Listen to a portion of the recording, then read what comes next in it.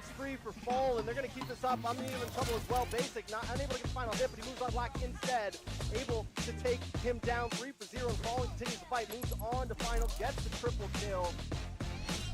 Triple on to Khan, the decimation, the maniac, is it the savage? Yes, easy peasy with the first one in NACT. Best player on a killing spree now. Mark Peter places Led in the backside. Jules Speedy there as well. With that Shadow Stampede, but the hook comes in. A double kill for best player. Can we make it a triple? Yes. Turtle says, wait a second, a lot of damage. Comes in, onto Kai, takes him out. Next is going to be Powerless. The hook just falls away from Pow. And luckily Zero is able to find Joybog there. And now Zero in trouble, taken out from Nova Zane.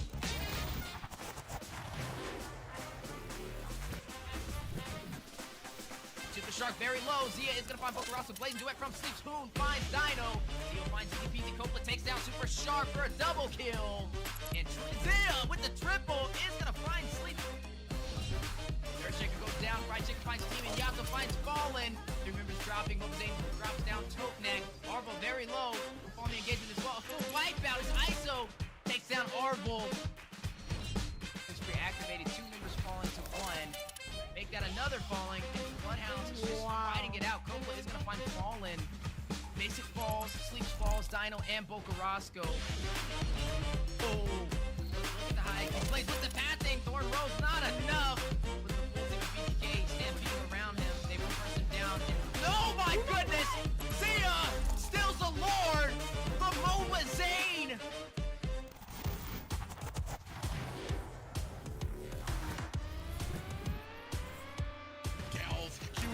Is down, traded for Copla, and down goes CPR. They are trading kills. I don't even know what is going on anymore.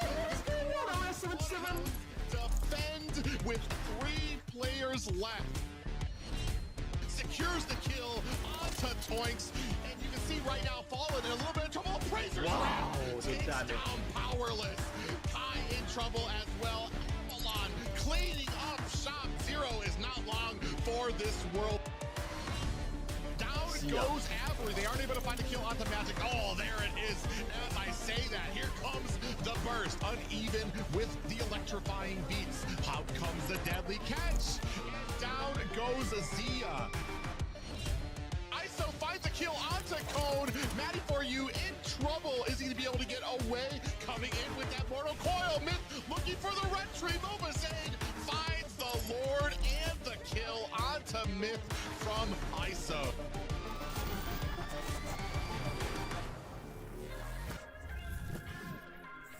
Once again, moving on to Copla here, looking for the finish. Gets the final shot. That's a godlike kill over the side of best player.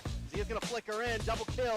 Dino goes down, and best player continues the torment. Make it a triple, looking for the maniac. Can he lock on? He's under the tower. He doesn't care. Bokarasco trying to get the outplay, but Zia takes the kill from his hand. How is Novaria getting caught so close to Naruto? Oh, wait a second, but they do get the catch. ISO able to take the tower. Fly Chicken a little bit of trouble. Possible Black Dragon, but wait, everyone's getting melted down. Yato picking up a kill. It's 4 taken away from Avalon, all for the price of none. Zia into the backside with the Blazing Duet, able to find Mobazane. ISO getting brought low as well. Fly Chicken trying to get out of here. Can he do it once again? Dots wrong, but Meal flickers in and gets him. It's a trade. ISO picking up another kill though. Shark getting low as well. Yato flickers in and finds Shark, but taken out from Zia.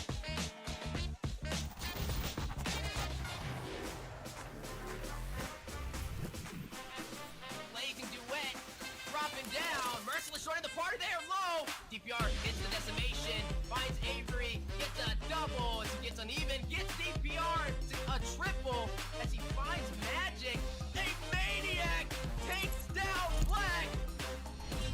The co-alter to save him in the midst of the battle. Matthew finds Mikasa, unpunished, a counterplay. Regrets is gonna take down Myth. Kai is gonna take down Khan. Tyrant very low. Kai finds Matt for you. Another body drops. Regrets picks up a double. Finds Tyrant. Knights of Fate. They have the numbers. Trying to get into the backline. Does not find Demon though. He's able to get out of that range. Marcuti, a slight mistake at basic will punish. Takes him out. That is a 3 for none trade. Make that a 4 for none trade. As now falls. Basic wraps around. Picks up the kill for a double. Merciless. Nowhere to go. He does have Zero wrapping around. Good rotation from the Knights of Fates to punish the mobilize stabilization. Curse of Blood. Regrets is going to take down Sleeps. They get another. Kookmon's going to find Zero. Boko Roscoe taking down Regrets.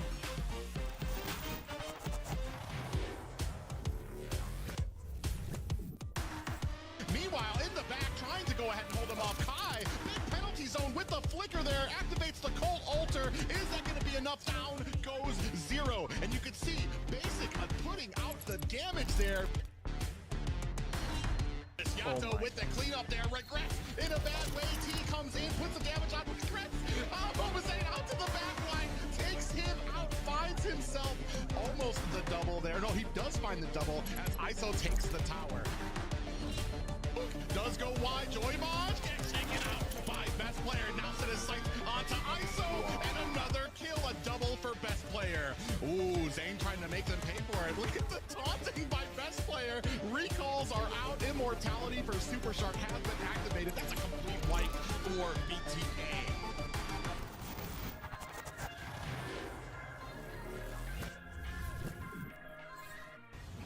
Cutie trying to find Basic. They can take out Basic. That is huge. Basic flickers through. They're not able to finish. No one's Fury knocks him up. Mark Cutie finds Basic in the backside though. Demon able to find Mark Cutie. It's 1-for-1. Make it 3-for-1. Area 77 finding the moment to strike.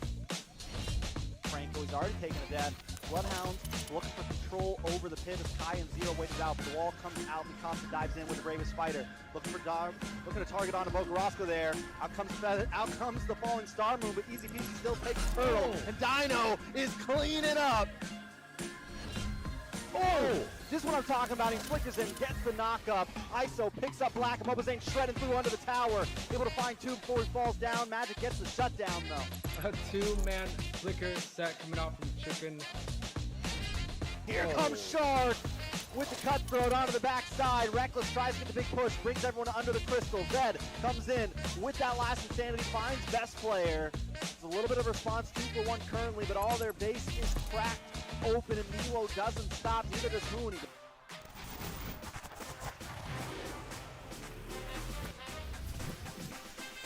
Zia is going to take down Sarbashi and are going to claim the turret in the mid lane. Picks up a double, finds Powerless a triple. If Mikasa's not careful, he's going in for the dive. Gets the triple. Mikasa responds from taking him down. Decimation from Kai is going to find who. Last sanity from Milo. You are going to see the hard guard on the Tarzan, but Ice with 20-part memories for the denial will shut him down. Can't out-heal this damage. T is going to claim a turret. Mobazane is going to find Basic. ISO takes down Demon. That is going to be a 3-for-none trade in favor for BTK. The huge save to keep their marksman alive. Zia picks up a kill off the assist, takes out T. Milo finds Chicken. Best player finds ISO. 4 members falling for BTK. Mobazane trying to fight out against the full team of TOB, but Zia, yet again, trumples over, takes the kill. A full wipeout as TOB now will push up the map. KnightsofFate will it be Bloodhounds? All of them very low. Tyrants rage onto the wall. Zero takes down Dino.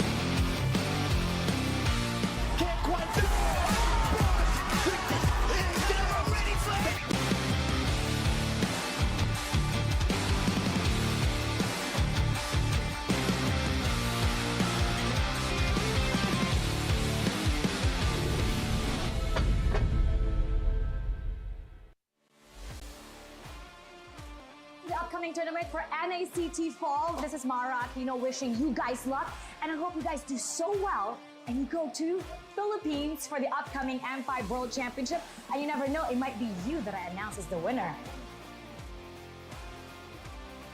Hi, I'm Gideon Q. I'm from Malaysia. I'm a talent as well as a caster for a majority of the MLBB tournaments that you may see internationally. Good luck to all the teams who are coming in for NACT fall season. I can't wait to see potentially new talents coming out from North America. Obviously, we love the old, but some new ones would be great to see how the community is going to continue to grow, and especially when we're looking at the top 1%. Good luck to all of you guys, and especially those who are prepared to deal with a giant crowd when you start flying over for the international. Good luck, everybody. Wait, sorry. Hi everyone, I'm Eterna. How are you guys doing? I just want to say a few good words here. I've been very excited to see you guys grow. It's so great to see how things have developed over the seasons, over the years. I hope it gets bigger.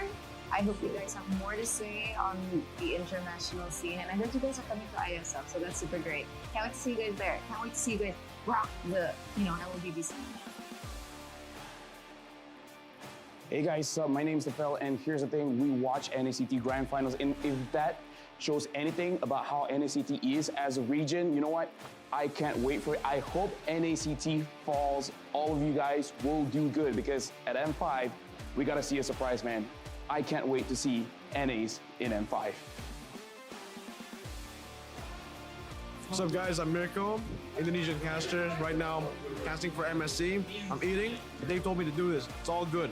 NACT is gonna be insane, all right? You know who I'm rooting for. I'm wearing their colors, BTK all the way, all right? So yeah, BTK. Support M5 BTK.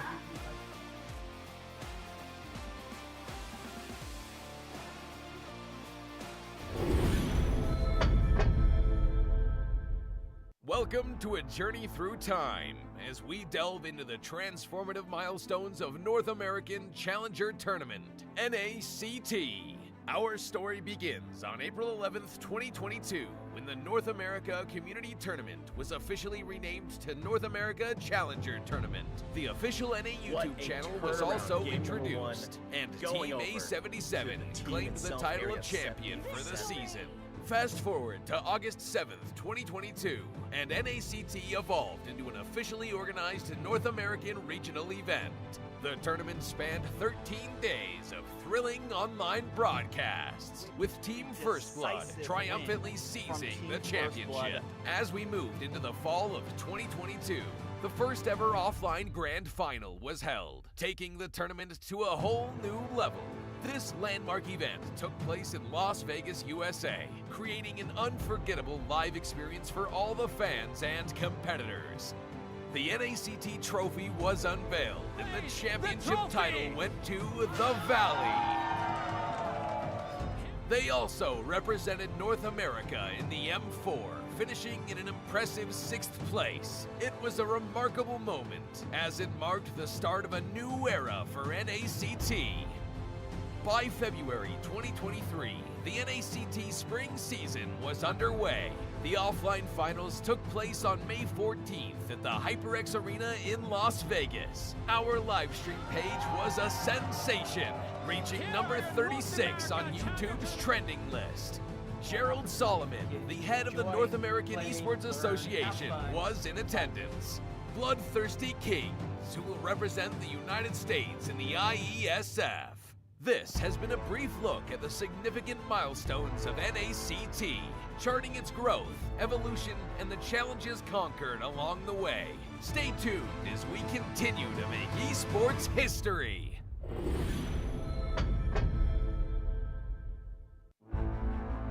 In the world of esports, every battle is a chance to prove oneself. Every moment holds the potential for greatness. It's not just about winning, but the spirit of competition that drives us forward. NACT 2023 Fall Season is where dreams are realized, where champions are crowned, and where legends are made.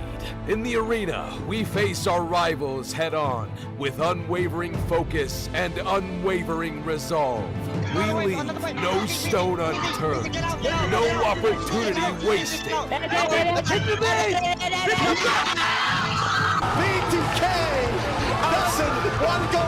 Together, we create moments that will be etched in history. We inspire, we innovate, and we forge new paths towards glory. NACT 2023 Fall Season. My fight, my moment.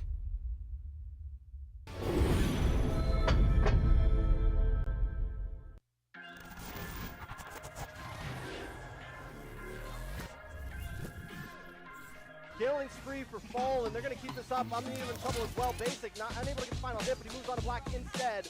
Able to take him down 3 for 0. And Fallen continues the fight. Moves on to final. Gets the triple kill. Triple on to Khan. The decimation. The Maniac. Is it the Savage? Yes, easy peasy with the first one in NACT. Best player on a killing spree now. Mark Judy plays the lead in the backside. Jules could be there as well with that Shadow Stampede, but the hook comes in. A double kill for best player. Can we make it a triple? Yes. Turtle says, wait a second, a lot of damage. Comes in onto Kai, takes him out. Next is going to be Powerless. The hook just falls away from Pow. And luckily Zero is able to find Zoybog there. And now Zero in trouble, taken out from Nova Zane.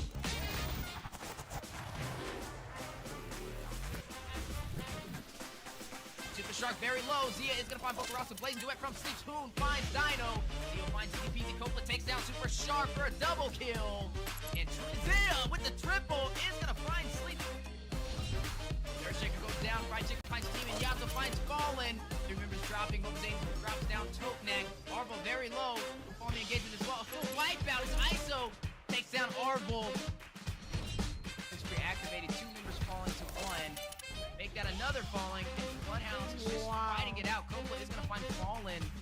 Basic falls, Sleeps falls, Dino, and Boca Roscoe. Oh, look at the high. He plays with the pathing. Thorn Rose, not enough. With the full team of BTK stampeding around him, they will press him down. Oh my goodness! Zia stills the Lord from Nova Zane.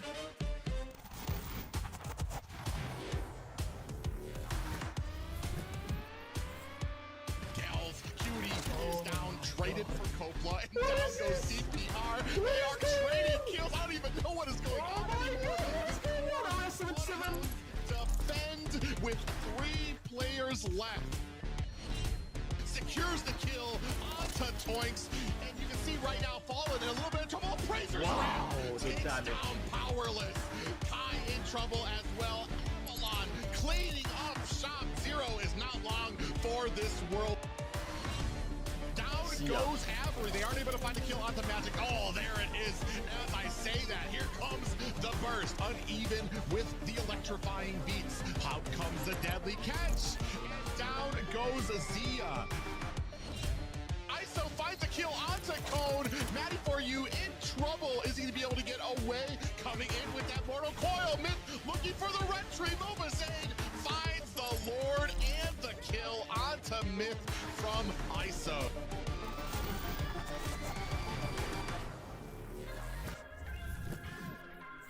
Once again, moving on to Kopla here, looking for the finish. Gets the final shot. That's a godlike kill over the side of best player. Zia's gonna flicker in, double kill. Dino goes down, and best player continues the torment. Make it a triple, looking for the Maniac. Can he lock on? He's under the tower. He doesn't care. Boca Roscoe trying to get the outplay, but Zia takes the kill from his hands. How is Novaria getting caught so close to Naruto? Oh, wait a second, but they do get the catch.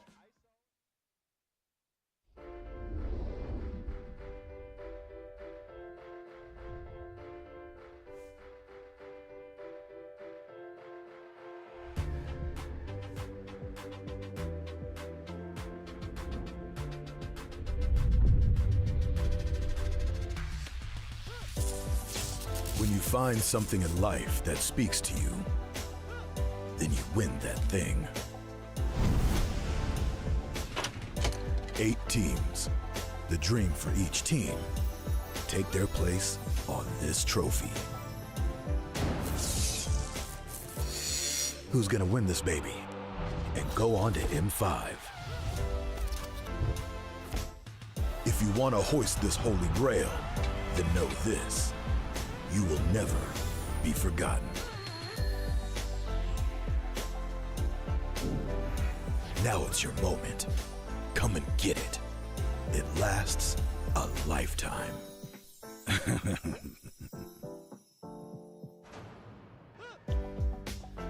It's do or die here on day 3, stage 3 of the NACT fall season. 3 teams will be going home today. Who will they be? I am Sina Lily, your host for today, and we are joined by our amazing casters, Private Dancer and Steph Weezy. How are you guys doing today?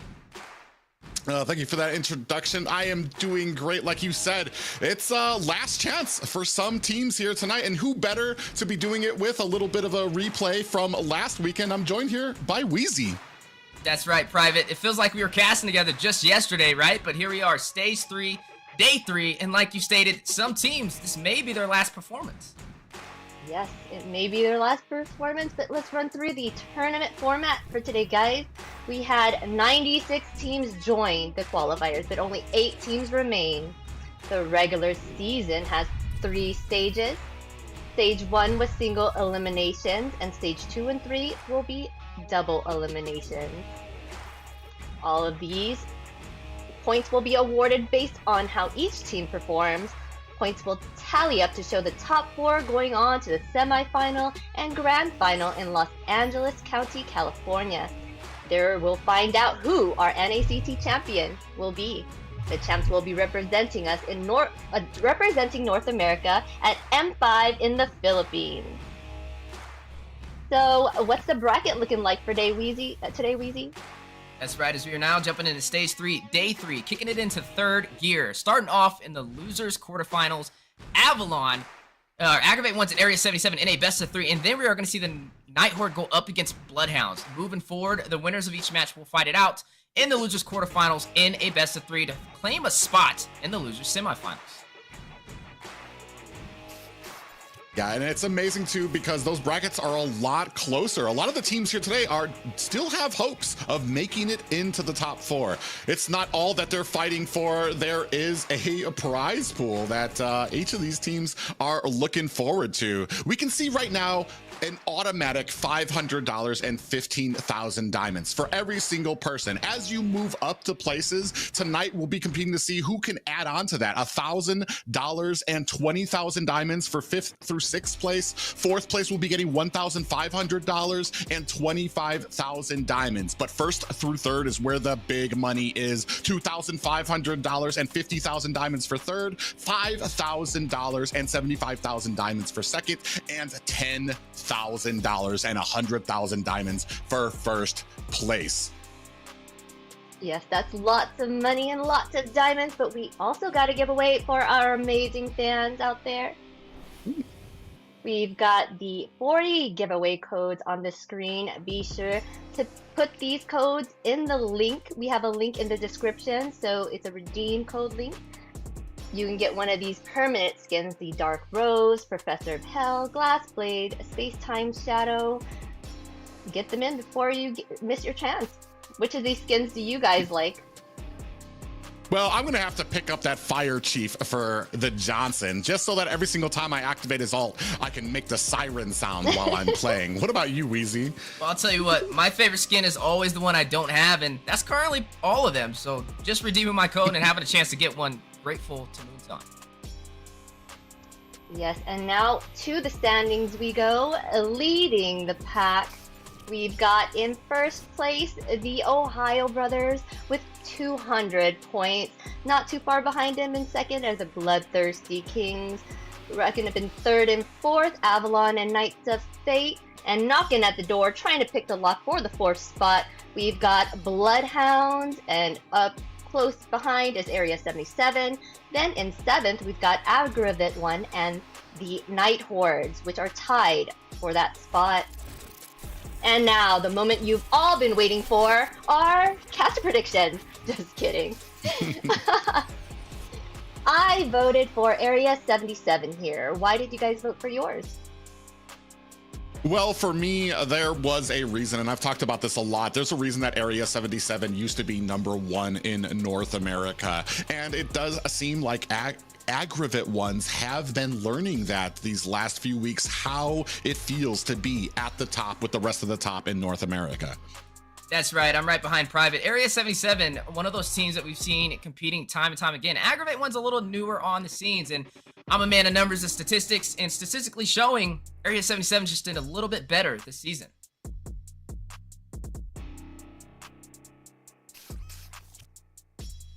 Yes, statistically showing, that is how I voted as well. I based it on who I thought was doing the best at the time. So that's why I voted for those. Area 77. What about you, Private? Any more? Well, I was about to say, like, it's been an amazing trip for most of them. Area 77, they've got a tough road ahead of them. It starts here against AggravateOnes, and this is the last moment for AggravateOnes to kind of maybe prove what they have in the tank here at the top for North America. It's been a frustrating ride for them here at the top 8. It's a lot of teams here compete, a lot of people in North America. There's a lot of great teams in North America, but up here at the top 8, that's where the men are made. And I think we're going to find out pretty soon if they can kind of compete with the likes of the top 8. Yes, we'll see if they can compete. But okay, and now for the real reason why you guys are here, we're now going into the draft for AggravateOne versus Area 77. Now jumping into it, AggravateOne's in Area 77. Can't wait to see where this goes, right? Now, AggravateOne's, they haven't won a single series yet, so this is definitely going to be a chance for them to shine. Like we said, some of these teams are going to be knocked off today, and it'll be their last performance. This is the time where they got to kick it into third gear and get a victory and climb up the loser's bracket. Yeah, it's interesting because a lot of talk sometimes comes, especially with how much trouble AggravateOnes. Let's not take anything away from them. Getting to the top 8 here in North America is not easy. We're talking about 64 other teams, probably of like, what was it, 120 teams total that registered. So they are still a skilled team.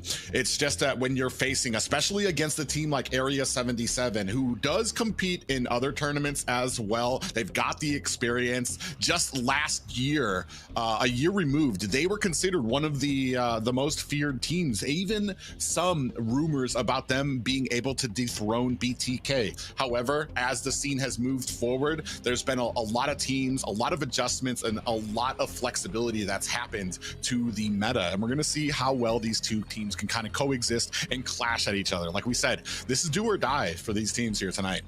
That's right. Make it or break it as we are now looking into the draft.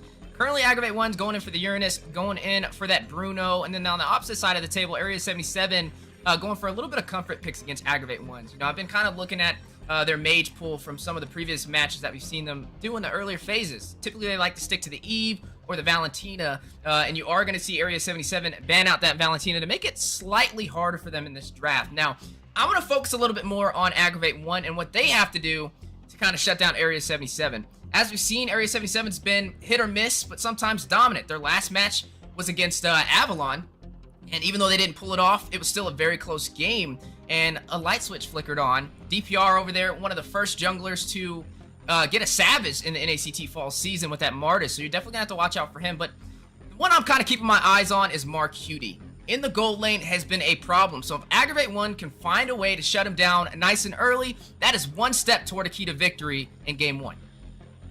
Yeah, and that's the interesting thing, too, about shutting down Martis early game. I mean, on paper, he's one of the hardest characters to counter. His Mortal Coil makes him immune to CC, to damage, so you can't even really put your hands on him in the early games. It looks like they're actually, and I'm wondering, does AggravateOne have a plan for it? Because they leave that open for Area 77 to pick, and we already know, you were just talking about how lethal DPR is on it. They're going to go ahead, as we've seen with most teams, they're going to center their focus onto that XP lane, just to make sure that there's that one lane that they don't really have to worry about. Picking up the Terizla, it is a smart choice, but like we said, you give Area 77 2 picks here and wonder where they're going to go with it. Yeah, and already looking at the draft from Area 77's side of the table, right? We mentioned denying the mage presence for AggravateOne, the Valentina, and the Eve, and they banned both of them out. Definitely going to give AggravateOne a little bit of a harder time with that tank mage synergy. Can kind of read their strategy so far, and they're going to go in for this Claude as well to provide that late game damage, some mobility. But something interesting that I'm seeing is the Boxia, right? It's just been such a dominant force inside of the jungle this season compared to the last, and it's a strong pickup from Area 77. But on the side of AggravateOne, showing the cards a little early for the XP lane. They went in for this Terizla to be able to jump in, have that penalty zone for a possible setup. It works, right? I'm seeing a lot of frontline presence and heavy CC. Yeah, heavy CC, and now on the side of Area 77, we've got kind of that anti-sustain with the Boxia pick. I usually kind of prefer Boxia a little later when it comes to the picks, because he does also counter those heavy magic damage dealers in the early game as well. We picked up the Claude. It's very interesting. I want to say AggravateOnes right now have a very team-centric composition. You've got that penalty zone to kind of latch on. Then you've got the ultimate from Grok to be able to kind of set up the entire team. So you've got a lot of team synergy there, a lot of AoE damage that can come out there. What we're waiting for is to kind of make sure that we have that sustained way to kind of pierce people down, that burst damage. It's going to take Beatrix a little long to get there. I want to say we'll take her to the mid game to actually reach that state. So what we're going to be looking for here is something that can help try to carry them through the early game. Something interesting is the Gourd coming back, right? I can't wait to see where this goes. A little bit of that Mystic Gush. Maybe what Area 77 needs in this match, but something interesting that me and you kind of both talked about was the Martis being on the table. Now, when I'm looking at AggravateOne's composition, it's frontline CC. You got the Terizla with the penalty zone. You have the Grok with the Wild Charge. Both things that can delay a jungler from hitting that Retribution on those neutral objectives. If you run the Martis, though, like you stated, anti-CC. That is definitely going to work inside of Area 77's favor, and I'm not seeing it banned off the table so far. As AggravateOnes, they are going to go in for this Lapu Lapu, a possible problem for the Terizla pickup, just trying to have their XP lane win that matchup. But again, if you allow this Martis to walk, they may profit off. I mean, you're talking about DPR, who was one of the first junglers to get a Savage on it.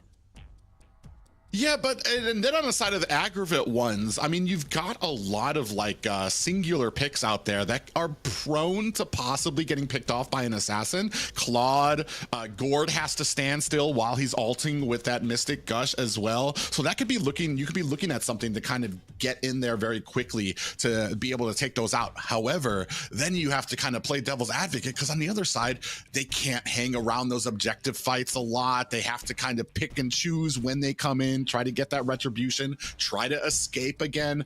And I don't think that Boxia, if we're looking at a jungle Boxia here, he's not going to have that same type of problem. He can hang out in the pit, he can take a lot of damage, he can decide when he wants to activate that, if he's going to be played as a jungle here. And then as we're putting in a little bit more CC on the side of Area 77, we're going to see Edith, who's actually kind of made a little bit of a comeback in the last few weeks, being picked up on teams. Yeah, we have been seeing the Edith on the rise, and the Boxia, from what we're seeing, we can pretty much assume that it may be in the jungle position. So no Martis will be slotted inside of this game, even though it's still a possibility since they are flex picks. But just from what we've seen, usually we see the Boxia in the jungle. So far, looking at Area 77, you know, you mentioned the singular pickoffs. I mean, you do have that Gourd, who is stationary with that Mystic Gush, so could be a possible problem. Now, looking at AggravateOne, we're going to go ahead and see their jungler be slotted in. It is going to be the Lancelot. That does work. We're not really seeing the tanks a lot no more, but more of the damage build, and that's kind of what they're going to be needing, is a little bit of damage to close this out. Yes, he has some invulnerability as well, so when that Mystic Gush goes out, or the Primal Wrath from the Edith, he can negate some of that damage and also path through for the possible objectives. Now, I'm liking what I'm seeing from both sides of the table, and there we go, something we don't really see every day, the Lilia to finalize the draft for AggravateOne.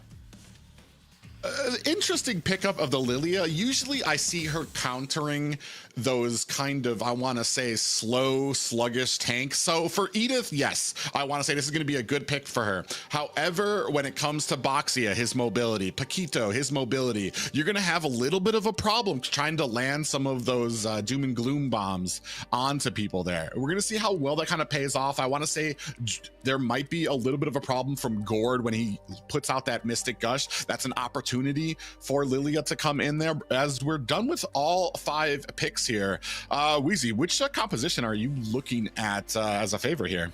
This one, see, Area 77's is hard to read. I would say I like AggravateOne because it's a little bit more traditional to what I'm used to seeing. But Area 77 is a little bit more creative with their draft as we are now jumping into game number 1 as we are on stage 3, day 3 of the NACT fall regular season. Right now, these two teams fighting it out. Somebody will be going home today, and somebody will be moving forward into the losers quarterfinals. Yeah, this begins a very long road for Area 77 if they want a chance at the playoffs. This will be the first step of many if they want to keep those hopes alive.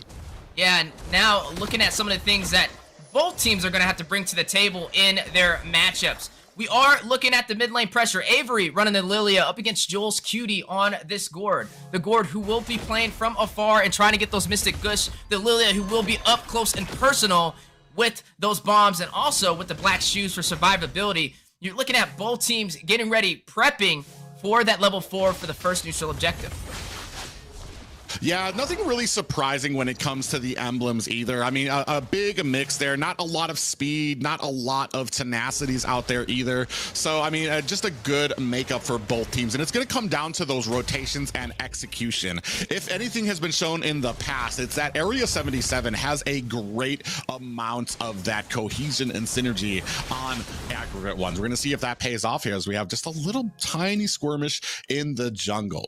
Yeah, right now, when we are looking at the XP matchup, you are looking at Magic running this Terizla. He is going to be going up against the Paquito. He does have that Festival of Blood for some survivability, which means he will be able to sustain himself in that fight, whereas Merciless is not running the same, right? So I do expect him to kind of out-survive him when it comes to that Spell Vamp on the 1v1 matchup, and we're currently seeing that right now, as you are seeing Merciless at about a quarter of HP taken down, and Magic just being a little bit more dominant in that position. As long as he can kind of hold his own in that lane, he will be able to keep Merciless at bay. Oh, yeah, we did have the Thorned Rose come out there to kind of negate that damage, but we're starting up at the first turtle. DPR trying to pull it to his position. A wall from Cartman didn't really help that situation here. We have the whole team getting lined up here. 3v3 in, comes Black down to 10%. Oh. DPR able to get that first turtle. Mystic gushes out with the flicker, but not able to get anything out of it. That's right, and DPR able to claim that first neutral objective. As we all know, the little changes to the turtle, it's a huge XP boost for the entire team, and that is one step toward the right direction for the side of Area 77. With that XP boost, it may give Paquito a little bit more time to kind of outscale up against Magic in the XP lane, as we did see him having a little bit of a harder time with a lot of that HP being chunked down, and there it goes right there. Magic not even afraid to fully extend. Yeah, and a beautiful knockout punch, and Merciless able to take down a Magic. Really underestimating the damage from that Paquito there. My goodness, Paquito didn't even have execution. It just shows you just how painful he can be with one misstep, and that is going to give him the slightest advantage in the early game. Yeah, and now we are engaging in the purple buff. I'm not even sure who got that. DPR trying to chase down Cartman and Black. It looks like Black actually lost that. So that goes over to Area 77. A successful engagement for them in an enemy jungle.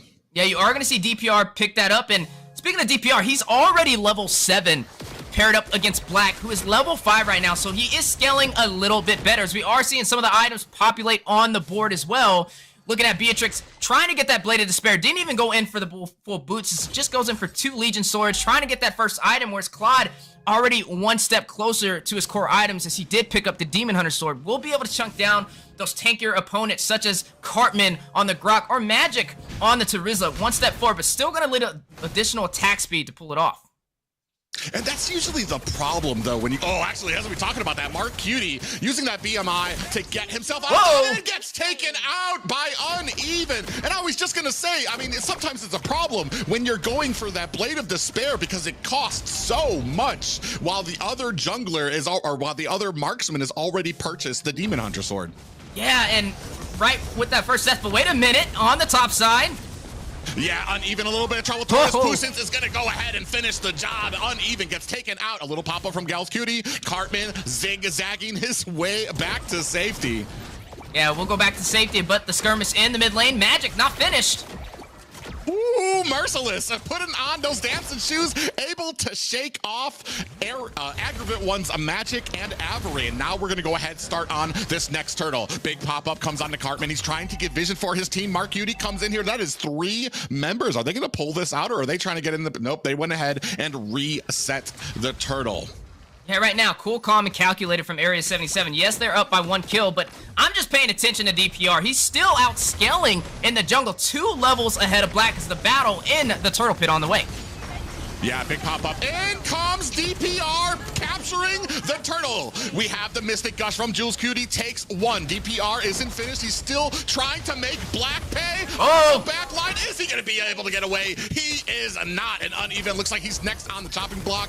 We have Mark Cutie coming in with the ultimate. He's able to get out with the BMI. Just a great knowledge from Area 77 on what their heroes can take and when they need to retreat.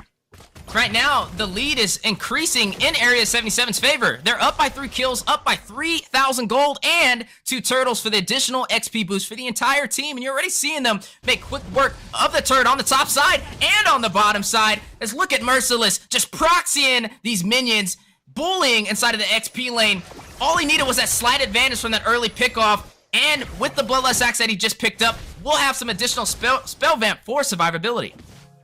And what Area 77 is so good at doing and that we're seeing here is they don't even need to send for a gank to take some of these lanes. Their laners are able to win and push towers without that pressure. They can do it solo. As we come in here, Avery in a little bit of trouble, has to activate those black shoes to get to safety. Cartman sitting there putting a nice little front line for his jungler, but DPR obviously not worried about it, trying to put some damage into this purple buff. We see Merciless onto the back end. Here comes Black. Are they gonna be able to get this purple buff? They are able to snatch it away from AggravateOne, and now you have a 4v2 and they're still not shying away from this fight.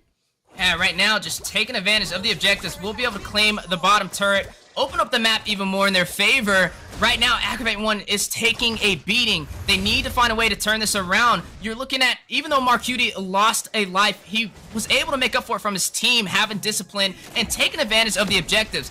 With those turtles, with those turrets, Area 77 is leading the way in this game. AggravateOne needs to kind of throw off their synergy, find a pickoff, or at least find a trade for the objectives that Area 77 is claiming.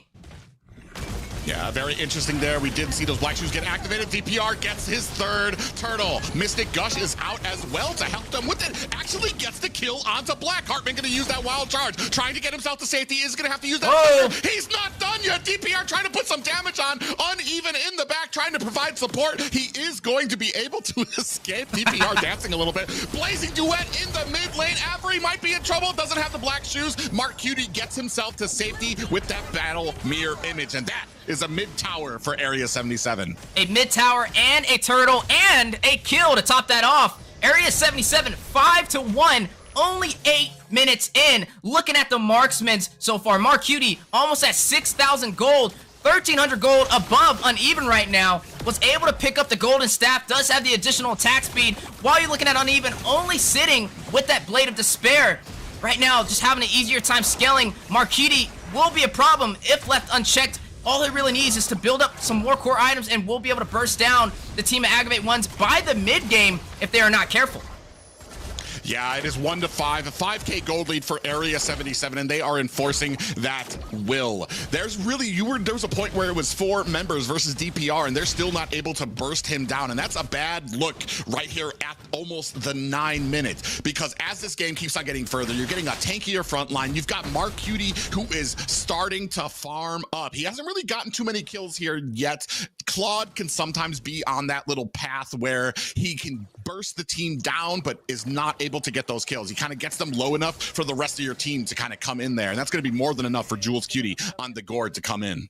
Yeah, right now, with that 7,000 gold deficit, AggravateOne is going to have to play a little bit more passive now. They definitely can't win when it comes to the 5v5 engagements. They're going to have to wait for Area 77 to make a mistake. We got about 7 seconds until the Lord spawns in, and I don't think this is the battle that they're going to have to take. They may want to kind of translate this into taking a turret instead, as you are going to see Area 77 focus in on the Lord Pit, having such a great start now at the 10-minute mark.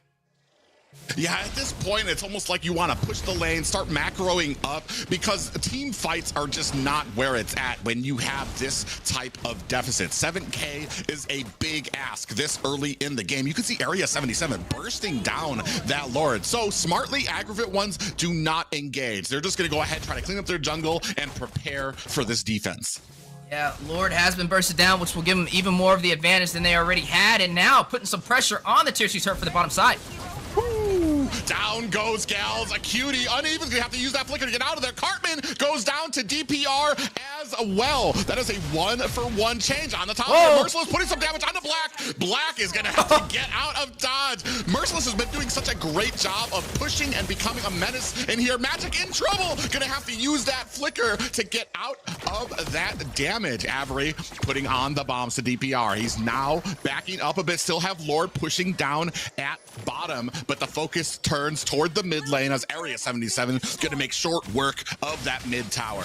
And now focusing on the last tier 2 for the top side, which will be bursted down from Marcuti, leaving AggravateOne with their inhibitors at the 10-minute mark and a Lord knocking on their doors. Wind of Nature was just picked up by Marcuti to negate the physical damage, and Magic hit by the Mystic Gush. Too much, but on the off screen, he's been going in. He's been costing Avery to use those ultimates. He's been on the other side to take care of Black when he's trying to rotate. He's doing such a great job of just being all over the map and where he needs to be to be that effective person he needs to be against AggravateOne so far. Yeah, and right now, you know, at 11 minutes, Area 77 checkmate. They got him locked down in their base with only their inhibitors. Oftentimes we see Area 77 dominate in the early game but fall off in the mid, and I think that's what AggravateOne has to kind of bank on right now, as you are seeing the siege for that purple buff in favor for Area 77, just having such a great game. But now, where do you go from here, right? AggravateOne, they need to wait, play patient, let them push up these lanes and farm these minions to kind of catch up in the economy. If they can do that, they could possibly turn this around. Area 77 on the other side of the table needs to get this Lord, needs to play patient and push up and clear these inhibitors, as we are now looking at the gold difference. Almost 10,000 gold from Marcuti on this Claude. 7,000 for Uneven. He just picked up the Malefic Roar, which means he will be able to burst down the beefiness, especially from DPR running this Boxia, right? You see the Blade Armor. You also see that Radiant Armor to negate some of that magic damage provided over there by the Lilia. Not something that we have traditionally seen too often, but it will work, especially against that magic damage. But a request for a pause. This will be on the side of AggravateOne. 12 minutes, 30 seconds, 6-2. And an 8,000 gold lead for Area 77.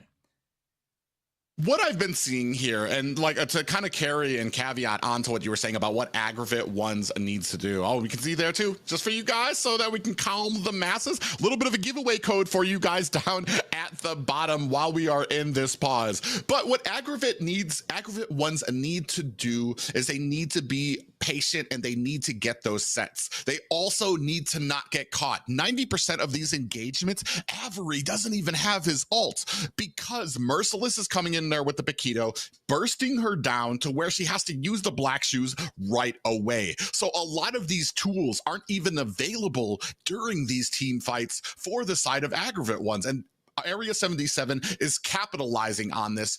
They're able to go in. There's already 2-3 ults down, and they're able to dominate the team fights. Yeah, just the tank mage synergy, and then also the rotation from DPR on this box is something that he kind of provides, jumping into that will and rotating around the map. He's just out farming AggravateOne, and that's kind of where it started, right? Able to get the first neutral objectives, also able to delay and deny the purple buff from Black, who's been struggling so far in this game. I mean, he's died twice, 1 assist, and hasn't been able to claim any of the neutral objectives, which put his team behind. With the new turtles, like we said, that 12% XP boost working in favor for Area 77 as they've claimed all 3 turtles so far on top of the 6 turrets that they currently have. So we can officially say AggravateOne, they have to just be patient. At this point, you don't have the economy, you don't have the farm to take the 5v5 matchup. Just wait for a possible solo pickoff and stay with your team if you want to turn this around. Yeah, and they're also going to need to kind of find an answer for Jules Cutie into the back line. Like I said before, as long as you have your abilities up, there is an opportunity. Cartman can come in with the wild charge. You've got Magic to come in with the penalty zone, and then Black can work his way through the line, get to the back line, potentially take down Jules Cutie, which will be a big part of their damage. You just need to be able to kind of find it. You need to be able to not get caught by Area 77 before these fights start. Yeah, and you know, something interesting to kind of mention is Jules Cutie, he picked up the roam on his boots for the Magic shoes right there. I did just see him kind of slot that in alongside the Winter Truncheon to possibly bait out some of these ultimates and then pop that real quick to negate the damage, as we are going to go ahead and see Area 77 with little to no contest take this Lord. And AggravateOne, I admire their patience right here, right? They can't push forward. They're going to have to allow this one to walk. They're on full defense right now, but the question is, can they hold off against Area 77? Area 77, typically through history, we've seen them at this mark around 13 minutes start to fall off and not be able to close out these games when they have all the neutral objectives in their favor. So if AggravateOne has a chance against any team to do this, it's definitely Area 77. Well, yeah, and it does, especially when it gets to the 13 minutes. That is what a lot of the teams at the top, it's what makes or breaks like top 8 into top 4. Top 4 teams, they know what they need to do at the end and into that late game. Some teams before that kind of get a little complacent. They're in the lead, they start stagnating.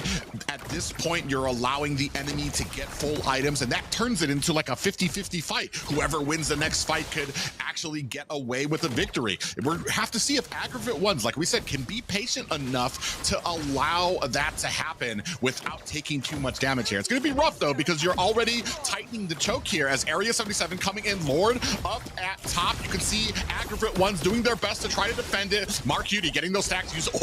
Able to see Black coming in, uses that BMI to get out of harm's way before it happens. Now we're focusing on mid. I like the slowness of it as we're gathering in. We're pushing out AggravateOne. See an opening. Is that going to be enough? Cartman very low. Is going to use that to take it out, and now Mark Cutie diving into the back line. He's gonna put the damage on, using that BMI to get out, and AggravateOnes are down 2 members. Cartman and Black went down. Mark Cutie finds a tower at the bottom. Area 77 Chill trying to finish it off. Pop up onto Uneven, but gets taken out. Merciless finds a kill, and Mark Cutie finds a kill of his own. There are 4 members of Area 77 and a complete wipe for AggravateOne. This is going to be game 1 going to Area 77.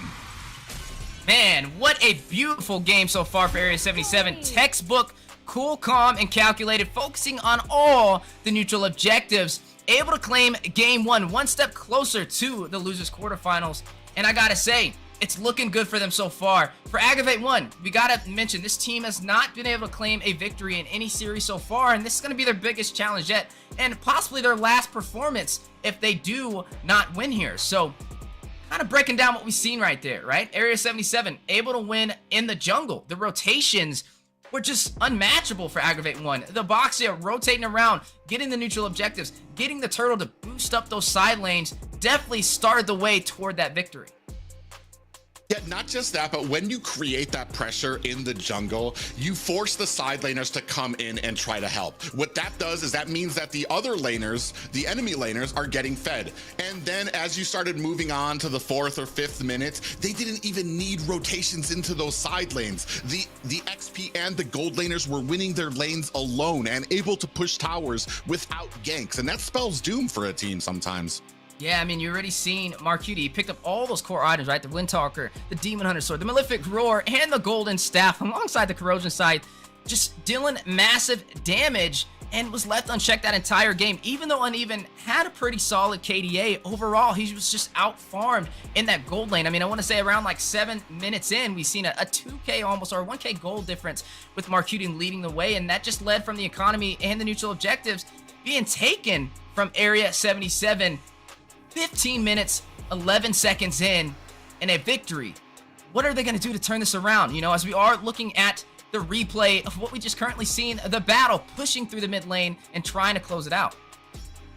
Yeah, and that's the interesting thing is because you had that very thick front line from AggravateOnes, all you had was Jules Cutie in the back. Mystic Gush is off there. He's burning the entire team down as they try to protect these towers, and it just wasn't enough. You can see these people popping and going down. Gals Cutie sacrifices himself here. Oh, actually, I think that was an immortality that came up. Or no, he actually died there, but that allows Area 77 to come in, scoop up the rest of these kills, and then it's a complete team wipe, and there's nothing stopping them from actually pushing into the core. Now, one of the things here I want to talk about is it doesn't really show too much on the stats for Merciless, but as I was talking about before, Merciless was around the battlefield sticking onto Avery, finding Black, making sure that they expend these ultimates before a lot of these engagements happened. So he was doing just such a great job of making sure that these fights were over before they even began, that they were already down cooldowns. Yeah, and just the itemization was definitely showcasing for the side of Area 77 as well. So it's not over. It's a best of 3. There's still time to kind of turn this around, as we are now getting closer and closer to the LA offline stage. And as the stakes are getting higher, so is the competition. And right now, Area 77 is showcasing they are ready for LA. Now, for AggravateOne, I like to see a little bit more in the early game, right? Put on some pressure. That game ended a little too early for my liking. All the turtles were taken from Area 77, and also all of the turrets as well. We didn't really see a point where AggravateOne had control of that game. So jumping into game 2, maybe drafting a composition that could take advantage of the early game could put a dent in the plan for Area 77. Yeah, I mean, it's hard when it comes to a team that is out rotating you. And like I said, their lanes, even the matching in the lanes, you had a Terizla there against the Paquito. At one point, he was trying to push up into the tower, got surprised by Merciless, pushed into the tower, took damage, and bursted down immediately. So we have to be safer in those lanes. We got to make smarter decisions during the laning phase, or it's just, especially with a team like Area 77, that's just gonna domino into the rest of the game. Yeah, domino, that's an excellent analogy right there. Just one falling after the other, and that's what we've seen with the objectives in that game, which led to their victory. And now, something that we kind of seen in the first draft, right? Area 77 was focusing on banning the mages from AggravateOne, right? We've seen them take out the Eve, we've seen them take out the Valentina, and they're gonna do it again, right? They've learned, hey, as long as we get that mid lane uncomfortable, we're good to go. Yeah, we saw the Lilia jump in there, but it didn't really have a heavy impact, which is how overly aggressive Area 77 was playing. And there it goes, the Valentina taken off the board yet again in the first phase of the bans. Yeah, and it was really interesting to me through a lot of this with the placement is that we weren't able to find a lot of kills or even interact a lot with Gal's Cutie on that gourd to actually get into that back line, because I want to say that was a lot of the damage. He might not have had a ton of the kills, but that Mystic Gush, I mean, that's a ton of damage, a lot of true damage as well that comes out, and the team just wasn't, especially with the front line heavy composition like that, it's very hard unless you have a way to get to that back line. The tools were there, you had a lance, but the execution was a little off. Like I said, a lot of abilities used before these fights and these clashes even happened. Yeah, now looking at the Bruno being banned out from AggravateOne, trying to limit the marksman pool from Area 77. I'm just looking at where you go from here, right? I wouldn't even say technically it wasn't really the draft. It's like you stated, the execution came into play for AggravateOne, but now looking at what we're seeing on the table, Area 77 yet again is going to go ahead and show their jungler super early. We mentioned in the first draft they picked up that Boxia, and you kind of stated, you know, probably would have slotted that in a little bit later in the draft, but it looks like they are comfortable just showcasing who they're going to run in that jungle position nice and early, and that is going to be that Fredrin. Something that Fredrin offers is survivability and sustainability when it comes to those neutral objectives. He's like a walking petrify with the energy eruption, and he's still going to be flexed inside of the XP lane. Interestingly enough, we pick up the Terizla. We don't have a Uranus ban out there, so he's actually still out there. However, Area 77 was very successful with that Paquito pickup. Like I said, Paquito would come in not only after he started pushing in his XP lane, he was able to rotate around, burst down the mage to where an ultimate would need to be used in the jungle to kind of make sure that the side of Black was having trouble in there as well. So, I mean, he was doing a great job with the mobility of that. I'm not sure if you go with Uranus here, because I want to say, like, if it's not broke, don't fix it. And you might want to go back for the Paquito. We do have, oh yeah, they're going to pick up the Paquito. They pick up the Kaja as well on that side. So that's going to be a great displacement there to be able to kind of lock down somebody here. However, like we said, the tools on the side and how you use them is what really makes these compositions. And AggravateOne's taking your advice, get a little early game in there. Yeah, gonna go ahead and throw in that Martis, right? The motor coils, a little bit of that anti-CC, maybe what they need. Now, I like what I'm seeing from both teams. When I look at AggravateOne, the Terizla, yeah, I didn't have the easiest advantage in the last game, and it was just a little bit of execution that was costly. He definitely got overconfident and then got punished over there from the Bakito, not even with the execution, like just the sprint and just knocking him out with some basic combos is all he really needed to do, especially with the additional XP boost that he was given from his team. But Terizla's definitely can be a threatening factor when it comes to the 5v5 engagements. But AggravateOne has to be able to scale through the times to have a chance to take those 5v5 engagements. If not, they're just going to be playing defensively the entire game, and Area 77 is going to try and close it out nice and early. So looking at this Martis, that can change up things, right? When you take these early aggressive play styles from a lot of the teams trying to lead the way in the early game, the Martis kind of denies that. He can rush in. As soon as you're low HP and he has level 4, you better run away, because that Decimation is looking for any and everybody. Uneven.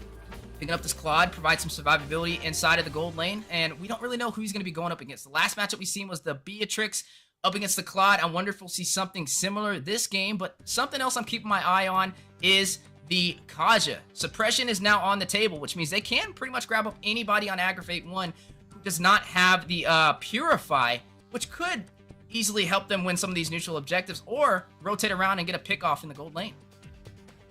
I'm not even sure Purify helps with Divine Judgment, does it? I'm pretty sure Divine Judgment doesn't it go through Purify? Oh, does it go through Purify? I thought Purify was the only thing that went through it. Well, we'll see here as we see Avery is picking up the Faramis. So now they're going to have that Nether Realm Ultimate. It's a Nether Realm Ultimate. I have to keep saying that to myself. It's no longer the Cult Altar.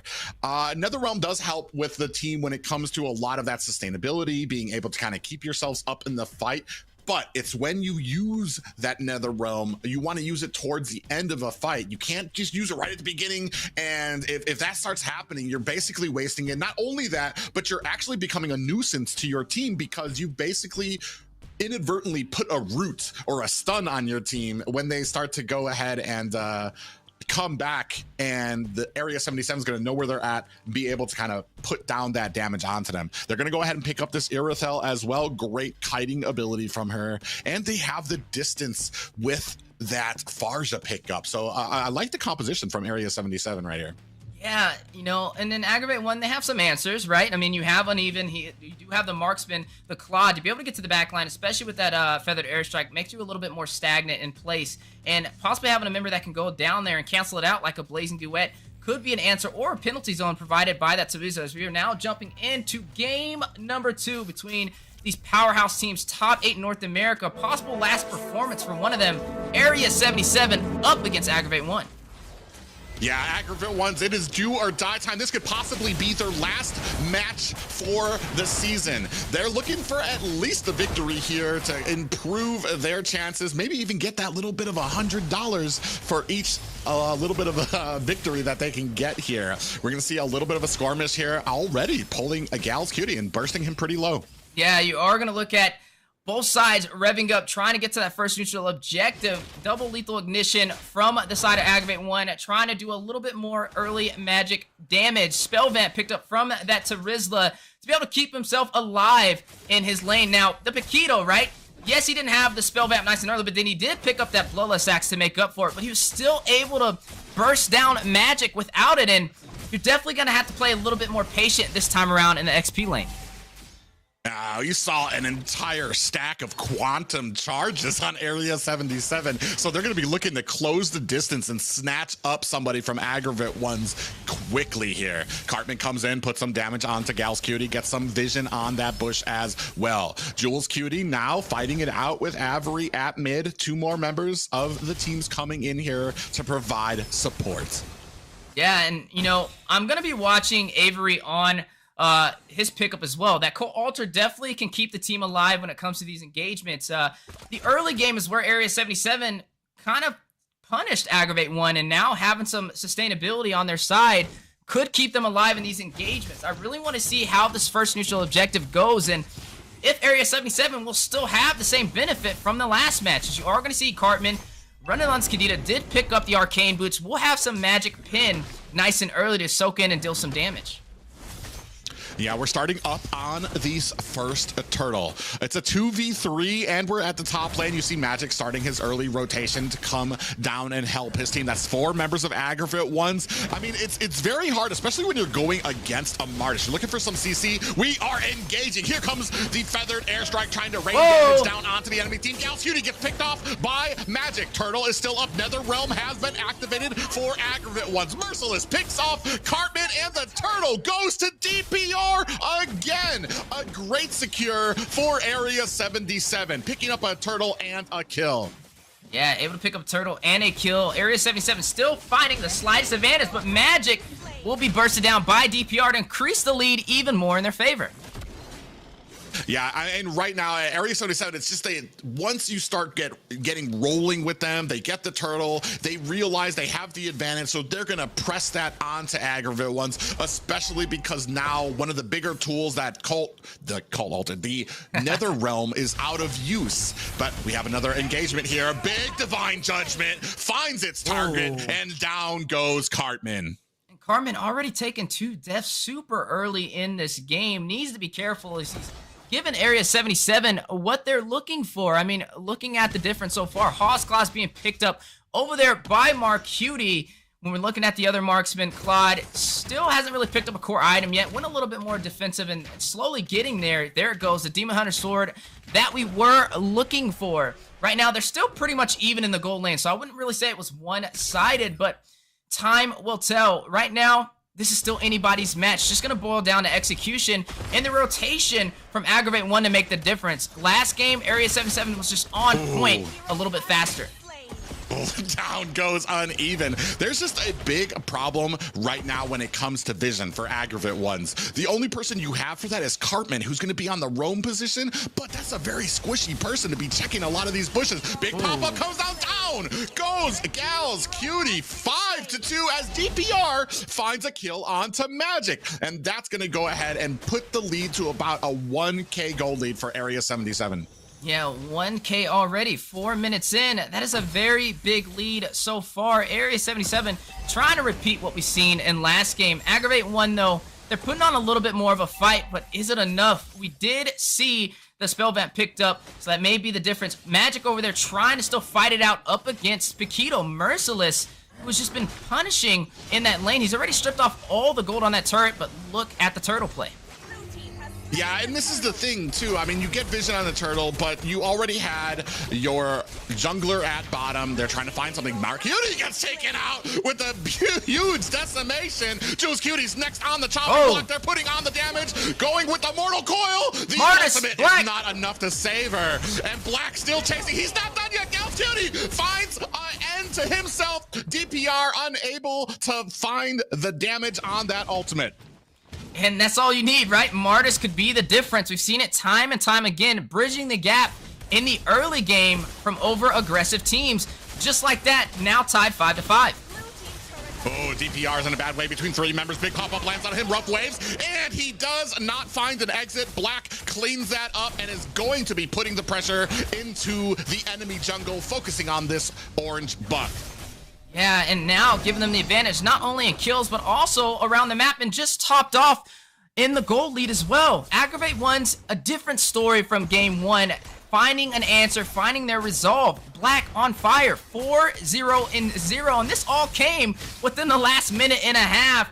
Did pick up that dominant slice, a little bit of that anti-heal in his favor to kind of work against Area 77. But right now, I wonder if they'll be able to hold on to this lead, right? Area 77, they start to fall off toward the mid to late, and right now they're struggling in the early. This could be a chance for AggravateOne to take us to a game 3, but they gotta be able to maintain this pressure. Well, and that's the thing is right now we have the pressure because of the early game advantage that Martis brings. As we move on, getting maybe into the 9, the 10-minute mark, the Martis is going to start to fall off. You're going to start getting a little bit more defense as we have. Blazing Duet is out for AggravateOne. Merciless tries to find the target. Is not going to be able to, but that means Area 77 has a clear window to take this tower. Yeah, and with that tower being taken, both teams are now even across the map, but a huge play on the top side. I'm not sure what happened to Gal's Cutie. It looked like did he flicker in the wrong direction? And actually got into AggravateOne's little target range there. Black able to pick up the turtle here. Magic dealing damage. DPR looks like he's in a little bit of trouble. Magic finds the kill there, and Mar Cutie and Jules Cutie gonna go ahead, find an escape. Yeah, and Merciless now trying to get back, but Avery's not gonna let him recall with ease. Is able to extend that distance, but looking uneven, just trying to probably use the BMI across into the lane. Do they get the kill? Oh, Merciless still able to find the kill. AggravateOne's misjudged the damage they were going to be able to dish out there and got stunned up under the tower. Yeah, got stunned up and definitely punished, but Marcutie to make up the difference. 2v1 onto uneven. Marcutie will pick up the kill. Yeah, and unfortunately in a bad way, in between two members of Area 77 there, not checking the bushes there. And that's what I was talking about. Just a little bit of trouble here when it comes to vision on some of these bushes. We don't really have that big of a front line. The only person that could possibly do it is maybe Magic. Maybe Cartman could throw an ability into the bush where he's not hard at it. As we talk about that, Marcutie almost gets caught up. Petrify goes out. Cartman's trying to find an escape. Gal's Cutie and Marcutie giving chase. I'm not sure if they're going to go too deep into that. They just wanted to push AggravateOne's back.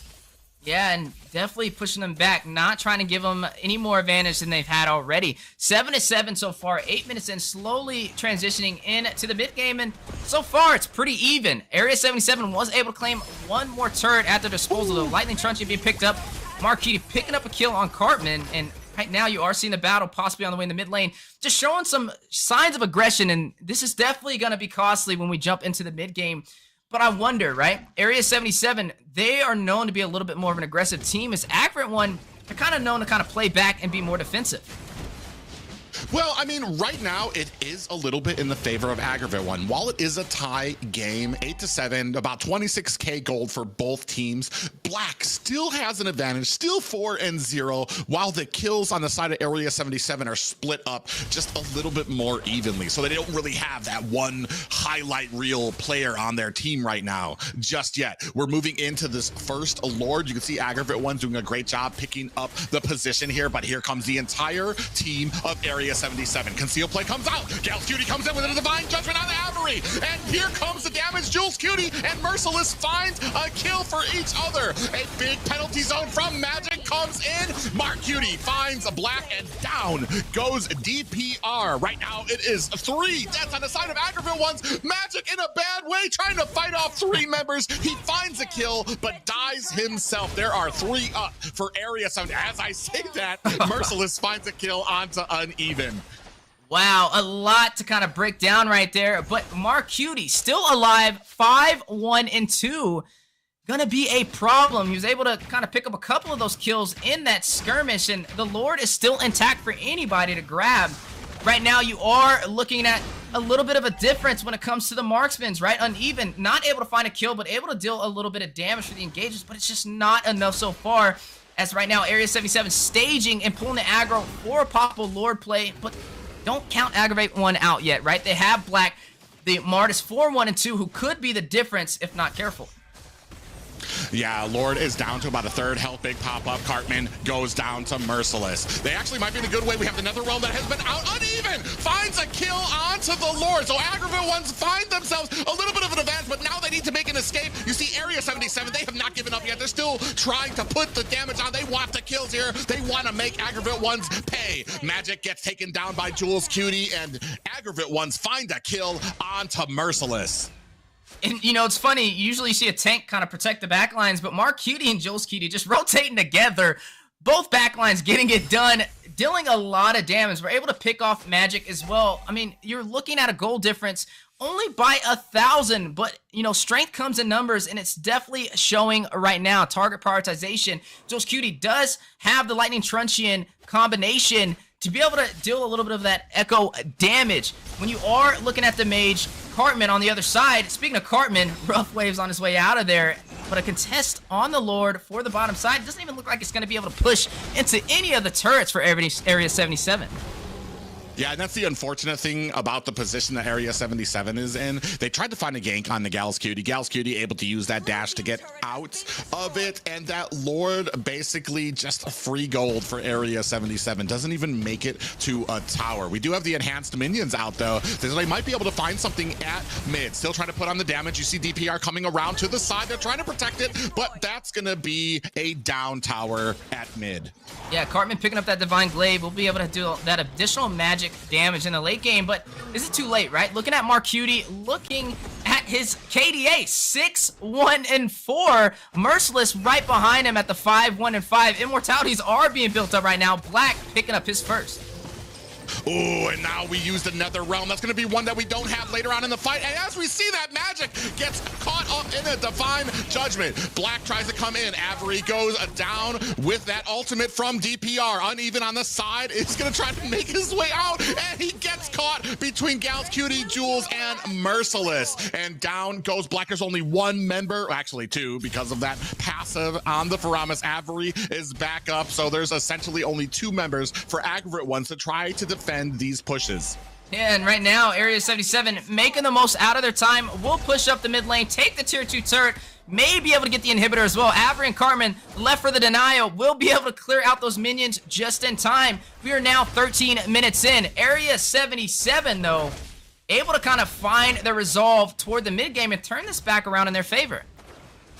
Yeah, and that's unfortunate because AggravateOnes, when it comes to these team fights, they just don't have the damage. They have the sustainability, but that doesn't keep you in the fight for that much longer. That just means you're going to be able to get bursted down. You come back up with that Nether Realm, but you're not putting on the damage where it needs to be. Avery and Uneven, I mean, you can see it from the stats right now. 1, 4, and 5 for Uneven, 0, 3, and 8 for Avery right now. The damage is just not coming out for the team. Yeah, definitely need to pull your punches, but speaking of punches, yeah, Gals Cutie gets caught. Rough Waves comes out, but it doesn't even one-shot him down. Merciless comes in with that knockout punch and gets himself to safety.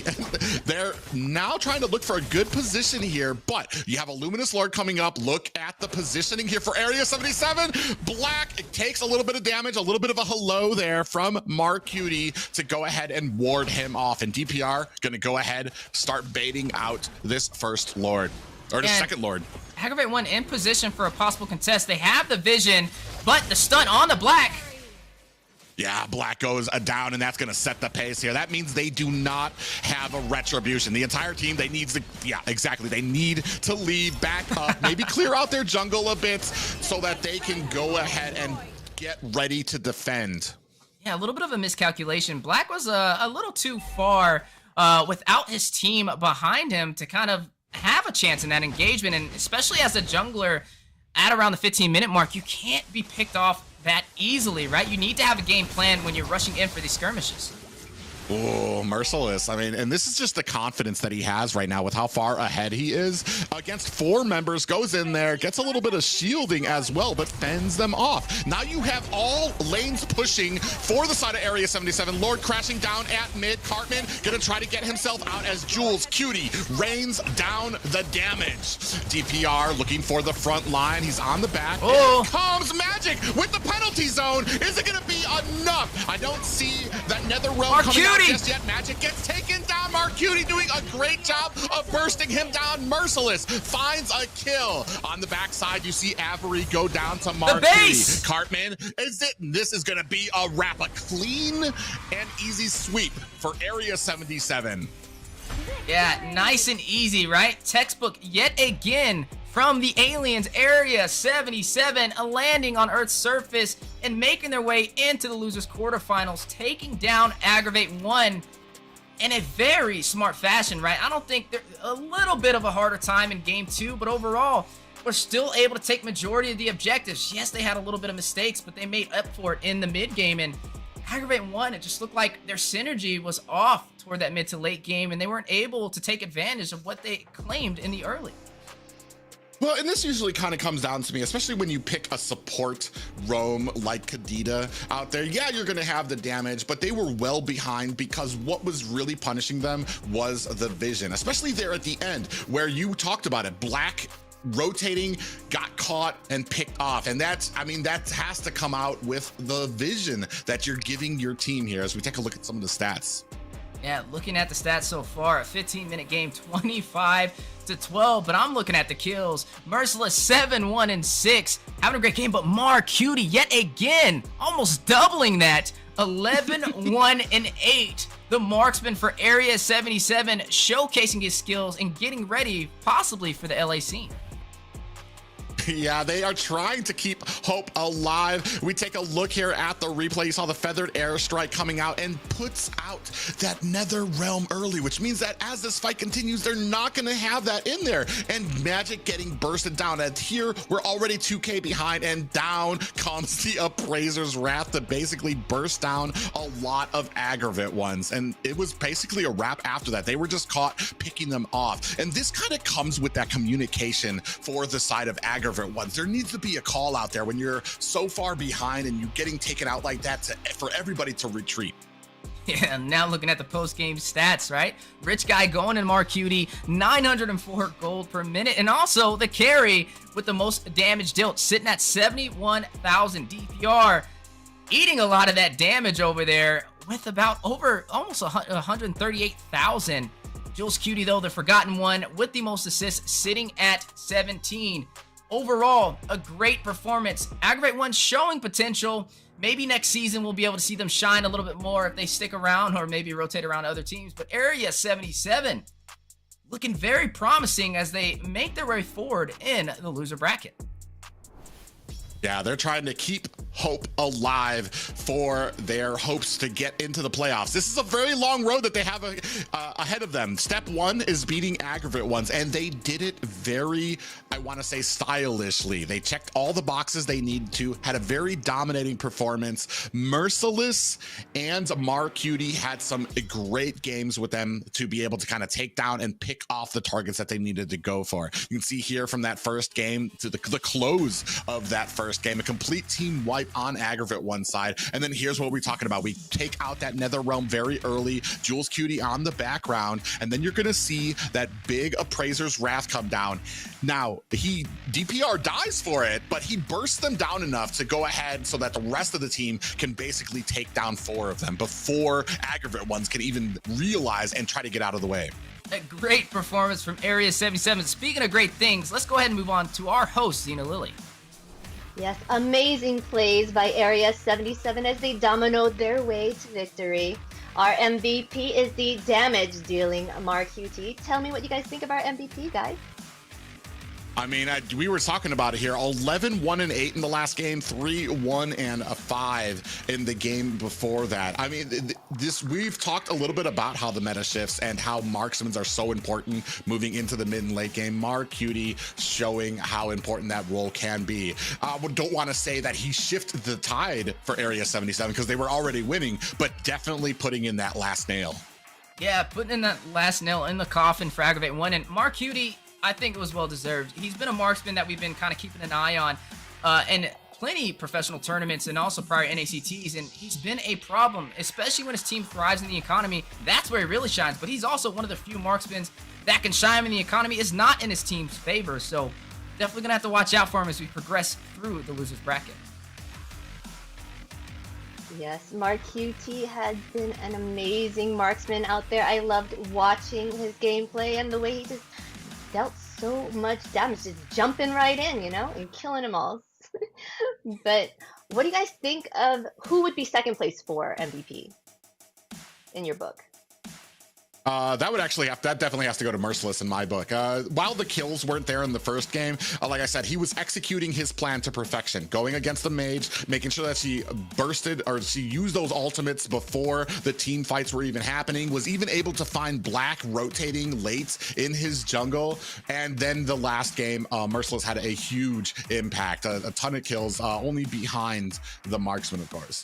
Yeah, I can't agree with you anymore. Like, Merciless has been a problem in the XP lane. He's matched up against that Terizla, and we thought, hey, it wasn't going to work in his favor, especially he didn't have the spell vamp needed, but then he picked up the Bloodless Axe. His team got the slight advantage on that turtle, and he just knocked him out.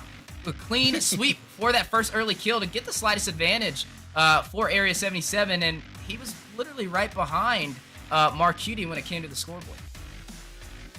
Yes. What do you guys think that AggravateOne could have done differently to make it in their favor in any way? Like in the first round, they fully got dominoed, like you said, but what could have they done differently for that?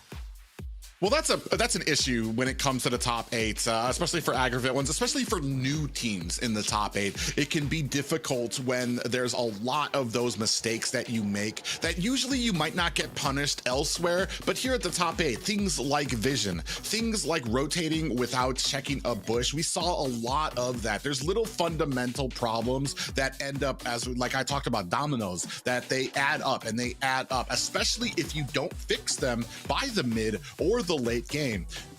Yeah.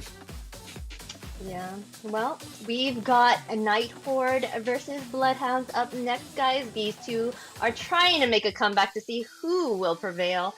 We'll be back in a bit. Will it be Bloodhounds? All of them very low. Tyrants rage onto the wall. Zero takes down Dino.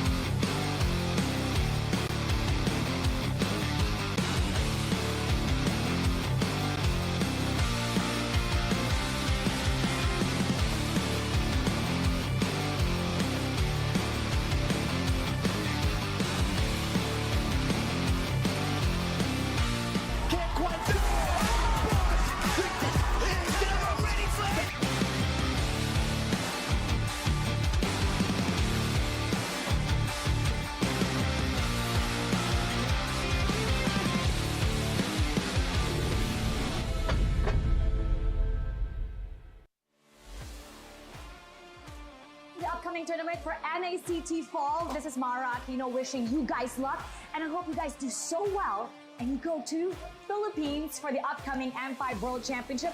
And you never know, it might be you that I announce as the winner. Hi, I'm Q. I'm from Malaysia. I'm a talent as well as a caster for a majority of the MLBB tournaments that you may see internationally. Good luck to all the teams who are coming in for NACT Fall season. I can't wait to see potentially new talents coming out from North America. Obviously, we love the old, but some new ones would be great to see how the community is going to continue to grow. And especially when we're looking at the top 1%, good luck to all of you guys, especially those who are prepared to deal with a giant crowd when you start flying over for the international. Good luck, everybody. Wait. Right. Hi everyone, I'm Eterna. How are you guys doing? I just want to say a few good words here. I've been very excited to see you guys grow. It's so great to see how things have developed over the seasons, over the years. I hope it gets bigger. I hope you guys have more to say on the international scene. And I heard you guys are coming to ISF, so that's super great. Can't wait to see you guys there. Can't wait to see you guys rock the LLBB scene. Hey guys, my name's Tefel, and here's the thing: we watch NACT Grand Finals, and if that shows anything about how NACT is as a region, you know what? I can't wait for it. I hope NACT falls. All of you guys will do good, because at M5, we gotta see a surprise, man. I can't wait to see NAs in M5. What's up, guys? I'm Mirko, Indonesian caster. Right now, casting for MSC. I'm eating. They told me to do this. It's all good. NACT is gonna be insane, all right? You know who I'm rooting for. I'm wearing their colors. BTK all the way, all right? So yeah, BTK. Support M5 BTK.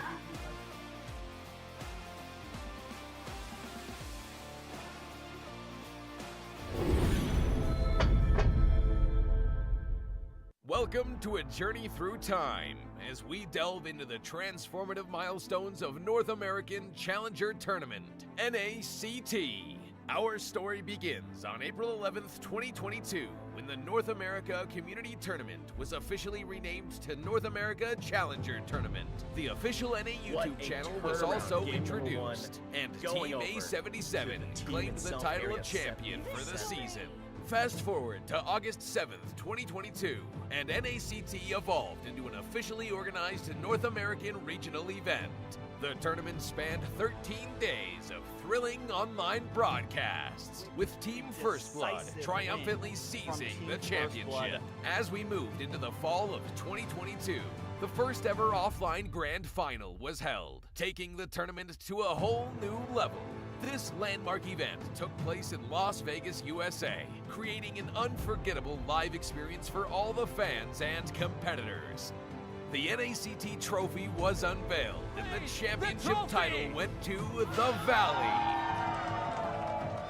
They also represented North America in the M4, finishing in an impressive 6th place. It was a remarkable moment, as it marked the start of a new era for NACT. By February 2023, the NACT spring season was underway. The offline finals took place on May 14th at the HyperX Arena in Las Vegas. Our livestream page was a sensation, reaching number 36 on YouTube's trending list. Gerald Solomon, the head of the North American Esports Association, was in attendance. Bloodthirsty Kings, who will represent the United States in the IESF. This has been a brief look at the significant milestones of NACT, charting its growth, evolution, and the challenges conquered along the way. Stay tuned as we continue to make esports history.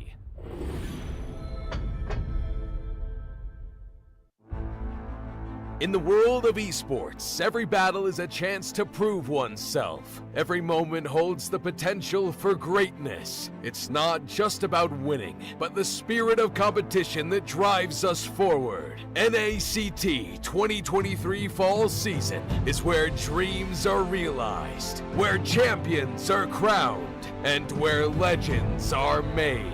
In the arena, we face our rivals head-on with unwavering focus and unwavering resolve. We leave no stone unturned, no opportunity wasted.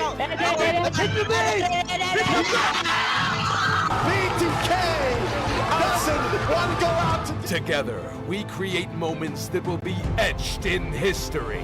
We inspire, we innovate, and we forge new paths towards glory. NACT 2023 Fall Season. My fight, my moment.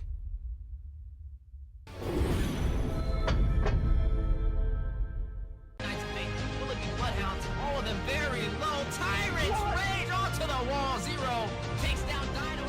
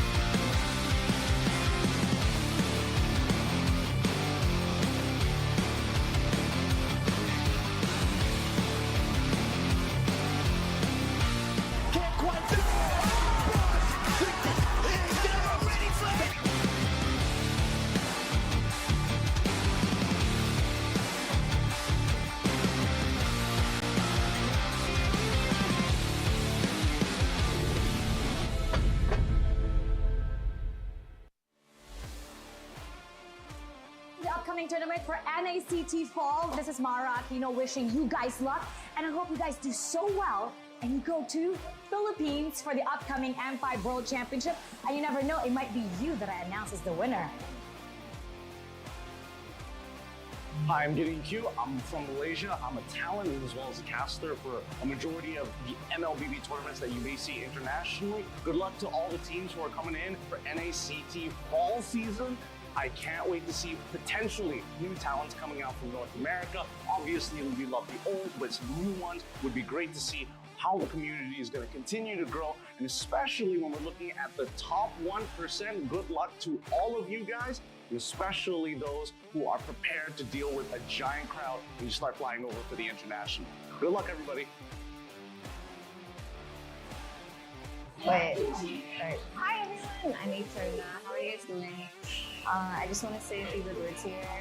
I've been very excited to see you guys grow. It's so great to see how things have developed over the seasons, over the years. I hope it gets bigger. I hope you guys have more to say on the international scene, and I heard you guys are coming to ISF, so that's super great. Can't wait to see you guys there. Can't wait to see you guys rock the, LLBB scene. Hey guys, my name's Tefel, and here's the thing, we watch NACT Grand Finals, and if that shows anything about how NACT is as a region, you know what? I can't wait for it. I hope NACT falls. All of you guys will do good, because at M5, we gotta see a surprise, man. I can't wait to see NAs in M5. What's up guys, I'm Mirko, Indonesian caster. Right now, casting for MSC. I'm eating. They told me to do this. It's all good. NACT is gonna be insane, all right? You know who I'm rooting for. I'm wearing their colors, BTK all the way, all right? So yeah, BTK.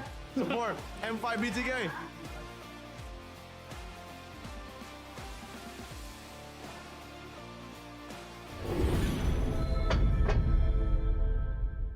Welcome to a journey through time as we delve into the transformative milestones of North American Challenger Tournament, NACT. Our story begins on April 11th, 2022, when the North America Community Tournament was officially renamed to North America Challenger Tournament. The official NA YouTube channel was also introduced, and Team A77 claimed the title of champion for the season. Fast forward to August 7th, 2022, and NACT evolved into an officially organized North American regional event. The tournament spanned 13 days of thrilling online broadcasts, with Team First Blood triumphantly seizing the championship. As we moved into the fall of 2022, the first ever offline grand final was held, taking the tournament to a whole new level. This landmark event took place in Las Vegas, USA, creating an unforgettable live experience for all the fans and competitors.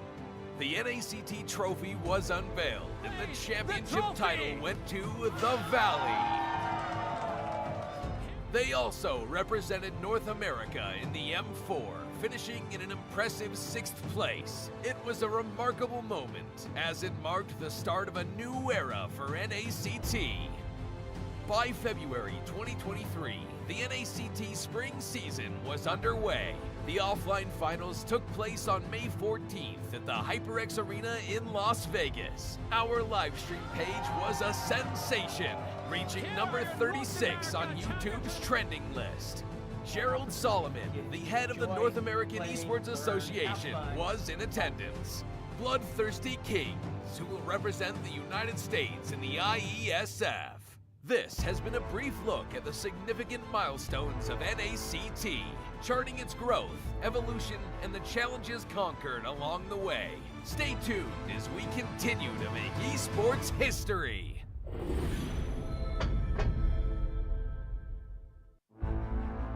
In the world of esports, every battle is a chance to prove oneself. Every moment holds the potential for greatness. It's not just about winning, but the spirit of competition that drives us forward. NACT 2023 Fall Season is where dreams are realized, where champions are crowned, and where legends are made. In the arena, we face our rivals head-on with unwavering focus and unwavering resolve. We leave no stone unturned, no opportunity wasted.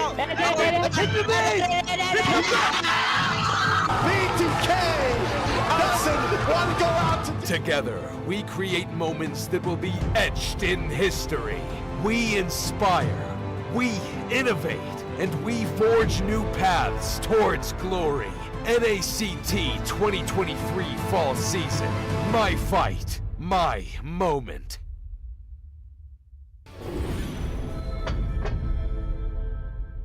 KnightsofFate, will it be Bloodhounds? All of them very low. Tyrants rage onto the wall. Zero takes down Dino.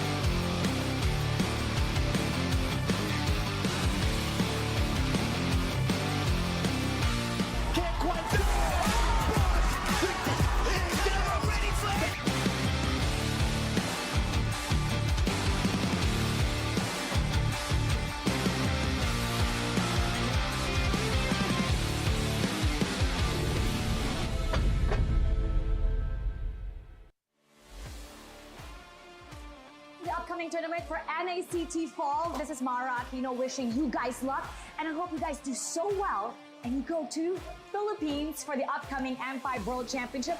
And you never know, it might be you that I announce as the winner.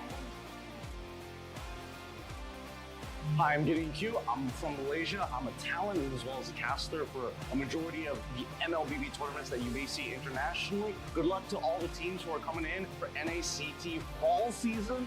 I can't wait to see potentially new talents coming out from North America. Obviously, we love the old, but some new ones would be great to see how the community is going to continue to grow, and especially when we're looking at the top 1%. Good luck to all of you guys, especially those who are prepared to deal with a giant crowd when you start flying over for the international.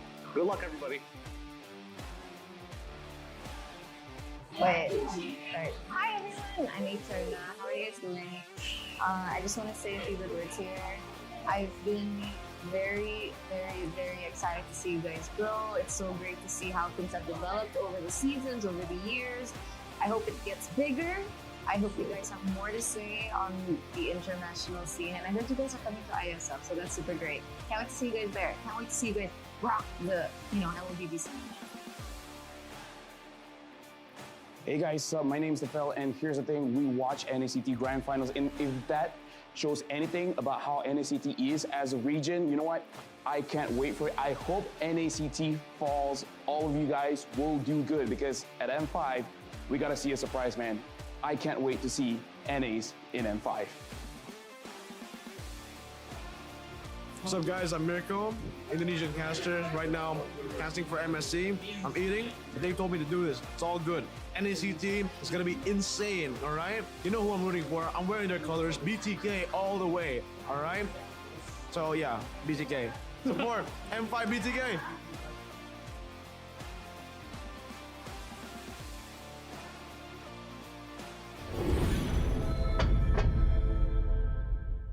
Welcome to a journey through time as we delve into the transformative milestones of North American Challenger Tournament, NACT.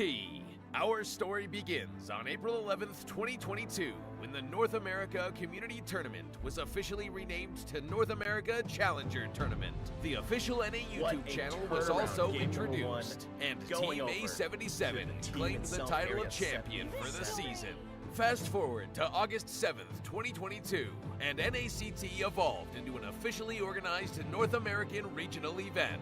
The tournament spanned 13 days of thrilling online broadcasts, with Team First Blood triumphantly seizing the championship. As we moved into the fall of 2022, the first ever offline grand final was held, taking the tournament to a whole new level. This landmark event took place in Las Vegas, USA, creating an unforgettable live experience for all the fans and competitors. The NACT trophy was unveiled, and the championship title went to the Valley.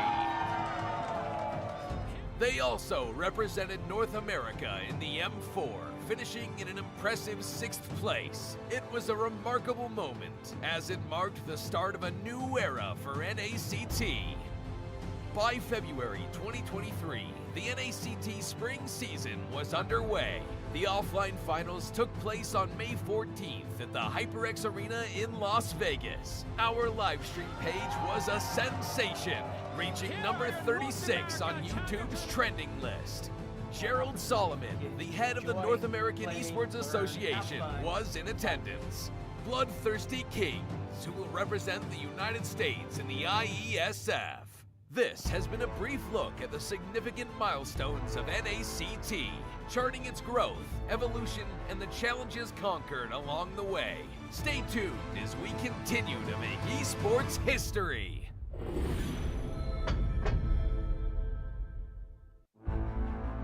In the world of esports, every battle is a chance to prove oneself. Every moment holds the potential for greatness. It's not just about winning, but the spirit of competition that drives us forward. NACT 2023 Fall Season is where dreams are realized, where champions are crowned, and where legends are made. In the arena, we face our rivals head-on, with unwavering focus and unwavering resolve. We leave no stone unturned, no opportunity wasted.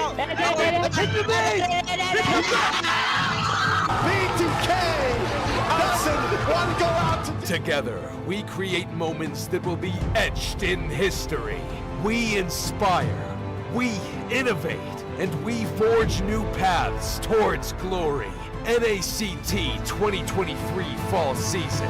My fight, my moment.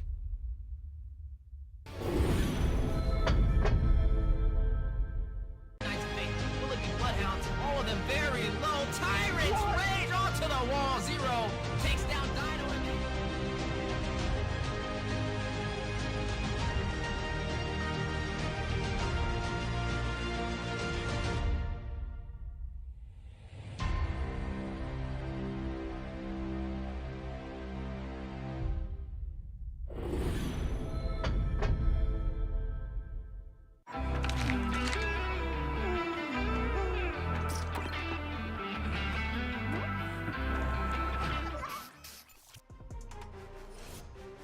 Welcome back, guys. Sorry for the delay, but we are ready. We know the timer said 8 minutes, but we just couldn't wait. We just wanted to jump right in because we want to see what our predictions are.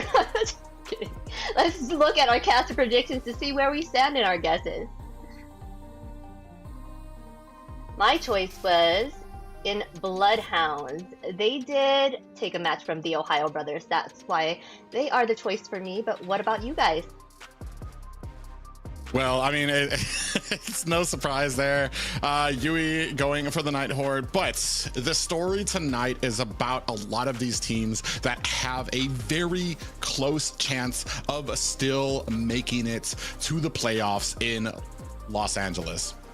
Yeah, and you know, I'm just a numbers guy, and right now Bloodhounds on paper, we just see them doing a little bit better. And also, if we take a little bit of a rewind, they did go against each other in phase 1. It did end up 2-1 in Bloodhound's favor, so I'm not going to count out NightHorde too much, but definitely you are going to be looking at Bloodhound having the slightest advantage. Yes, they may have a chance here. We never know with these games, right? You would think last season that, you know, the Ohio brothers was going to take it. DTK came around and showed them that they still have what it takes, right?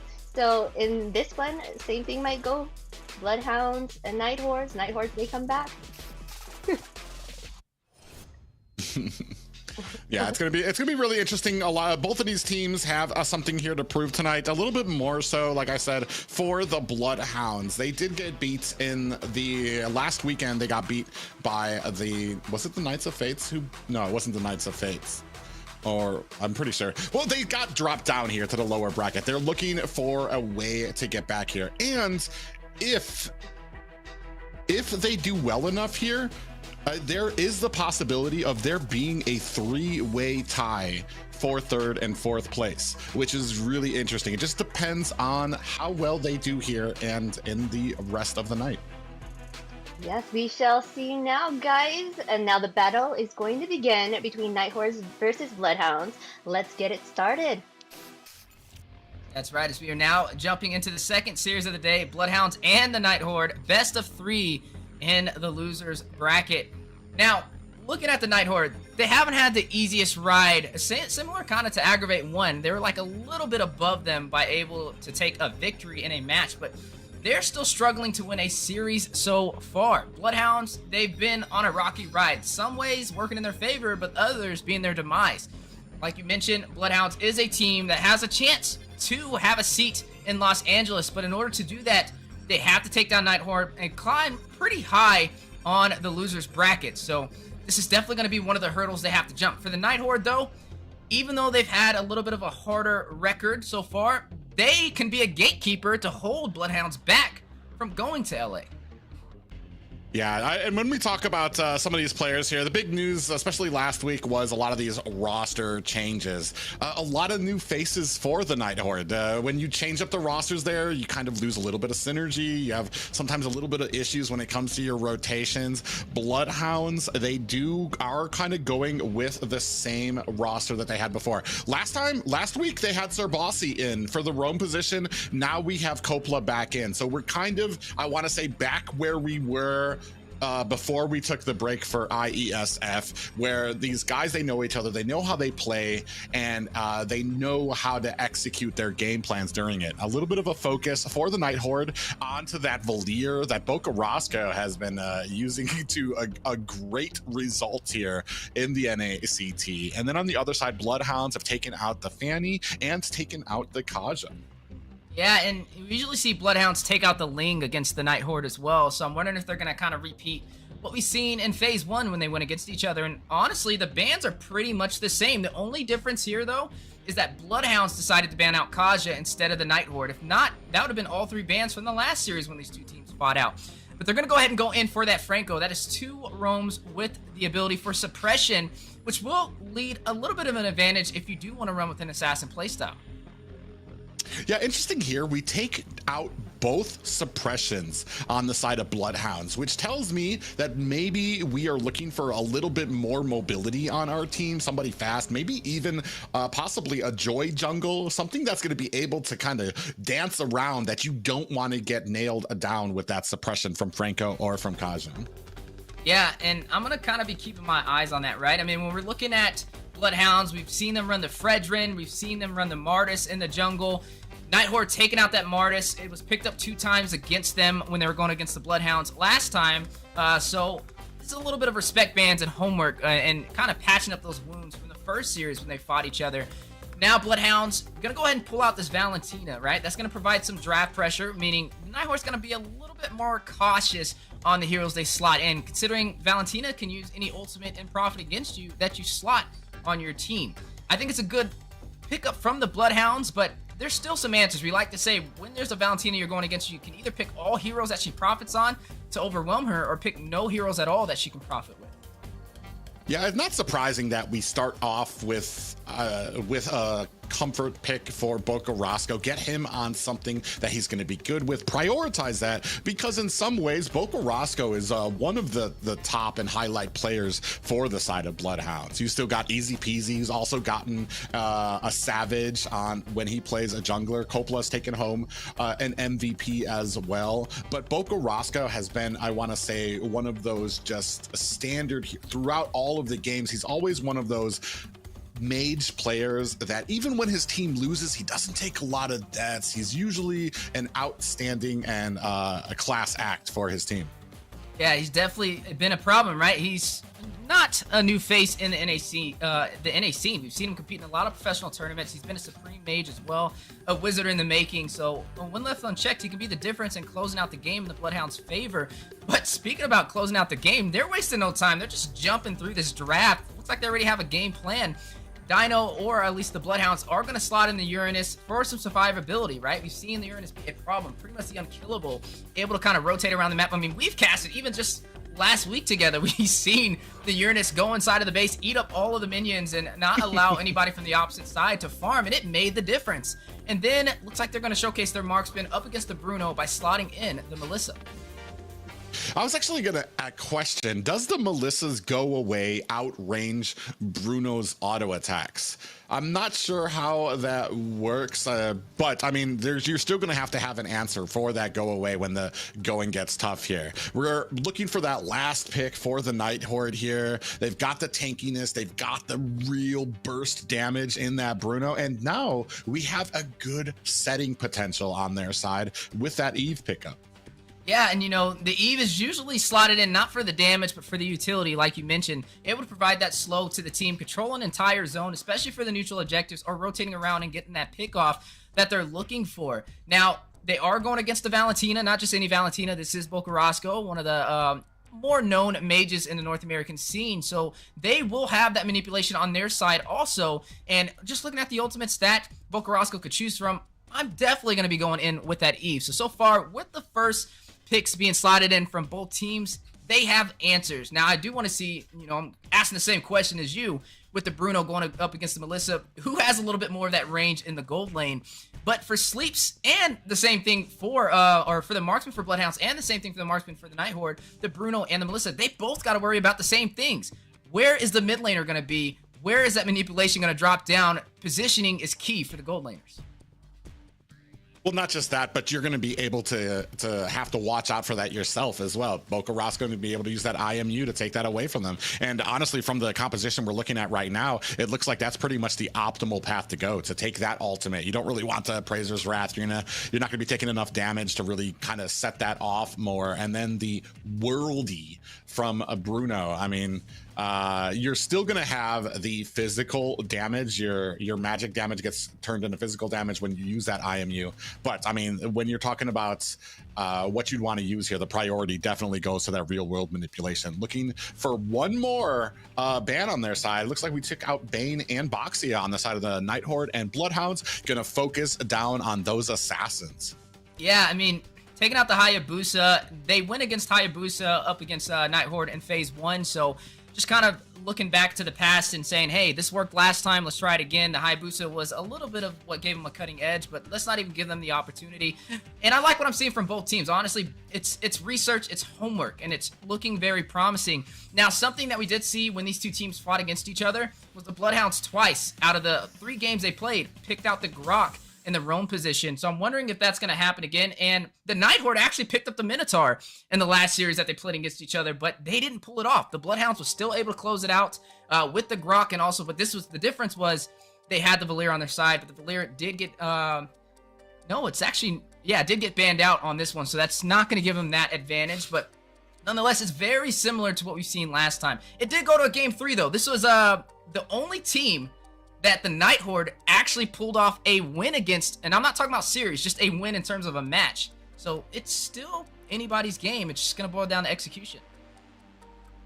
Right here, what we see on the side of the NightHorde with that Minotaur pickup, we've got an insane amount of CC, and that's what I'm trying to look for from the side of Bloodhounds. We need some type of CC. Uranus, great job of being that tanky frontliner, but he doesn't have peeling. He doesn't have CC, and here, yeah, and now we're starting to pick up that CC. We're gonna have the wall. We're gonna have that wild charge. We're gonna have a little bit of slow coming from the Leomord, and then, of course, when he activates that Phantom Steed, you're going to have a little bit of slow and pushing from that as well. So good pickup from the side of Bloodhounds to kind of even out this composition.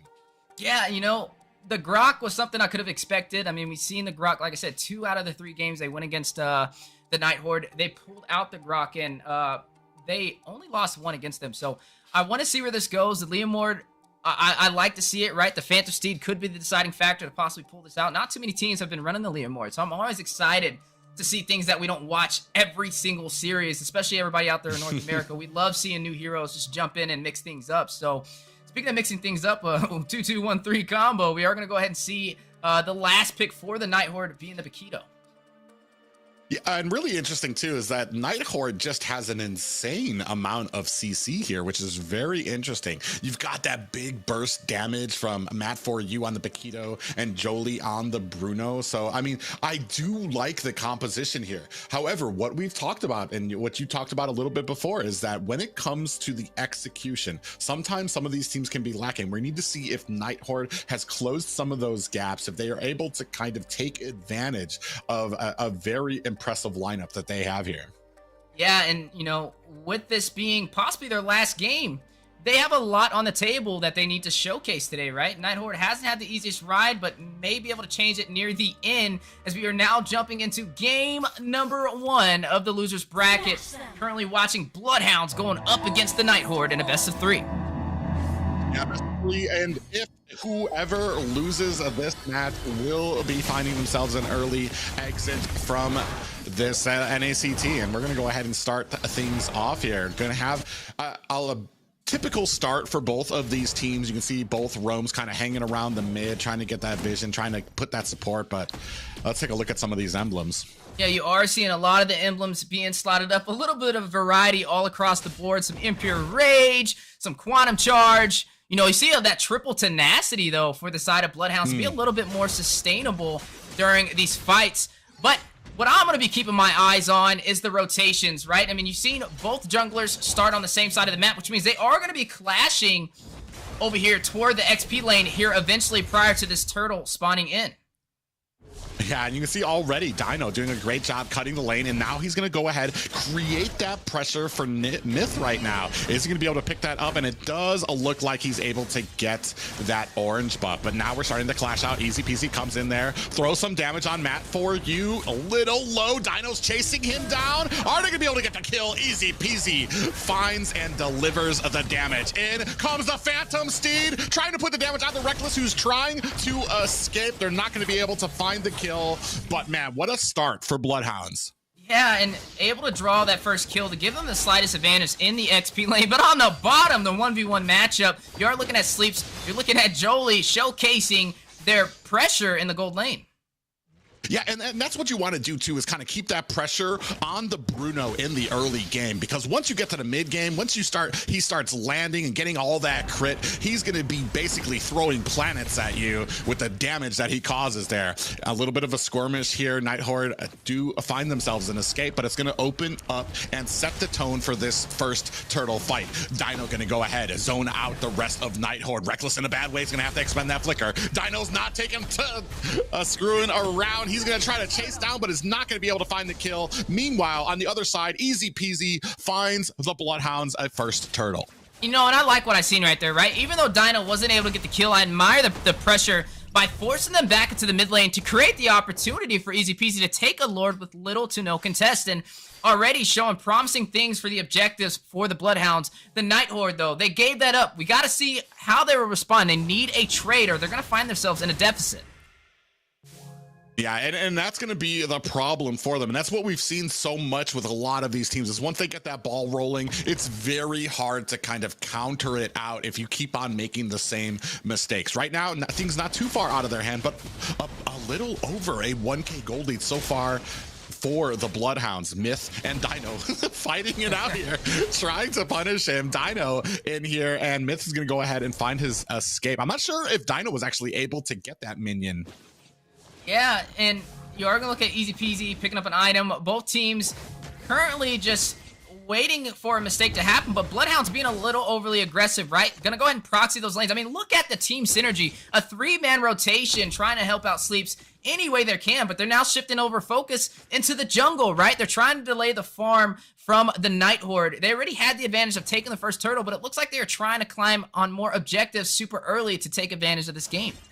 Ooh, we got 2 men in there. It looks like NightHorde kind of sensed something off. Bokarasu's going to come here. 4 members about to land onto Myth. Phantom Steed is out. Big pop-up onto Myth. Here comes the real-world manipulation. It is not enough to save him. And the rest of the Bloodhounds are just taking it to the NightHorde. They claim 1 kill, and they're going to chase off the rest.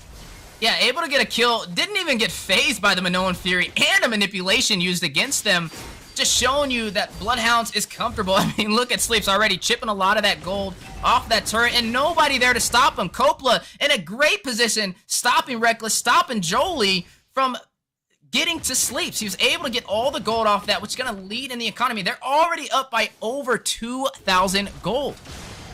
And what I like to point out there is Kopla doing such a great job of making sure that Sleeps had vision there. He was going ahead, ticking away at the tower, and Kopla up at the top lets him know, hey, NightHorde is coming. Let's go ahead and back off there. And that's what kind of separates a lot of these teams and what kind of allowed NightHorde's jungle to be invaded there. There's nobody in those bushes. There's nobody kind of checking and forcing them out. And you can see here, next turtle on the way. NightHorde looking to try to contest it. Not sure what we're going to be able to do. There goes the turtle. Easy peasy, gets that very cleanly.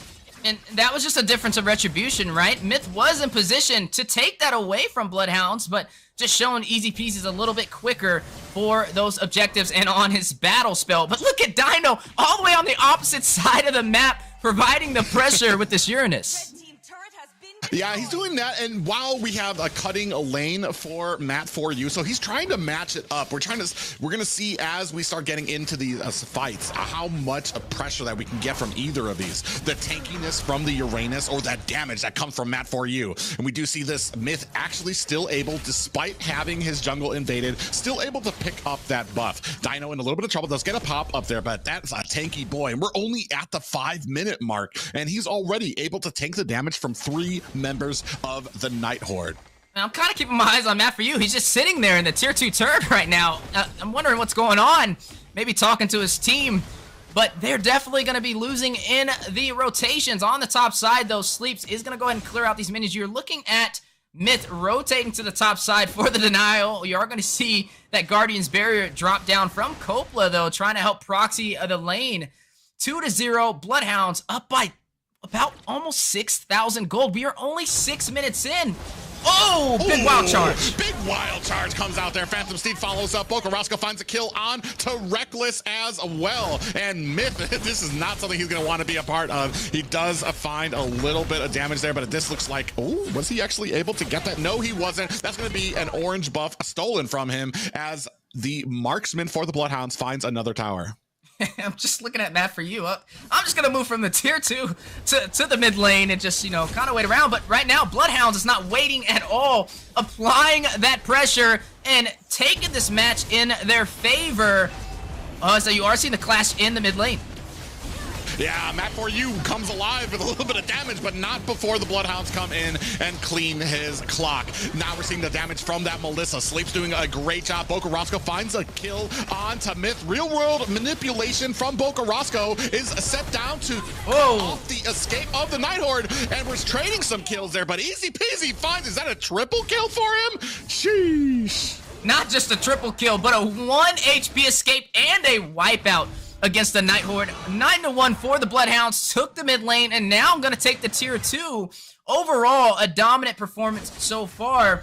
Bloodhounds trying to claim their seat in Los Angeles as well. NightHorde needs to find a way to turn this around, but the bigger this lead goes, the harder it will be to kind of close that distance. I mean, we're only 7 minutes in, and you're already seeing such a huge gap, even in terms of gold, up by about like 1,400 gold in the marksman lane for Sleeps, just dominating on this Melissa. Bloodhounds, very comfortable so far. Yeah, 7K right now for the Bloodhounds. We're only at the 8-minute mark. Now we're engaging at the mid. Reckless goes down. That's a tank that you no longer have. Myth follows suit, falls to the ground as we are continuing on the pressure. Oh, Copel actually in a little bit of trouble. Here comes a real one. Inflation takes him out, but not before Dino able to put the kill and find himself a double. Easy peasy lemon squeezy. 8-0-5. For the jungler of Bloodhounds, showcasing a Leomord and the Phantom Steed at its finest right now. A stallion in the Land of Dawn, as you are going to go ahead and see him pick up this Lord for his team.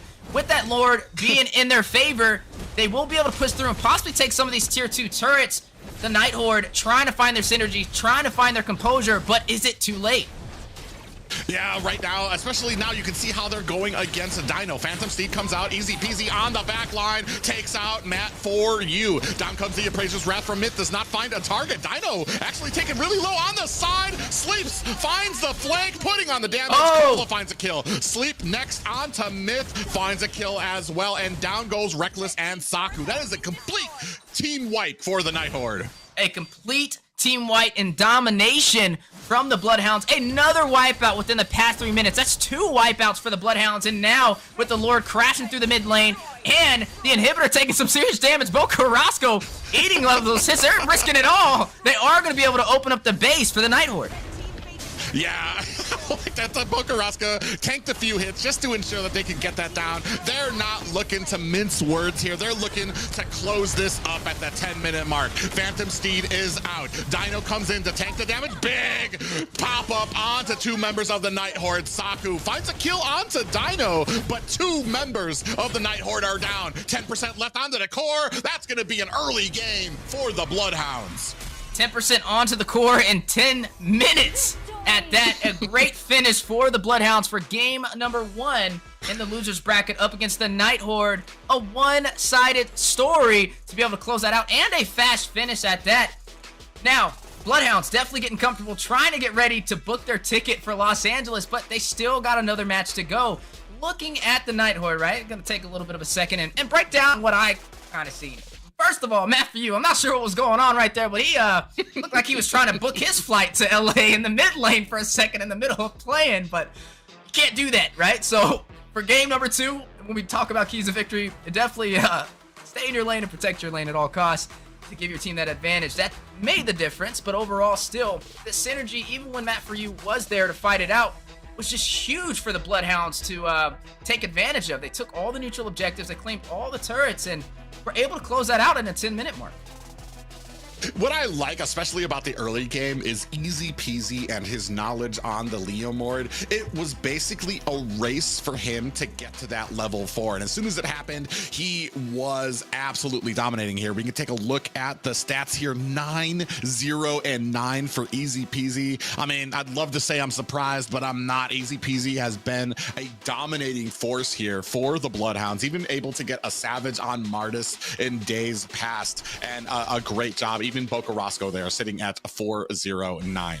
That's right, and now a little bit of a blast from the past as we look at what led to this one-sided story. Dominant finish from the Bloodhounds for game number 1. The push through the mid lane and what led to the full wipeout for a closeout. You're looking at Bloodhounds just comfortable, right? They know they have the advantage. They are already up by 6 kills. Mind you, this is only 7 minutes in, and Easy Peasy with the huge Leomord play with that Phantom Steed for that triple. Gets out with 1 HP, almost gets bursted down right there, but able to pull it off. And that's what we love to see, right? Your non-traditional picks that we've seen so far in the North American scene work in your favor in a great gameplay. Yeah, and no surprise here, Easy Peasy takes the rich guy and the carry. Sandbag going to Myth and Forgotten One for Dino. Damage, most of the stats in the hand of the Bloodhounds here, except for that damage taken, but that doesn't say much because the NightHorde were on the back foot most of the game, only able to get out 3 kills. It was domination from the opening minute and then closing it out at the 10-minute mark. Yeah, I mean, even looking at the Turtle Lord Turret combination, right? 2, 1, and 8 over there from the Bloodhounds. Zeros all across the board for the NightHorde. So that's definitely going to have to be something we watch out for. Now, I want to kind of keep our eyes on Dino, right? He was running this Uranus. We've seen Uranus be a problem time and time again in the NACT fall. We've seen some teams try and find answers for it instead of just banning it, finding a possible counter. One of those was the Dairoth that me and you saw last week slided up against the Uranus, and the Dairoth actually did a little bit of damage to make it work, but not too many heroes can go toe-to-toe with the cutting ability and the sustainability that the Uranus provides. Well, it wasn't just the Uranus, it was the fact that the entirety of the Bloodhounds set up for that early game. Immediately, Dino went in to cut the lane, and from the opening minutes, you had 4 members of Bloodhounds in the NightHorde jungle. Immediately, you had Uranus there who had already built up his stacks from cutting the lane. Then Easy Peasy finds his first kill, immediately gets himself his ultimate, and then was able to dominate the NightHorde. And from there on out, it was just the NightHorde could not catch their breath, and that is just a huge in part to the Bloodhounds and the pressure that they were able to exert. Yeah, I like to say pressure, right? It either bursts pipes or makes diamonds, and right now they are flooded in diamonds. May be able to buy the most expensive skin in Mobile Legends after that performance. You know, looking at the prize pool, speaking about diamonds, there you go. First place getting that $10,000 cash prize and 100,000 diamonds. But I like to start at the bottom, right? 7 through 8, $500 and 15,000 diamonds. Everybody wins in this situation, no matter where you fall at on the prize pool board. Another cool factor about this is the first ever NACT where you get money just for winning a series. That's right. Every series that a team wins is $100 in their pocket. Yeah, $100 in their pockets, just to give them some incentive throughout a lot of these matches. As you move on to 5th and 6th place, they're going to be getting $1,000 and 20,000 diamonds as well. 4th place gets $1,500 and 25,000 diamonds. These prize pools have been getting bigger and bigger throughout every single time we have another season, and all these players have something to walk away. This is the first time, and that's what I really kind of appreciate about the prize pool, is that this season, everybody's walking away with something in their pockets. Yeah, not even just the players, the casters as well, man. We get a trip to Los Angeles, California. I'm excited about that. I know everybody out there in the audience is excited as well. Hopefully you guys can go out there and meet, myself alongside Private Dancer, probably catching some waves on our off time from casting, but also getting to see 4 teams make their way into the offline event. The first time ever that we have done this for North America. Yeah, if you guys don't know that, in the description, you guys can find out, get your tickets now for that LA event. In the description of this stream, click on it, reserve your seats, get everything ready, because there is so much going on in Los Angeles there. But right now, guys, we have a little bit of a giveaway for you, the 40 codes for you guys. Redeem, we have in the description of this, there's also a place for you guys to go ahead and redeem it. You have the Dark Rose, Professor of Hell, Glassblade, Space-Time Shadow, Fierce Dragon, Major General, Spear of Bone Dragon, and Fire Chief. 40 giveaway codes, try as fast as you can. There's a ton of viewers, so I mean, fast fingers will get you that money. But like we were saying, LA gonna be a huge event. A lot of people, there's a huge community in Los Angeles as well. So this is going to be, I think they said, double the seats. So it's going to be a huge crowd, and I am super excited about this. Yeah, double the seats, double the competition, and I can't wait to see where it goes as well. I mean, we even have casters on the desk who are out of California as well. You've got Eunice out there, you've got UA representing from that area, and we get to step over there and meet them and some members of the community as well. But something else that is exciting is to see who's going to represent us for North America, right? What it's all about. Who will take that additional step and showcase what North America represents as a region in M5.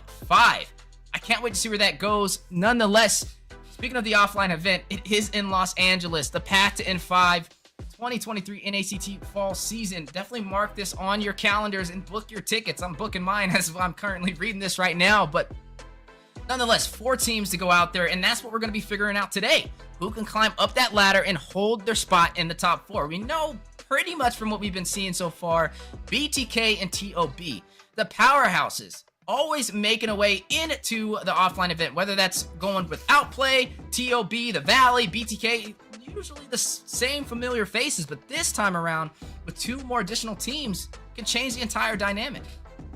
Yeah, it was a huge event even last season. There was even some Filipino viewers who were making some comments about how big the event is, how professional it looked. So if you guys are interested, like I said, the link in the description, get your tickets now for the amazing event that's going to be happening on the 1st, I believe. That's when it starts. And of course, we're going to have the cosplayers. But Wheezy, I think we're ready to get into this draft. Yeah, ready to jump into the draft in the best of 3. Remember, this is the losers bracket as they're trying to claw their ways to the top to potentially earn a spot in Los Angeles. We are looking at the NightHorde going up against Bloodhounds in game number 2 of the second series for stage 3, day 3 of the NACT fall season.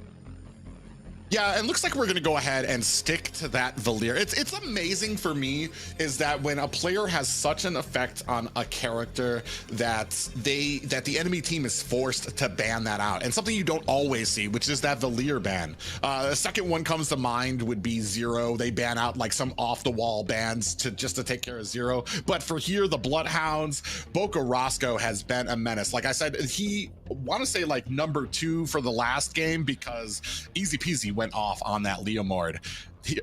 Okay, I think I know you Nani? see it. So, so a little bit, I guess a Layla ban. I'm not sure where that goes or what the. Go ahead and break that down for us, Weezy. All right, well, for those who don't know, Layla, just within the last 30 seconds, when we did see Matt for you over there waiting in that mid lane, he was actually constructing a Layla in a new way to be the most dominant hero in Mobile Legends Bang Bang in the early game. So banning it out, you know, it makes it. No, I have no idea where this is going. But and the Zylong to top that off. But I do know one thing, it's keeping it entertaining. So with those being banned out, it's gonna open up some of the meta picks to walk with in favor for the NightHorde, but also in favor for the Bloodhounds. Yeah, it's gonna be a very interesting matchup here. I'm assuming that there was probably an error in there. Bloodhounds do look like a little bit more standard when it comes to the bans. We've got the Franco, we've got the Kaja, which is basically kind of mirroring what they did in the first draft. They took out that suppression just to make sure that they kind of had free reign when they dove in, which was basically, I want to say, the recipe you needed for a Leomord. If you have a Leomord, you get that Phantom Steed, you dive, especially with how he dives under the tower and what Easy Peasy likes to do there. If you have a Franco or a Kaji, you kind of throw yourself in harm's way there. So we might be looking at something maybe the same way and maybe a little bit familiar from what we saw in the first game. Yeah, and right now something a little different than what we've seen in the first game is the Cho pickup for the NightHorde, right? Is going to be in that roam position, possibly could be flex to XP, but typically we see it more in the roam position. It does work for single target CC, right? You use the Way of the Dragon, get that knock up and displacement at your team's advantage, but it means they're going to have to make up for it in their draft with something that'll provide the group CC, whether that be the mage or the jungler. Something like a Fredrin or a Kadita may possibly be on the way. Yeah. And Bloodhound's picking up that Martis early, basically with the statement there. Easy Peasy, we've seen how comfortable on it. He's gotten the Savage before, gotten an MVP, I want to say in stage 1 as well. So, I mean, and especially Xborg on the other side there. I believe that was banned out last time as well. Xborg has made a slight return to the meta as well, especially when you talk about the late game. The amount of damage and true damage he can do mixed in with how a lot of these people play with that movement speed on Xborg makes him an absolute menace into the late game. And not just any Xborg, but Xborg for the Bloodhounds, which is one of their pocket picks that they're known for. If we take a little bit of a rewind back into the first phase when these two teams went against each other previously, Xborg was banned 2 out of the 3 matches that they fought against them with, and it was banned for a reason. But this time, since they banned out the Layla, since they banned out the Zilong, that opens up the opportunity for meta to slip through the cracks, and now we're going to see why teams ban out the Xborg for the Bloodhounds. Yeah, if this isn't a redraft, there might be some problems for the NightHorde, or maybe they're just looking to go out with a bang here tonight. They have the Hanzo and the Paquito picked up there. I mean, there's some obvious, I mean, you don't usually see a lot of these picks out there often, but there are strengths to them. Hanzo, depending on when you can throw out that Master Assassin, he can, and the positioning of it, you can kind of keep yourself away from a lot of damage while still being able to put a lot of poke onto the enemy team there. Paquito already has his obvious choices there. Cho, we don't see too often. He has his little, there's certain players in North America that can really juggle around with a great Cho. Usually, I want to say in that tanky, heavier Cho. It's just, he's used more as a utility than we usually see. You know, something interesting, though, is when I'm looking at the Hanzo, I don't really see anything to get to the back line to stop him. So, I mean, there is CC, though, so you can definitely kind of chain him up when he does try and go for these neutral objectives. But I don't see anything to pick him off, especially since that X-Borg was locked in. He's not really the most mobile hero. So, looking at the Bloodhounds, I see great early game. You have the Martyrs with the Valentina. I think it's one of the best combinations to kind of secure your early game, not only damage, but pressure, right? It's anti-invade. You have that Terrify from the Valentina. You have the Motor Coast for the Chain CC from the Martyrs, and it gives a lot of teams a problem. But speaking of Valentina, kind of keeping my eyes on her. Right now, when I'm looking at the NightHorde, the best ultimate to really profit on so far is going to be the Way of the Dragon for that single target CC. Yeah, the Way of the Dragon would definitely be my bet as well. There's not really much that you could profit off with the I want to say knockout punch from Paquito, that Master Assassin from the Hanzo. It's going to be interesting to see where we go with this. But I mean, what more do you need than that Way of the Dragon for it too? It's a great utility to have, to be able to isolate one person, kick them back to your team, especially with how great Bocarasco has been in a lot of these mages. You know he's going to have the skill to be able to do that. On this end now, we see Bloodhounds picking up Akai. Yeah, the Akai will be slotted in, and from what I'm seeing, will be the roamer, unless they want to, yeah, that's definitely going to be the roamer for their team. So that will provide a little bit more additional CC than what they already had for their team. Looking at the NightHorde, it's definitely interesting. It's unorthodox, but I definitely agree with you with what you said. They're going out with a bang and full of surprises. They're going to go ahead and lock in their marksman, though. It is going to be the Claude, guaranteeing that late game damage. And they have the setting potential now with Eve. I mean, it's not the most orthodox kind of composition we've seen from the NACT, but I mean, what better time to do it when you're looking at potentially your last game? Go out with a little bit of pizzazz there. This is going to be game 2, though. Like we said, do or die for the NightHorde. Bloodhounds are up by 1. Hey, anything's possible, right? It just depends on how bad they want it, and I can't wait to see where this goes between both of these teams. But let's just kind of talk about what's on the line, right? Bloodhounds, they're trying to claw their way up to the top 4 position. This is just one of the hurdles they have to jump forward to in order to move on to the next stage. The NightHorde, they kind of fell short on points, haven't really had the easiest time claiming a series, so pretty much can kind of guarantee that they won't make it into LA. But what they can do to work in their favor is gatekeep teams from getting there. So kind of like Lamey Top from last season, right? Trying to drag everybody on the ship that's sinking with them, and maybe able to do it with the Bloodhounds. But with this composition, I'm wondering how it's going to go. But hey, they're full of surprises, and I'm kind of hoping they pull it off because I'd love to see something interesting. Well, we've seen certain teams be able to pull out some of these outside the box compositions. Historically, it used to be, I want to say, Deuce Knights used to do it. Right now, what we have in there is Knights of Fate usually pull out some outside the box compositions. And what better time to do it right now? NightHorde's got, I mean, nothing else to lose here. And it's not the craziest composition. There's not too much burst on the side of Bloodhounds to be able to, like, maybe be able to make their way to the back line, find Hanzo and burst him down until you get to the mid and late game. So maybe they have a chance at kind of really flooding up this early game. But that all depends on their ability to protect their jungler. As we saw from last game, there was a lot of, I want to say, opposition and offense from the Bloodhounds right from the opening minute. But this is going to be the NightHorde. This is not a reset, folks. This is a real draft. The NightHorde taking on the Bloodhounds, possibly the last game for the Horde, as we have one up for the Bloodhounds. That's right, 1-up, sitting at match point, and 1 step closer to a ticket to Los Angeles is the game plan for the Bloodhounds, but the NightHorde with a different objective, throwing a little bit of razzle-dazzle inside of the pot to kind of keep things interesting on their way out up against Bloodhounds right now with the unorthodox composition. As we are seeing the emblems on the way, a lot of tenacity again, this time on the side of NightHorde with 3 members running it. You've seen that early flicker from Reckless, almost got bursted down. Yeah, and now you've got 3 members here. Oh, Myth goes ahead, eats up that Litho Wanderer, so he's going to be just slightly ahead of the Bloodhounds. But we're talking about a Martis here who just absolutely shines in the early game.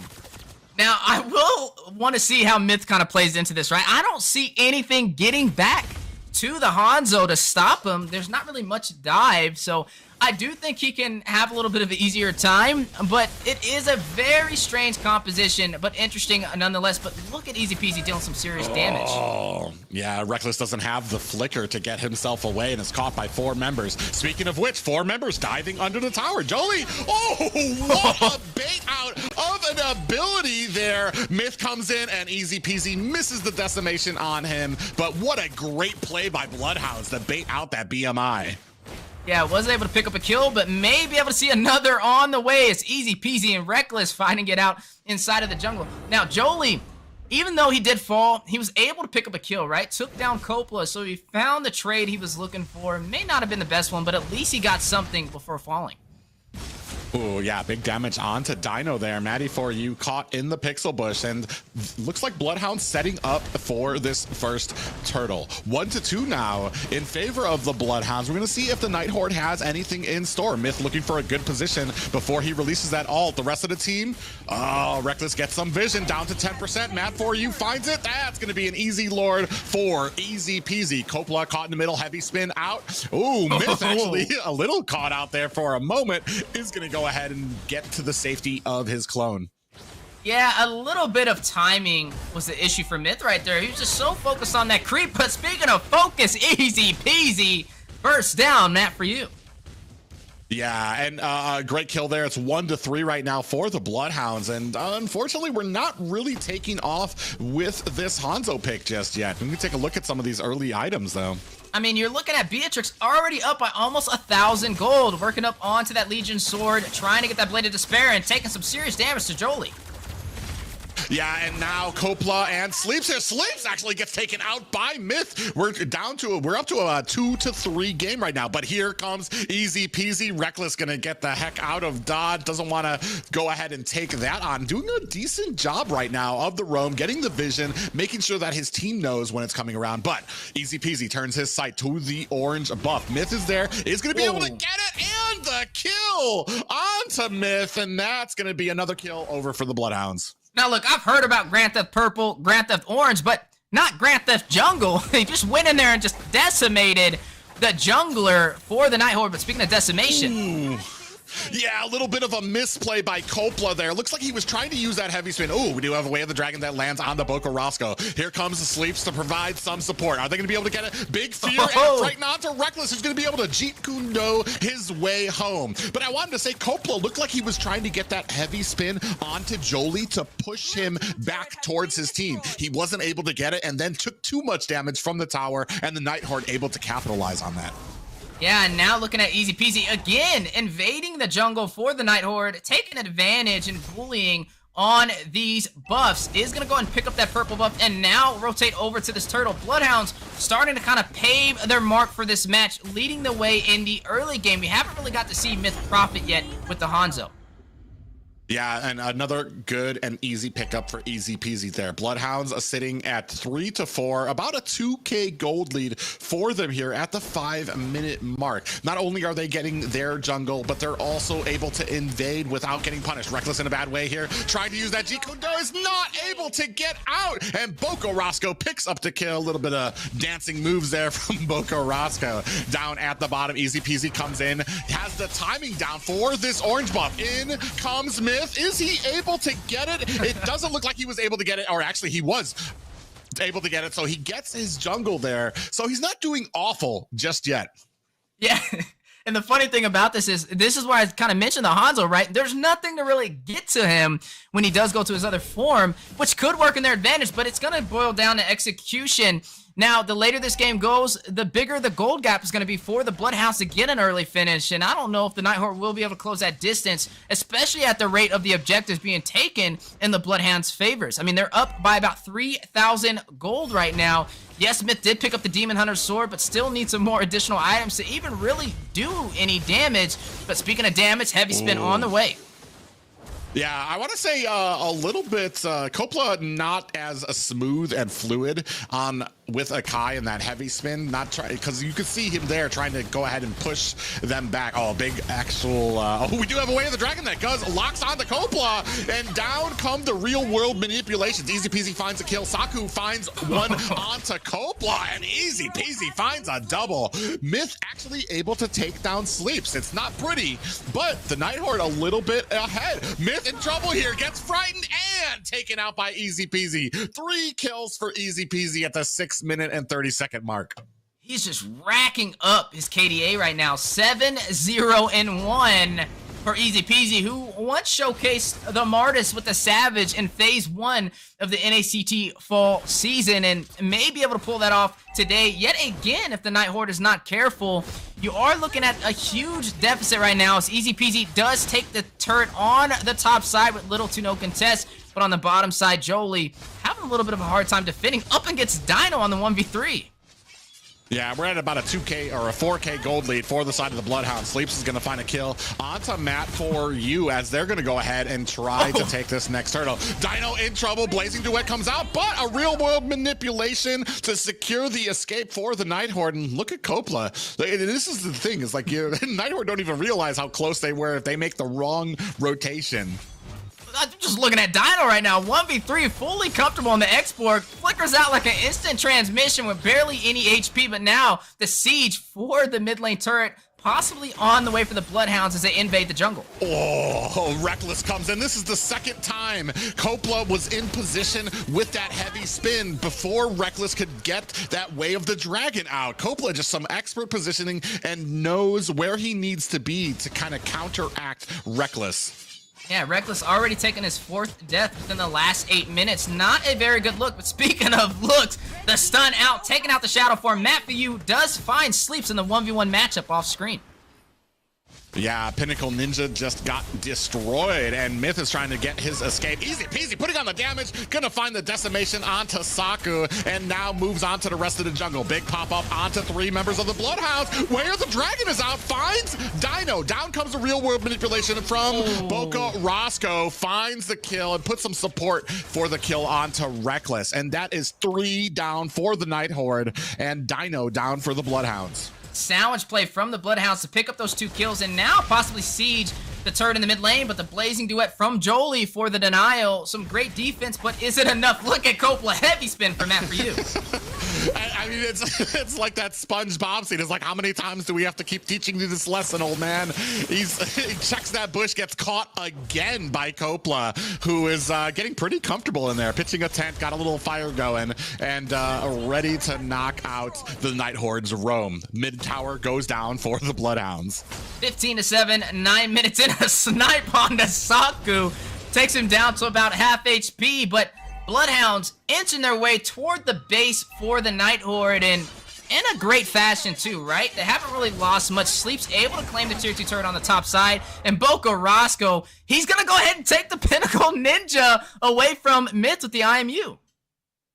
Yeah, that's going to be interesting usage. We're going to see how that works out. Myth trying to clean up this mid, trying to get some pressure from the macro. Here we have Dino. See if he can take on 4 members of the NightHorde. They don't want any of this. They're trying to escape. Saku going to use that flicker to get out of harm's way. Down comes the real world manipulation. Oh, and the snipe from across the map. Sleeps, finds a target. And Kopla with the heavy spin on to Reckless, who's going to go ahead, use that Decodo. Oh, just kidding. Actually gets caught by Boca Roscoe.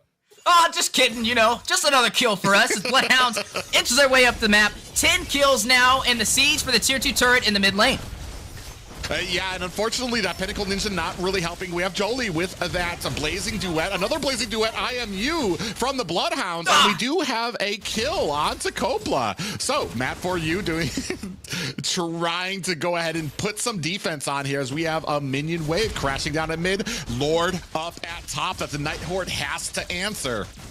Yeah, Easy Peasy is going to pick up that Malefic Roar, but also pick up his 10th kill so far in this game. Now hitting double digits on the KDA. Look at that Sleeps, though. He's just been having target practice out there with the Renner's Empathy. I'm just waiting for one of these shots to land and pretty much destroy anybody it hits. The Sleeps will claim the tier 2 turret on the bottom side. Oh! Oh, look at the snipes, the assist from Sleeps before Easy Peasy goes in to secure the kill. This package deal is just hurting for the NightHorde. That's that 2-for-1 discount right there, working in the Bloodhounds' favor.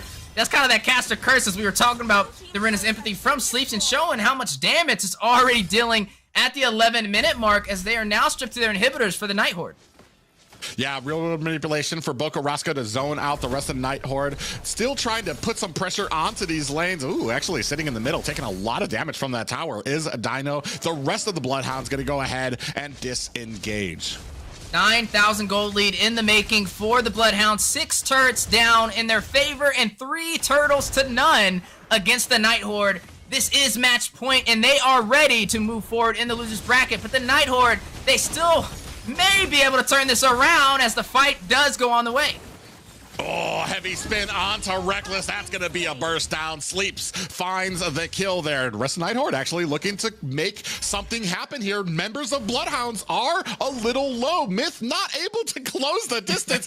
He's trying, but can't get close enough. But you can see that on the back line, Bloodhounds looking to try to get onto his real form. Not able to close the distance fast enough. So at a little bit of a stagnant here for both teams. Speaking of stagnant and things that I've been seeing so far, both marksmen did pick up the win of nature to negate the physical damage. So that could be a little bit of defense on the way, prepping for the next skirmish. But speaking of the next skirmish, the next fight, you're looking at Bloodhounds up by almost 10 kills right now, or a little bit more, right? They're just having a great game as the Lord does spawn in, not just any Lord, but the Enhanced Lord to work in their favor. And if the NightHorde is not careful, they may be able to close this out. They only have their inhibitors behind them and a hope and a dream to turn this around.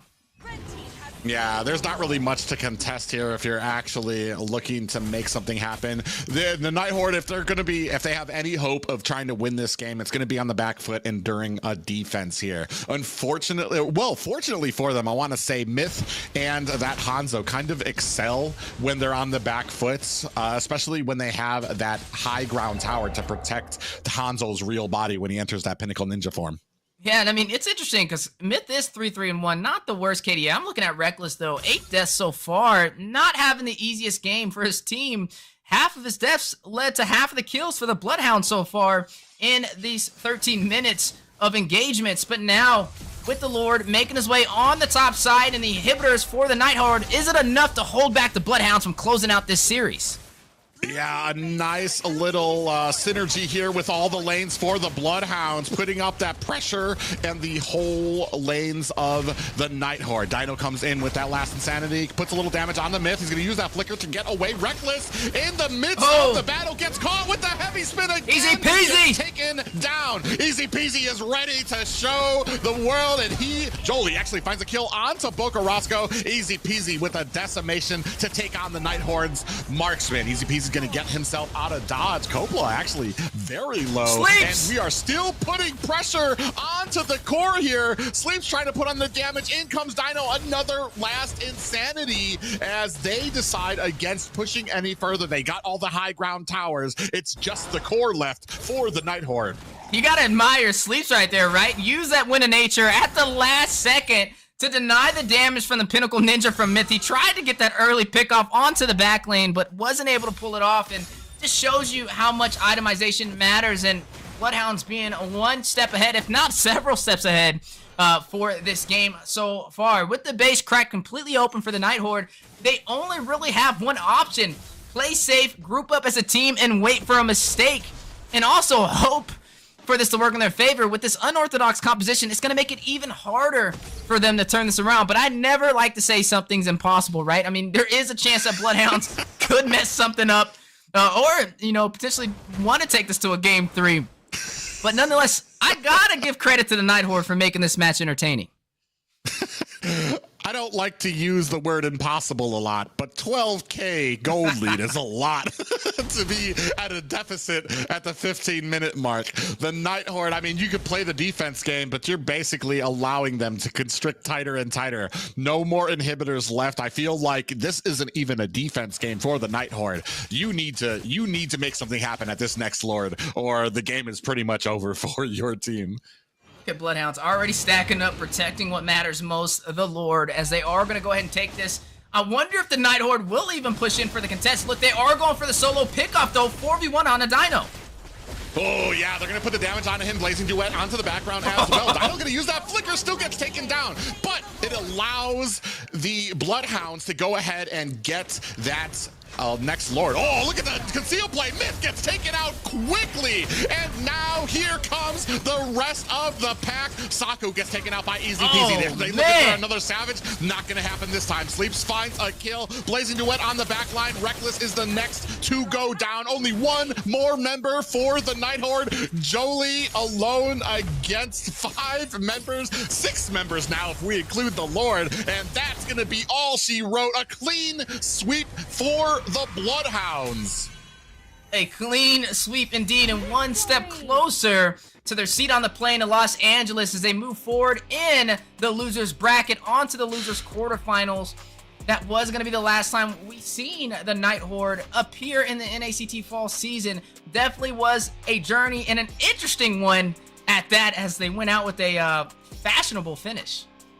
Yeah, I went out with maybe some comfort picks, maybe just some outside the box, maybe just having a little bit of fun with it. But the Bloodhounds, they came with a goal in mind. They cashed that check early in the first game, and the second game wasn't really too different. And especially with Easy Peasy on that Martis. He's shown how skilled he is with it. We talked about that Savage he got there in the first game. He looked like he was gunning for another Savage, but I mean, Sleeps had something to say about it too, because he was just a menace on that Beatrix as well. Yeah, and, you know, looking at the post-game stats, one thing I want to kind of break down is I see a lot of times everybody wants to see unorthodox, non-meta picks or things that you wouldn't have expected. And, hey, there you go. You guys manifested this into reality. The NightHorde showcasing some things we don't really see too often. But overall, Bloodhounds, a great finish at the 16-minute mark, 25-10, leading the way, taking 9 turrets, and pretty much dominating in every single objective of this game. Yeah, unfortunately for Reckless, I want to say a lot of this advantage from the Bloodhounds came from some missed Way of the Dragons from him, which, I mean, you see we had it here. He did find a Way of the Dragon onto Kopla, but Kopla's still able to try to tank a lot of that damage, which left it open for the Bloodhounds to really find a lot of these kills. We did see Myth actually able to find a kill onto Sleeps there, but man, a lot of the rest of the game was Sleeps finding these incredible snipes. Here, Myth too slow to be able to get away, and that's the big issue, the big counterpoint. I know Assassin Dave is crying right now seeing his buddy Hanzo getting taken out like that. You know, it's funny because we mentioned with North America 3D drafting, and the draft right there from NightHorde, I would consider that 4D drafting, as I couldn't have even predicted that one. But now, with the post-game stats on the board, the rich guy, Easy Peasy, known for his Martis across the land of Dawn in North America, one of the only ones to pull out a Savage outside of DPR. Just a great performance. He even got the carry. Most damage dealt, sitting at 68,000 damage. The Sandbag was Reckless, and then right behind him for the Forgotten One, with the total assists racking up to 14, Kopla himself. Yeah, I mean, a very strategic game here. Here's from the first game, Easy Peasy, right from the get-go. Diving under these towers with that Leomord, Easy Peasy was just a dominating force. And then after this, there's just nowhere safe for the NightHorde. They don't dive into this tower, but look at on the back line, Easy Peasy going for the flank, catches the 3 more kills there. Absolutely a dominating performance by him. And then here into the second game, you see Matt For You out of position, goes up, dives deep into it, and then in comes Copla, tanking the way of the dragon while the rest of the Bloodhounds flank the position, waiting for Easy Peasy to get the kills, and then chasing down Myth. And if you thought that series was exciting and special, wait to see what we have in store as we swing on over to our host Xena Lily for a special guest interview. Hey everyone, we have a treat for you today. If you watch Mobile Legend Twitch streamers, you should know the beautiful Kookmon. How are you doing today? Ooh. Ooh. Hello, I'm sorry, I didn't know I was muted. No, it's okay. How are you doing today? I'm doing really good. How about you? I'm doing good too. So, can you give everyone a little bit of introduction of yourself? Hello, my name is Kookmon. I play Mobile Legends. I stream on Twitch once in a while. She streams on Twitch once in a while, and she's in the chat with everybody's, whoever streams on Mobile Legends. She's in the chat, so you guys can chat with her in there. So you were helping with last season of the NACT Spring. How did you get involved with the community and all of that? So I was actually looking for people to hang out with when I go to the NACT. So I was just telling a lot of people that I will be there and that I want to see them in real life. And then I think Badcat heard about it, and one day she just contacted me and said, "Hey Kookmon, there's this spot for you. If you're interested, you could work for NACT and, you know, meet more people." And I was like, "Oh, sounds fun. I'll join."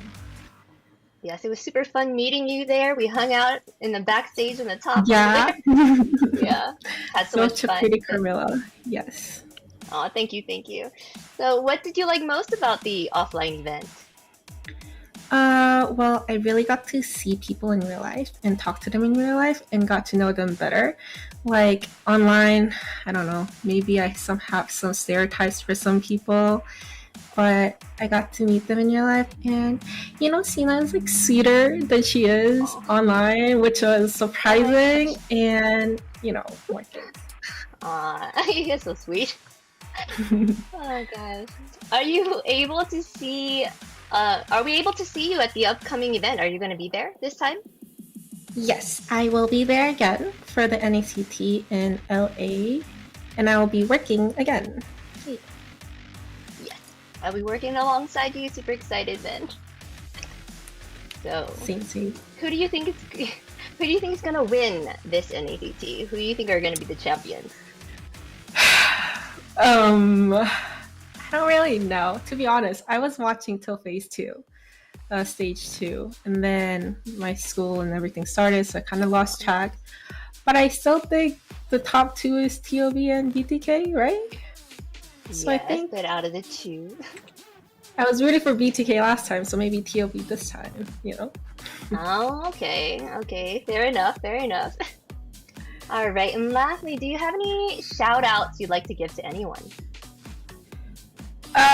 Shout out to Sina Lidi. Oh god, and shout out to Kookmon, guys. I don't know, everyone I know and I like are already in the stream right now, like Private and Weezy, so and Nami and Assassin Dave and more. Alice, Jeffrey, yay. Yes. Well, there are these shout outs, guys. Can you tell everyone where they can find you? What is your Twitch handle? Yes, so if you want to come see me in pain in ranked modes, you can come find me at Twitch, Kookmon, KOOKMON_. And yeah, that's it. Alright. Be sure to find her on Twitch, guys. She's super fun to watch and she's a sweet person. Very fun and just overall one of the best Twitch streamers, I'd have to say. But bye, Cookie. Thank you so much. Bye. Thank you so much. Bye. Alright, and moving on to our MVP, Bloodhounds takes it. So they are a force on the battlefield, so they're not going down that easy as they fight their way to get into the top 4. The Punisher, easy peasy. What are your thoughts on his hero choices for these matches, guys? You said Punisher, and that kind of reminds me. I mean, he does have a little. All he's missing is that little skull on his chest there. But man, a great bunch of games here for him. Leomord in the front, 909 on the Leomord, and then his comfort pick on that Martis. I mean, I wish I could say I was surprised, but Easy Peasy has been dominating when it comes to these Bloodhound victories. Yeah, I mean, a phenomenal victory for them, right? 15-0 for the next match with the Martis, and one of the few junglers to be able to pull off that Savage. I've been keeping my eye on Easy Peasy, and he's been nothing short of exciting to watch, right? He's just been able to scale through the times, and it's been a problem inside of the jungle. Now, I can't wait to see where they go. When we're looking at their team, right, the Bloodhounds, it's not over for them yet, but it's also, they're not at top 4 yet, so they have to continue to rise. And just seeing his performance today is looking promising for them to have a seat in Los Angeles. Yes, it is looking promising, and congrats to the Bloodhounds for continuing on. Thank you to the NightHordes for their participation in this tournament. It was fun to watch you guys out there. We've got the Knights of Fate versus Area 77 up next. So the Knights of Fate has been doing a wonderful job this season, and I enjoyed watching their matches. But will they be able to make a comeback? We'll find out after this short break.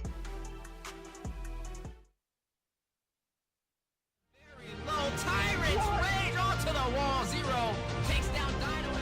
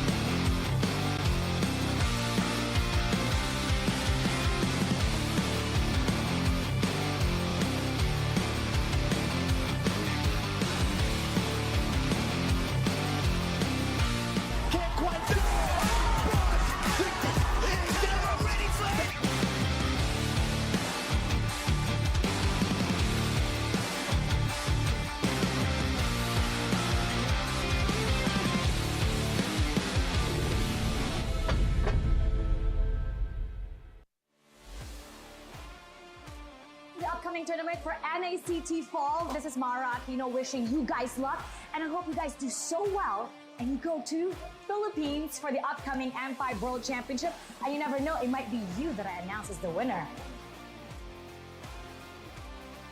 Hi, I'm Gideon Q. I'm from Malaysia. I'm a talent as well as a caster for a majority of the MLBB tournaments that you may see internationally. Good luck to all the teams who are coming in for NACT Fall season. I can't wait to see potentially new talents coming out from North America. Obviously, we love the old, but some new ones would be great to see how the community is going to continue to grow, and especially when we're looking at the top 1%. Good luck to all of you guys, and especially those who are prepared to deal with a giant crowd when you start flying over for the international. Good luck, everybody. Wait. Right. Hi everyone, I'm Eterna. How are you guys doing? I just want to say a few good words here. I've been very excited to see you guys grow. It's so great to see how things have developed over the seasons, over the years. I hope it gets bigger. I hope you guys have more to say on the international scene. And I heard you guys are coming to ISF, so that's super great. Can't wait to see you guys there. Can't wait to see you guys rock the, LBB scene. Hey guys, my name's Phil, and here's the thing: we watch NACT Grand Finals, and if that shows anything about how NACT is as a region, you know what? I can't wait for it. I hope NACT falls. All of you guys will do good, because at M5, we gotta see a surprise, man. I can't wait to see NAs in M5. What's up, guys? I'm Mirko, Indonesian caster. Right now, casting for MSC. I'm eating. They told me to do this. It's all good. NACT is gonna be insane, all right? You know who I'm rooting for. I'm wearing their colors. BTK all the way, all right? So yeah, BTK. Support M5 BTK.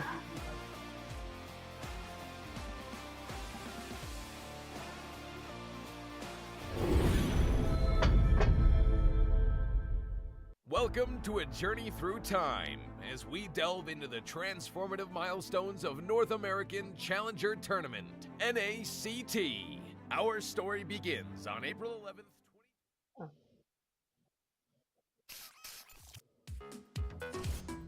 Now, up next is our caster roundtable, guys. This is where our casters will be chatting about the top 4 MVPs of the season. If you see one of these 4 players on the battlefield, you definitely should be afraid. Private Wheezy, please tell us who they are. Well, guys, there's a few things as scary as what we have next up here. If you see these players, you should be running and hiding. These are the 4 horsemen of the NACT. The most MVPs and listing it down. Best player with 5 MVPs, Zia, the marksman for the Ohio brothers as well. ISO, the marksman for BTK, and Fallen, the jungler for Avalon. And, just looking at these MVPs, and this is for the entire season, something that stands out to me, or a couple of things, is, first of all, 2 out of the 4 players selected are both from the same team. Best player and Zia from the Ohio brothers, the team that is sitting at the number 1 position. Right behind them, ISO, the marksman for BTK, starting to kind of show his play style and growth in the North American scene since the last NACT, and nonetheless, a great player. Another thing that stands out to me is also Fallen. We've seen him play in the last offline event, the second to last offline event, and the first ever offline event up against the Valley, when he played on the side of Fallout. That assassin playstyle that we all recognized him for, that masterling in the jungle. Just seeing right now the showcase of mastery at its finest. And I gotta point it out, that's 2 junglers and 2 marksmen spearheading the way. Yeah, and that just kind of speaks to where the meta is right now. Jungles have taken that big roll back when it comes to, especially when it comes to assassin junglers, to have that focus on them. They have that offense, which leads into the late and mid game where marksmen are able to take off. And we saw it in the last game as well. Sleep's doing a great job toward the mid and late game. But here, this is the reason too. You touched on it a little bit. The Ohio brothers have 2 people up there, and that's because it's always the focus on them, and that just kind of tells you how well that team knows how to execute their plan. And it's always based around best player and Zia getting fed and getting those kills and making sure that those are the people that are getting those kills and getting those highlight reels. Yeah, it's the little things that matter. I mean, me and you cast together last week, and we got a taste of what Zia could bring to the table for the Ohio brothers, right? Just dominating. No matter who he went against, he was always finding a way to outmatch his opponent in the gold lane, and also finding a way to open up the map for his team, focusing on those objectives. Time and time again, we see teams at the caliber like Outplay being able to pull that off, but seeing team members from other teams is what kind of sparks my interest as well, right? Looking at Avalon, looking at Fallen.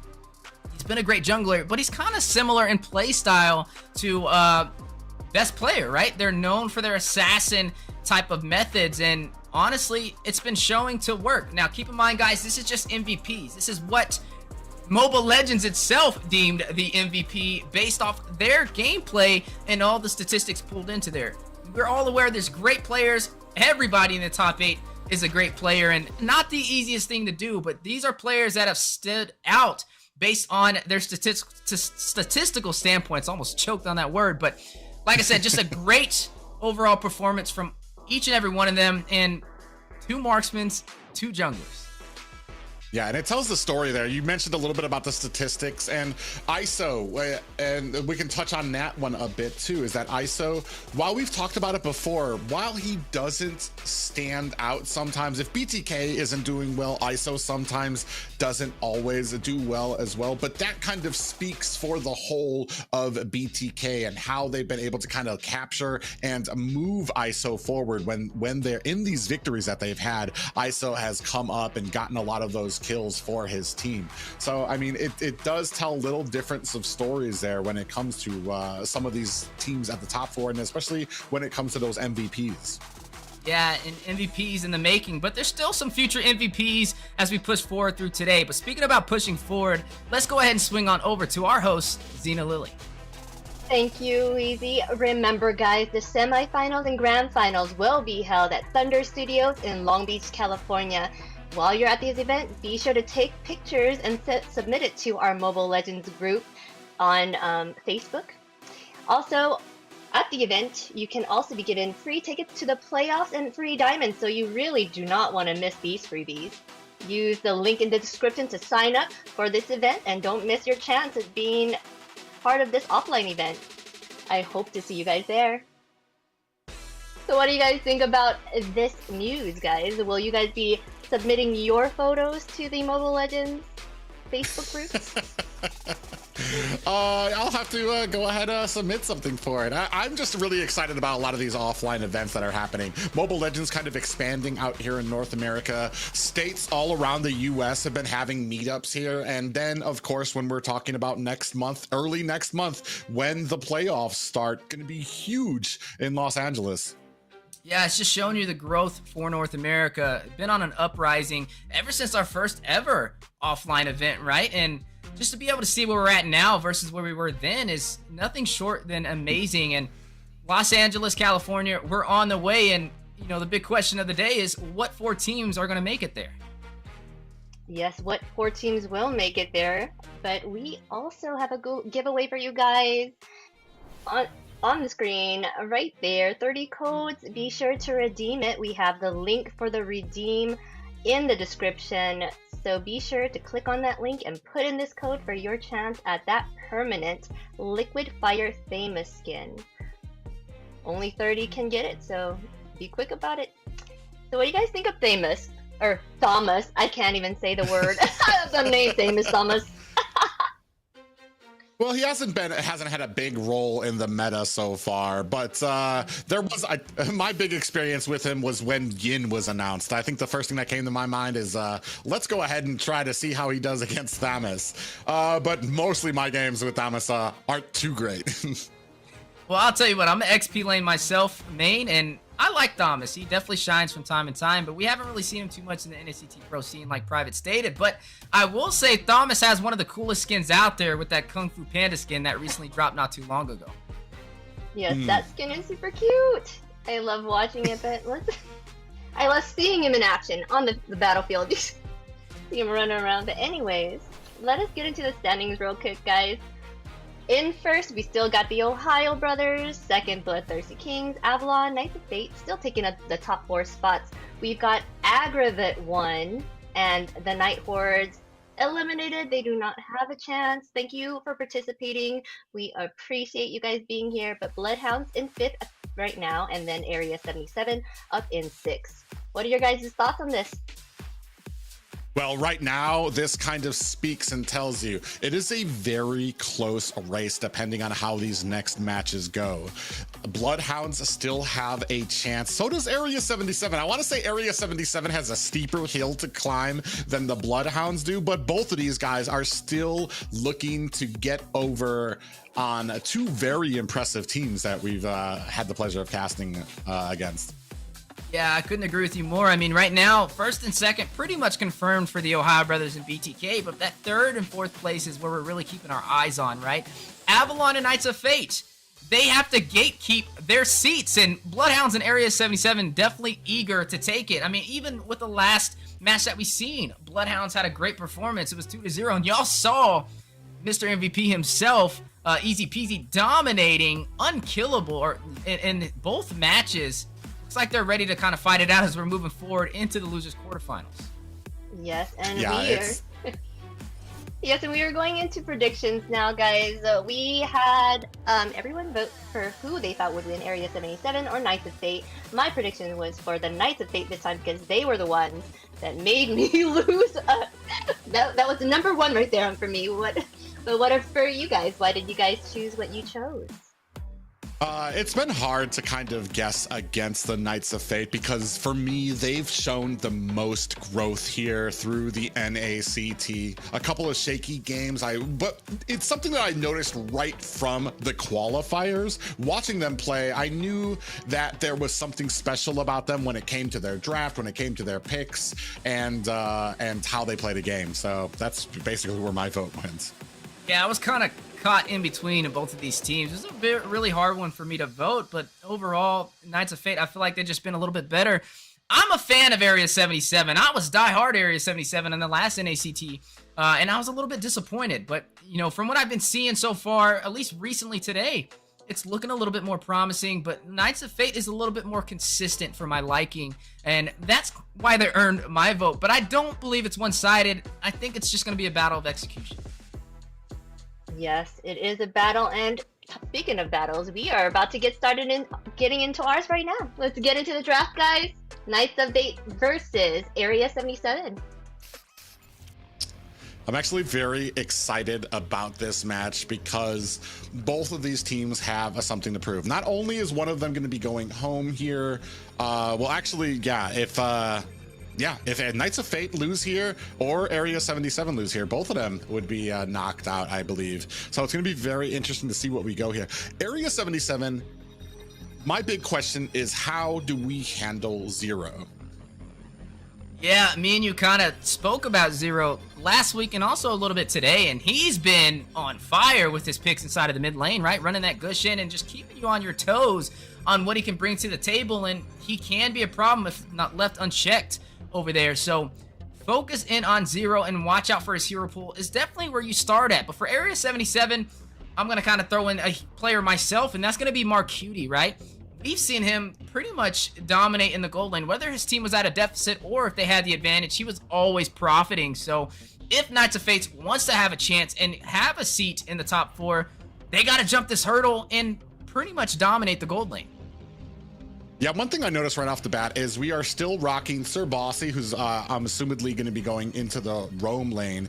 Powerless, otherwise known as Ooga Booga, going to probably be in that marksman position. And the thing too with Zero is it's almost like you can't ban against him. You have to deal with it during the actual games because his pool is just too deep. You're going to try to take out Harley. You're going to try to take out Gujin. You're going to waste bans on those when you open up other picks for the team. It seems unlikely, and you're going to need to kind of deal with it in another way. If anything, maybe we can try to expand on some of the weaknesses that we've seen from Knights of Fate, where it comes with the synergy. Sir Bossy, a great XP laner. Maybe having a few hurdles to go over when it comes to the roam position here, and then Powerless. I'm not sure how deep. We know everybody loves seeing that Hanabi pick from him, but how deep is that marksman hero pool, and is that a position that possibly they could exploit during these games?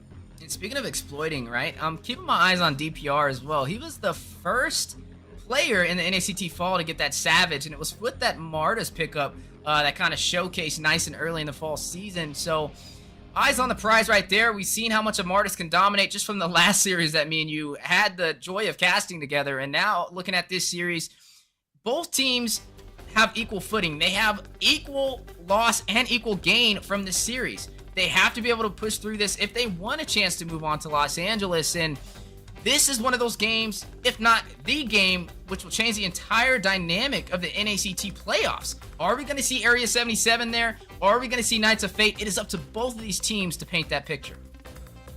That's interesting. We can see here Area 77 focusing down on that triple fighter composition that the Knights of Fate have run before. So they're going to go ahead, take out that Freya, take out that X-Borg, which have been huge menaces. But what this opens up for the side of Knights of Fate is going to be that assassin mid that they like to roam. And that helps Zero be able to rotate to the top and bottom lane. Sometimes I have seen him use that Esmeralda in mid lane too, though I want to say Esmeralda just hasn't been as successful for him. Still something pretty dominating. And you talked a little bit earlier about Mark Cutie and that lineup. Like I said, powerless. A lot of people like that Ooga Booga Hanabi pick, but is that something you want to pull up against that a marksman the caliber of Mark Cutie, who arguably is in the top of the marksman's pool in North America?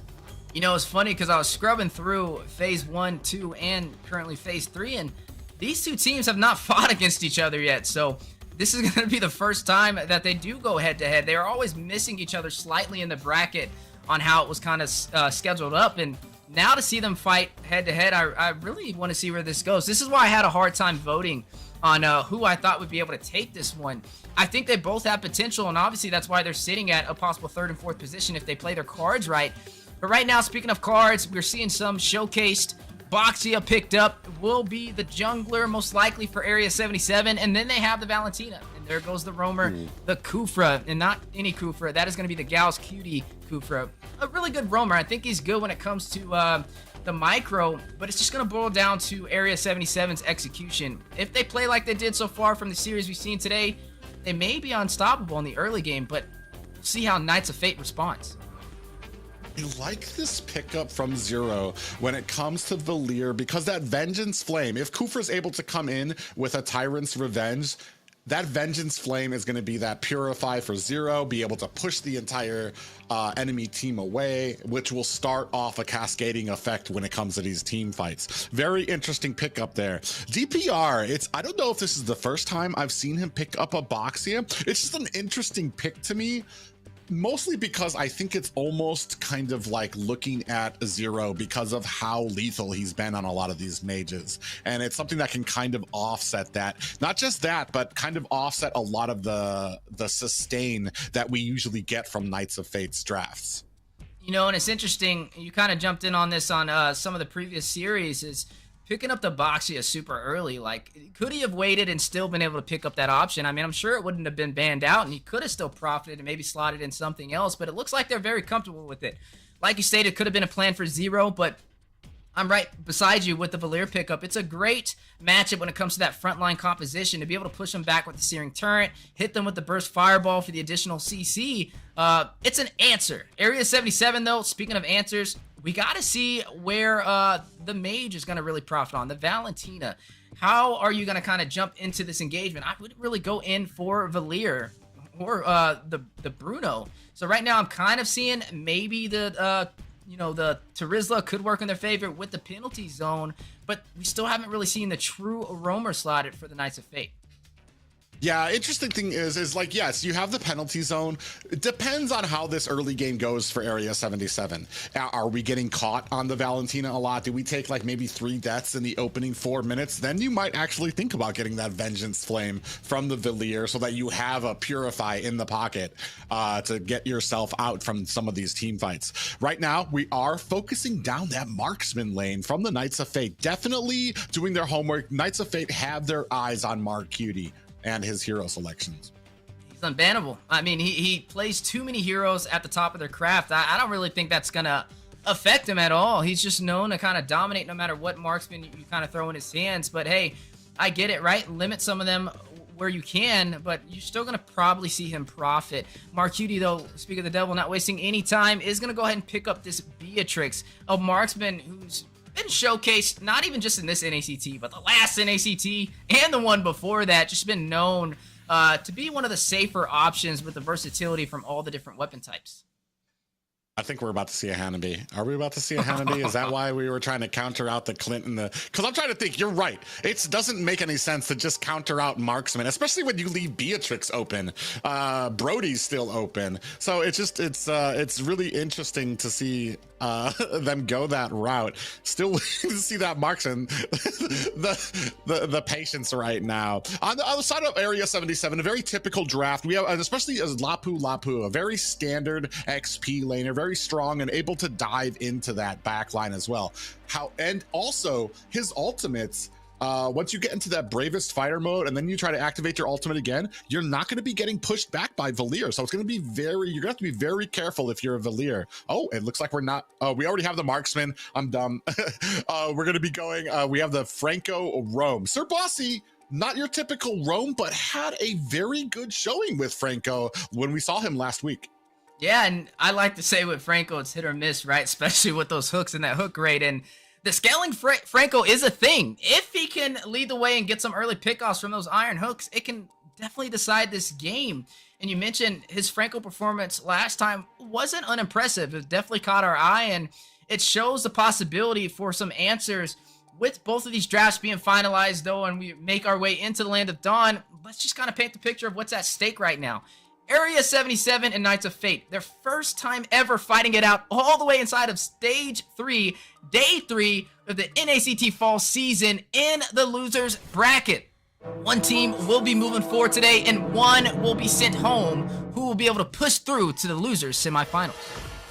Yeah, this is Area 77 taking on Knights of Fate, and we have to see what Area 77 has left in the tank. They have a high road ahead of them, so do the Knights of Fate, but I want to say Knights of Fate just a little bit more comfortable. I do like this draft from Knights of Fate. It's not as like outside the box as we usually see with them, which kind of tells me Knights of Fate are all business here tonight. Speaking of business, the double tenacity for the emblems on the side of Area 77. A little bit of a mix in the pool from Knights of Fate. You're looking at both teams revving up, getting ready. Speaking of revving up, a knock up on the Surviving nice and early over there from Gal's Cutie, and now the slow from the bouncing ball. Yeah, Powerless actually putting a big chunk in on there. Oh, Merciless gonna have to use that dash. Ooh. Actually taken very low. Gal's Cutie, speaking of low, hook from Sir Bossy. Shades of things to come here for the Knights of Fate. Yeah, that was a close call. If he would have landed that hook, definitely would have led to a kill, and that's what we talk about, the scaling Franco. But you have to connect with those to make the difference, as there it goes again, not able to hit that hook. Oh, and in a bad way between three members of Area 77. Big pickup early for the challenging team. Yeah, Area 77 able to get that nice and early kill onto Sir Bossy, and now Powerless. A little bit of a power struggle between him and Marcutie for the gold lane. Yeah, but on the backside, DPR comes in. Powerless trying to get away. Gonna use that dash. Tortoise Pusins out. Gal's Cutie gets juked, but Powerless goes down nonetheless. Sir Bossy not gonna be able to find the hook to make them pay. Zero coming in on the back end. Great early pressure from Area 77. You know, I'm not trying to throw the caster's curse out there, but the hook rate so far is just not up to par. Definitely gonna have to be a little bit more accurate as we are making our way through the early game. But the turtle aggro has been pulled in favor for Knights of Fate. Even though they're down by 2 deaths, Kai can make up the difference from claiming the first neutral objective. Yeah, still keeping the score pretty even, and gonna go ahead and shake off those early 2 deaths. I mean, it's not out of the woods yet for Knights of Fate. I do like seeing this style from Area 77. A lot of pressure in the early game just to make sure that Knights of Fate don't take off. Speaking of which, we're already in the jungle. Zero comes in, not gonna be able to stop DPR. Sir Bossy in some trouble, gonna have to expend that flicker, gets frightened instead. He's gonna use his ultimate. Jules Cutie finds the kill as well. And we have a huge battle here. Oh, Marcutie. Zero finds a kill onto them. Zero finds another one onto DPR as well. 2 in the pocket for Zero. Powerless might be in trouble. Oh! Flicker finds a kill for Marcutie.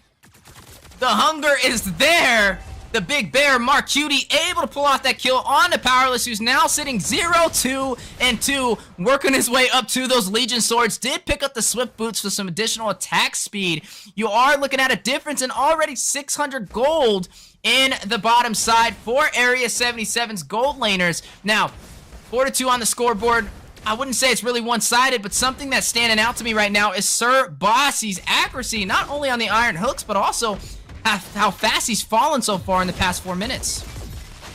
Ooh, big hook there lands for Gal's Cutie after putting Powerless against the wall. Ult has been used up for both roams. Gal's Cutie gonna be able to go ahead and cover the escape on the backside. DPR looking for some damage on the Franco. Sir Bossy goes down. And Powerless is alone between 4 members. Still finds a kill onto Gal's Cutie, but that's gonna be all she wrote for Knights of Fate Marksman. Area 77 just bullying on the bottom side, focusing on delaying the gold lane and taking that in their hands. And they're going to go ahead and just do that, right? With little to no problem. Leading the way by 3 kills and a turtle spawning in. They may be able to claim this objective as Cutie bursts down the first turret in the gold lane. Yeah, and I was talking about this during the draft, a possible weak side being Powerless in that marksman position. That Area 77 is doing a great job. DPR in trouble here, goes a little too deep onto the enemy jungle. That's going to allow a kill for Knights of Fate and a turtle for them. Yeah, that's a 2-for-none trade working in their favor. Even though they had a deficit so far in the early game, that may have made up for it by not only getting that turtle, but also getting a kill on top of that, taking down the jungler for Area 77. The map is opened up in Area 77's favor, though, especially with Cutie on the bottom side taking that turret in. Speaking of pickoffs, Sir Bossy, there goes the hooks we were looking for, but nobody to really follow up. Yeah, and I want to say, I mean, Knights of Fate all right here. They're starting to kind of, I want to say, weather the storm here. Sir Bossy, we're going to have to see how these hooks kind of land. He has been, the only 2 hooks that he has landed, I want to say, have both been on Gal's Cutie. And as we move later and later into the game, Area 77 is going to be able to punish him more and more when he hooks up that roam. Going on to mid, we're seeing a little bit of a struggle here, but Area 77 able to clean it up without incident. Yeah, able to clean it up, and I don't know about you, Private, but I'm keeping my eyes on Cutie right now. He took that turret, which means he does have the advantage in terms of gold, and we both know how much damage he can deal with. Let them check. But speaking of damage, yeah, conceal play comes out, and they're still not able to bring down DPR. Big focus on the Cutie. He's gonna flicker out, gets taken out as well. Team is diving under the tower. They're gonna find another kill on to Gal's Cutie. That, I believe that was 2 kills for Powerless, and now we're trying to put some damage onto this mid tower. Comes out, lands on a minion. Oh no. Wait, no! That's a big brain play! He hooked the minion, so there were no minions in the turret for Area 77 to take it!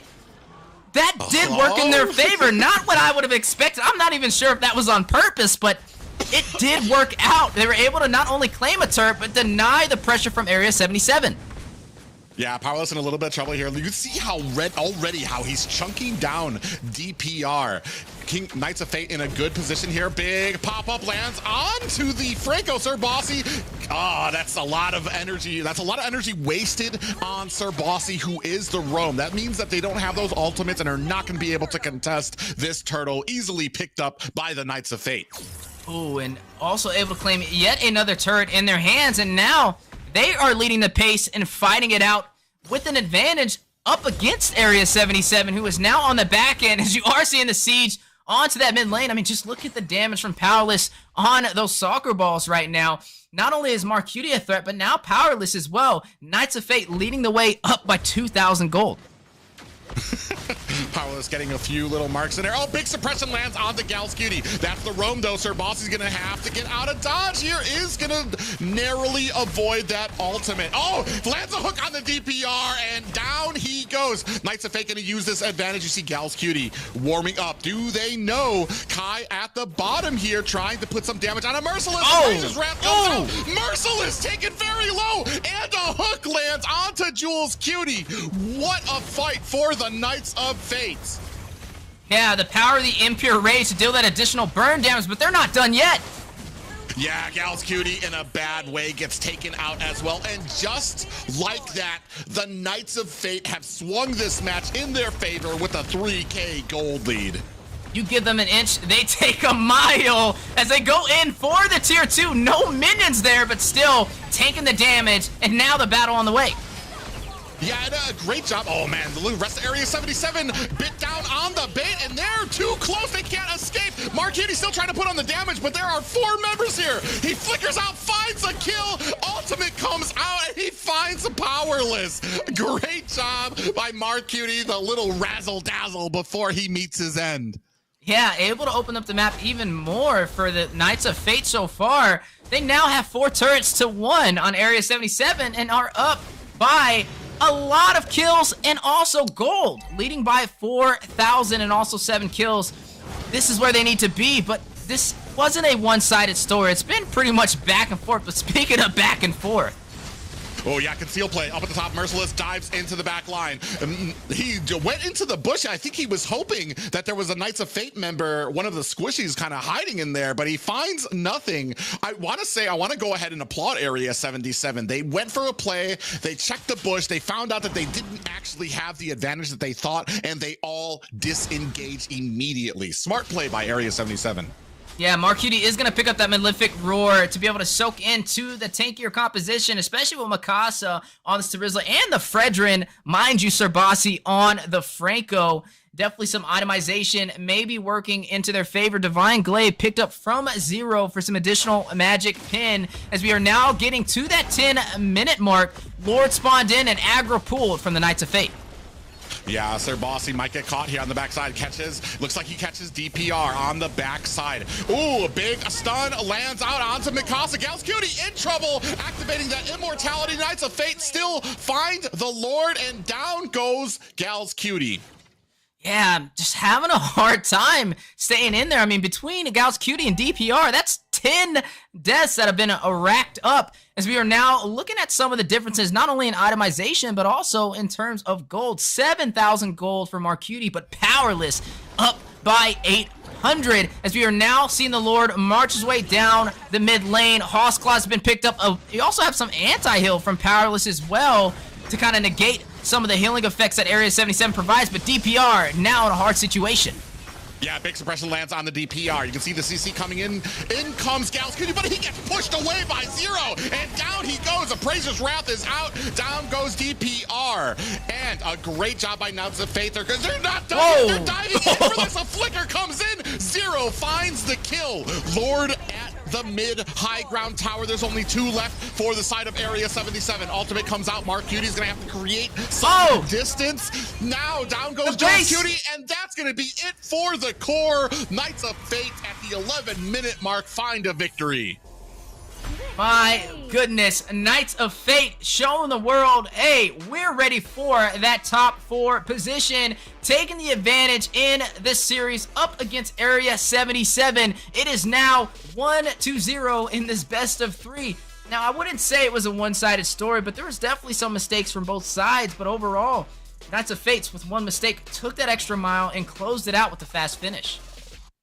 I want to say Area 77 had the right game plan here at the early game.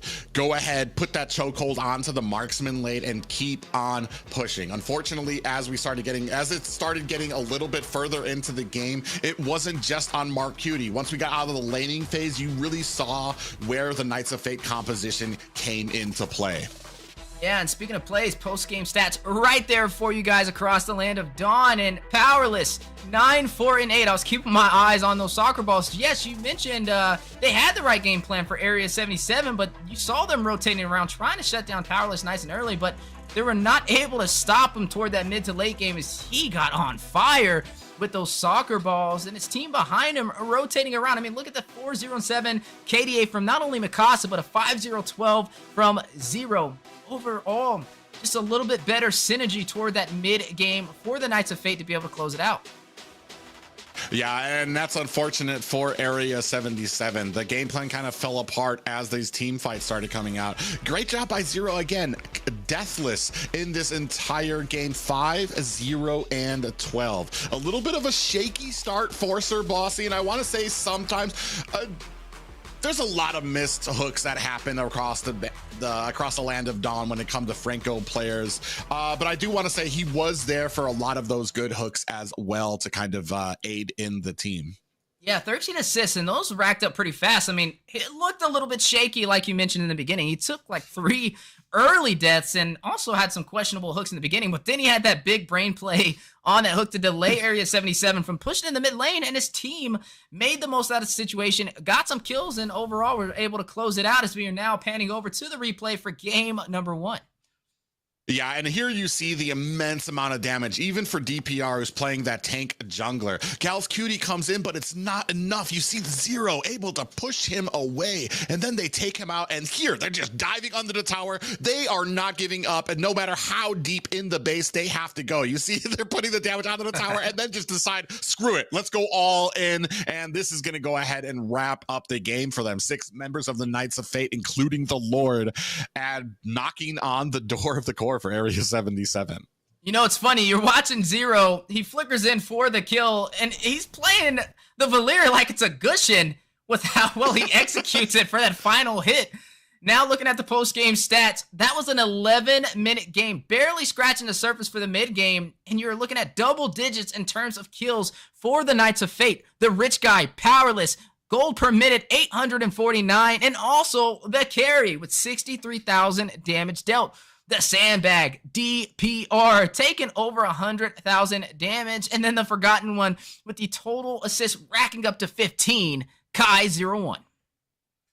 Yeah, a great job by them. And Powerless, able to kind of snatch away that MVP despite the amount of focus that was paid to his lane, which really shows kind of the focus and the patience that the Knights of Fate have when it comes to executing a game plan. I've said this before. I've watched Zero on some of his streams when he plays with his team. The biggest difference you see between him and other players in North America is the calm he has for his team. Even when they're in a losing scenario, he's very calm, lets them know where they have to go. We just need to get to this minute mark. I just need to get this item, or he needs to get that item, and then we'll be able to change the thing. He's always got a plan, and he's always very calm with it. And I feel like that's what was happening during that game as well. It's like, all right, Marksman's getting handled right now, but guys, we just need to make it to this point, and we'll be able to pop off on him. And that's exactly what they did.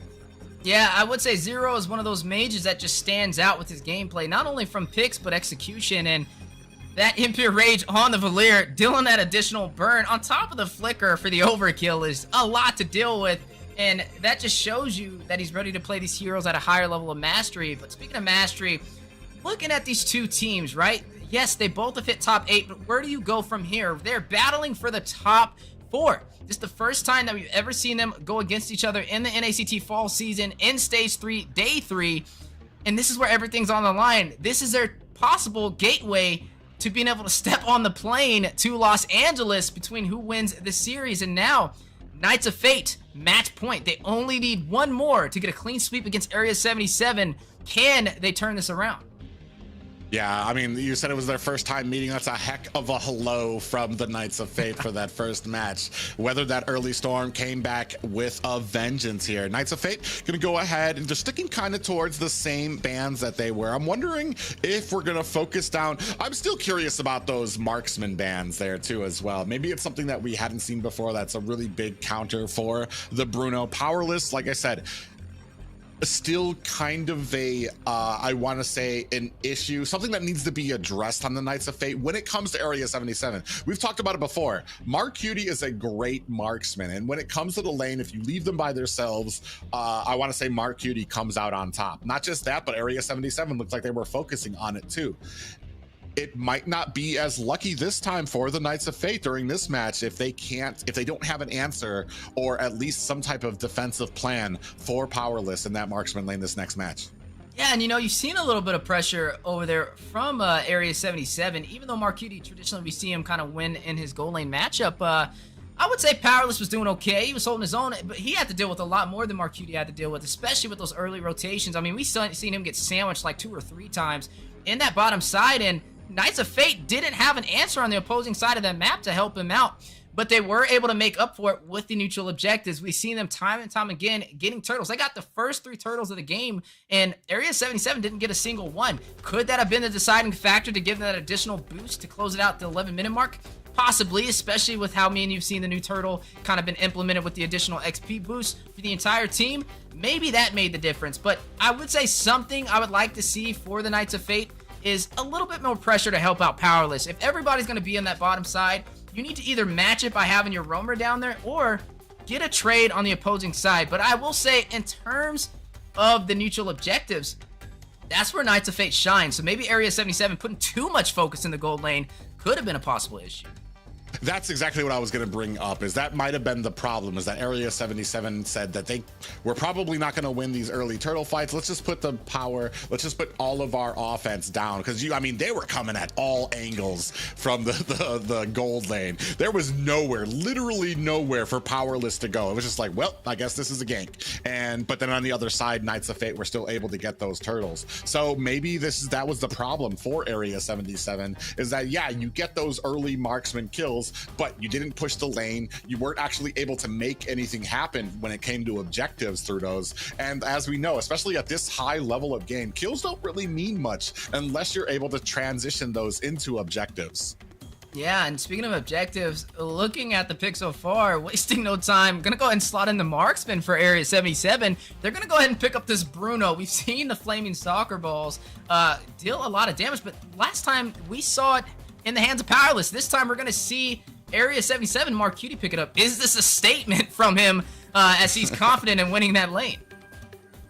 They pick up the Valir. I guess saying anything you can do, I can do better. Or at least they're hoping to kind of take away some of these picks. Maybe kind of sticking with the same thing. I'm assuming when it comes to all or nothing here for Area 77, we might start seeing a little bit more comfort from them as far as the picks. Probably DPR might be looking for that Martis in the early game. Knights of Fate, we're still waiting. They do secure that XP lane.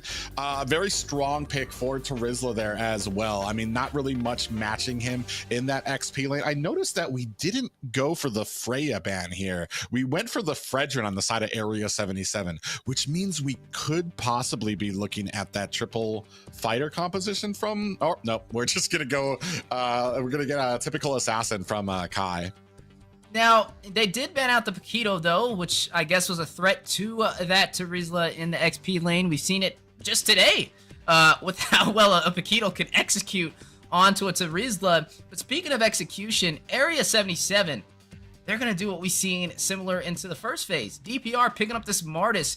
Mind you, the first player in the NACT fall season to get that Savage, and on that hero as well. Can that be what Area 77 needs to even out the series?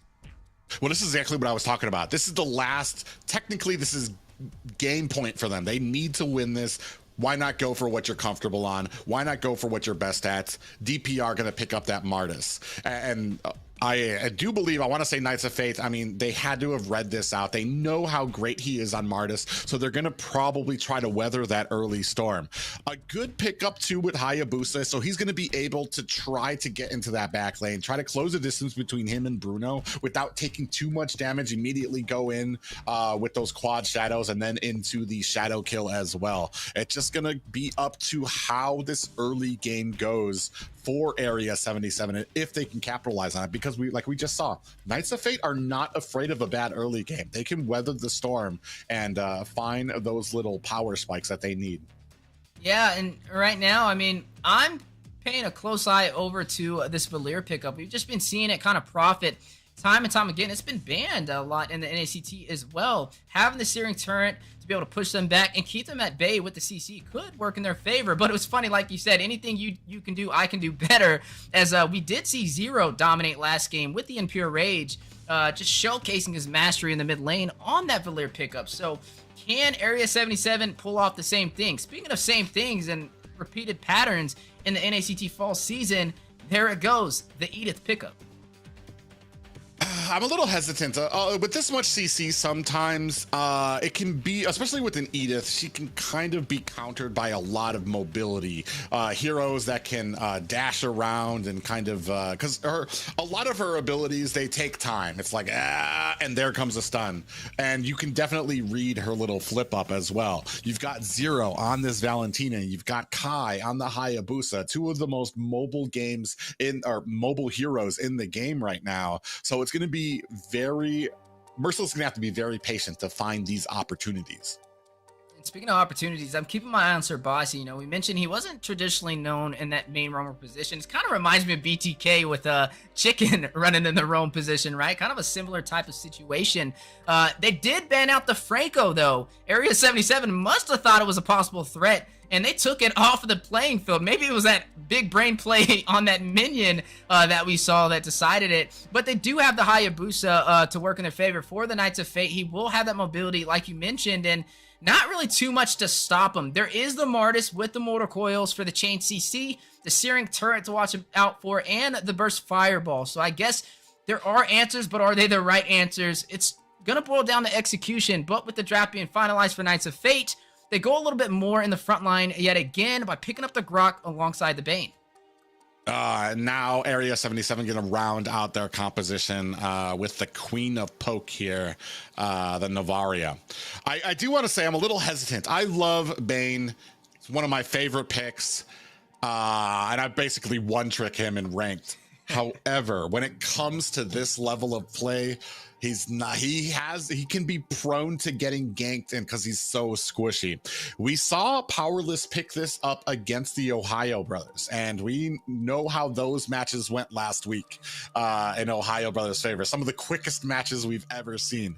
So I hope we have a plan for us, especially when it looks like we're kind of building towards a decent amount of team synergy. But ladies and gentlemen, this is do or die for Area 77. They need a victory here against the Knights of Fate to keep their hopes alive for the playoffs in NACT.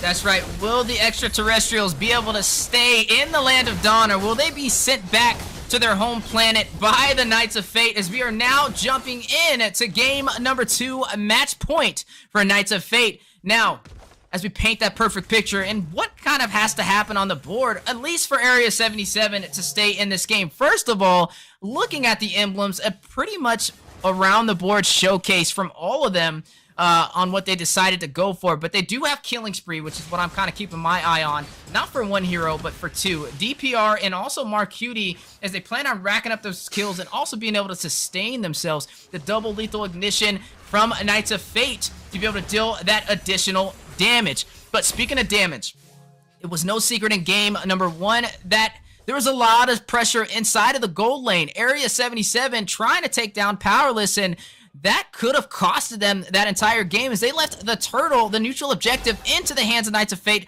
with little to no contest in an 11-minute finish. Yeah, it's going to be very interesting to see how he go here. Powerless actually has the Impure Rage, which means he's trying to kind of keep up that mana in the side lane, especially against somebody like Marcuti in the lane. It's going to be very interesting to see how this goes on. You can see already Powerless getting chunked down there. Like I said, very interesting pick here from Powerless. We're going to see, oh, we have a big gank possibly incoming here. Gal's Cutie on the back end senses something is going to go ahead and provide some support. Yeah, Knights of Fate already showing that they're going to try and prioritize that gold lane nice and early. They know that's where they can profit at alongside the neutral objectives. We got to see where Area 77 responds, what they decide to trade and focus on for the early game. But speaking of focus, some damage nice and early from DPR. DPR almost got caught. In comes Merciless with a big pocket up onto 2. Now activates that Primal Wrath, but gets taken out. Gal's Cutie finds a kill. DPR finds one onto Mikasa. 0-3 for Area 77 in the opening minutes. Now, you see, this is why you don't give DPR the Martis pickup. That's 2 kills in 2 minutes. I literally blinked for a second, and he made the most out of the situation, not only getting the kills, but picking up the first turtle. Yeah, and already that means that DPR is going to be on a roll here. And we were talking about that comfort that he has on that hero. Has a Savage with him already. Powerless kind of struggling here in a lane, not able to put on an adequate amount of damage to really make Marcuti, I want to say, fear him in the lane right now. Yeah, speaking of lanes, as we are seeing some of the items be picked up on the board, right now you are still seeing Marcuti and Powerless pretty much even in the gold lane. Even though he is running that Bane, who we don't traditionally see, he's not falling behind, and I think that's one of the key things to kind of focus in on, is he did get the Hunter Strike as well to be able to get some additional speed and deal some additional damage nice and early. That cheap item to be able to pick it up and have the slightest advantage in his lane. But speaking of lane pressure, I memean, look at Serbasi and Galscutie, both of them protecting their ADCs. I do want to say Knights of Fate probably doing just a little bit of a better job protecting that marksman lane this time. Serbasi going to come in, does get a little bit of damage on there. Crab Claw Cannon connects on both members of Area 77. Here comes the damage on the Serbasi, but Zero here trying to provide some support. Gets caught up in the bush by DPR. Now that it's 4 members, they might actually be in a bad way here. Out comes the ultimate. Serbasi in a bad way. DPR gets the decimation onto Powerless, and in comes the quad shadows from Kai, trying to fend off the rest of Area 77 so that they can escape. Man, and DPR just being scary on the Martis, gets a pick off, does some additional damage with a double decimation, and gets out of there with no penalty. Now sitting at 3 kills, leading the way so far on the scoreboard. Matter of fact, he has 75% of the kills in this entire game between both teams, since there's only 4 kills on the board, and he has 3 of them. But looking at Knights of Fate, this is a little different than what we've seen, right? It was pretty much an even matchup as they were trading for objectives, but right now, no objectives have fallen into their hands within the past 4 minutes. Yeah, and now Area 77 free to start this next turtle. 4 members in great position here as well. Here come the rest of Knights of Fate looking to try to make something happen. Are they going to be able to contest this? Big pop-up lands on a Mikasa quad shot. And Serbasi finds the turtle. Great job by him. Zero comes in, finds a kill onto Merciless. DPR is trying to escape alongside the rest of Area 77. Galscutie almost got trapped on the wrong side of that Grok wall. Yeah, and a little bit of a wasted flicker, maybe a little bit of a panic on that battle spell for Area 77, but hey, a kill and a neutral objective, I'll take that any day. But Jules Cutie from a mile away gets the snipe onto Kai in the mid lane. Yeah, a great synergy from Galscutie to be able to push him out, and Jules Cutie hit him on the button. Yeah, able to take him down. The first kill for Knights of Fate, 5 kills for Area 77, but now the siege for the bottom side is Serbasi in position, but Marcutie there for the assistance and the denial. Now, Galscutie did just pick up that Ice Queen wand, so he will be able to deal some additional slow to the team of Knights of Fate as they do try and rush in with the triple frontline composition, the Terizla, Serbasi on the Grok, and also the Bane by Powerless. He's not really going in for the damage. He's going in for the utility, and that could potentially slow them down in their tracks on these engagements. Yeah, I mean, we've seen it before. Area 77 can get the early advantage. Knights of Fate will sit, be patient until that late game. But, I mean, you have to have something left for that late game. Powerless on the wrong side of a little bit of fire there from Galscutie. Mikasa comes in for the support for Serbasi. 3 members in there. Galscutie putting something on to Serbasi, but not enough to find a kill just yet. I want to say great job by Serbasi to kind of provide that support here. I mean, they were able to get a lot of that gold off of the tower, but still a great job of being able to protect Powerless, hoping that he can get into that late game. That's right, and both teams trying to find a way to open up the map as no turrets have fallen so far within the last 7 minutes. Both teams able to claim a turtle and only about a 1,000 gold difference for Area 77, leading the way by 4 kills, but this all may change in the blink of an eye as the next turtle has spawned in and in the mid lane. Oh no, not able to kind of get the finishing touch with that shadow kill. Looking for, Kai just narrowly avoids orb from Novaria. We got DPR settling onto the turtle. Zero on the backside, putting the damage onto Galscutie. Is that going to be enough? Uses an ultimate against the Merciless is in with that Primal Wrath. Gets caught with a deadly catch as well. The damage spreading to the rest of Area 77. That is 2 members down. Merciless down as well. Powerless finds a kill on DPR. Marcutie down as well. Only Jules Cutie left from Area 77, and we were talking about it. Knights of Fate with those power spikes swinging around in their favor. Everybody wanted a piece of pie in that engagement. That was a full 5 versus 5 in the turtle pit, but only one team profited. 4 kills going to the Knights of Fate and a turtle in their favor to give them the advantage and also open up the map in the mid lane as we are now looking at the item differences, right? Blade of Heptases, Hunter Strike picked up from Kai will be able to do some massive damage on the initial engagement as he rushes into any of the members of Area 77. Powerless in the gold lane, running the Bane, building up the Blade of Despair, already has the Hunter Strike and some additional cooldown reduction from the Magic Shoes. On the opposite side of the playing field, though, Marcuti a little bit behind in the farm now, as you are seeing Powerless trail by about 1,000 gold. Yeah, and I want to say, as much as Bane sometimes has issues, this is where he really shines. He's no longer confined to a single lane for the laning phase. He's able to rotate around and put that massive tower damage he can put out to start macroing up his team. Now we're coming on to Merciless. Zero finding him. Beef gets flipped up by his own and taken out by Merciless there. A great pickup for Area 77. Kills narrowly in their favor now. Yeah, a little bit of crit on the way as well. Marcuti picking up that Berserker's Fury off screen. But looking at what we're seeing, almost at the 10-minute mark, getting to that mid-game, and Knights of Fate applying that pressure. They are dominating. It is bleeding blue in terms of the turrets. Right now, Area 77, they're not out just yet. It is currently match point, though, and right now it's in Knights of Fate's favor. You can definitely see their momentum boost thriving. But Area 77 still has a chance to turn this around. We've seen a little bit of flicker for hope, especially with DPR on this Martis when he opened it up with a 3-0 answer. But the flicker in, the shadow in for the denial in the jungle.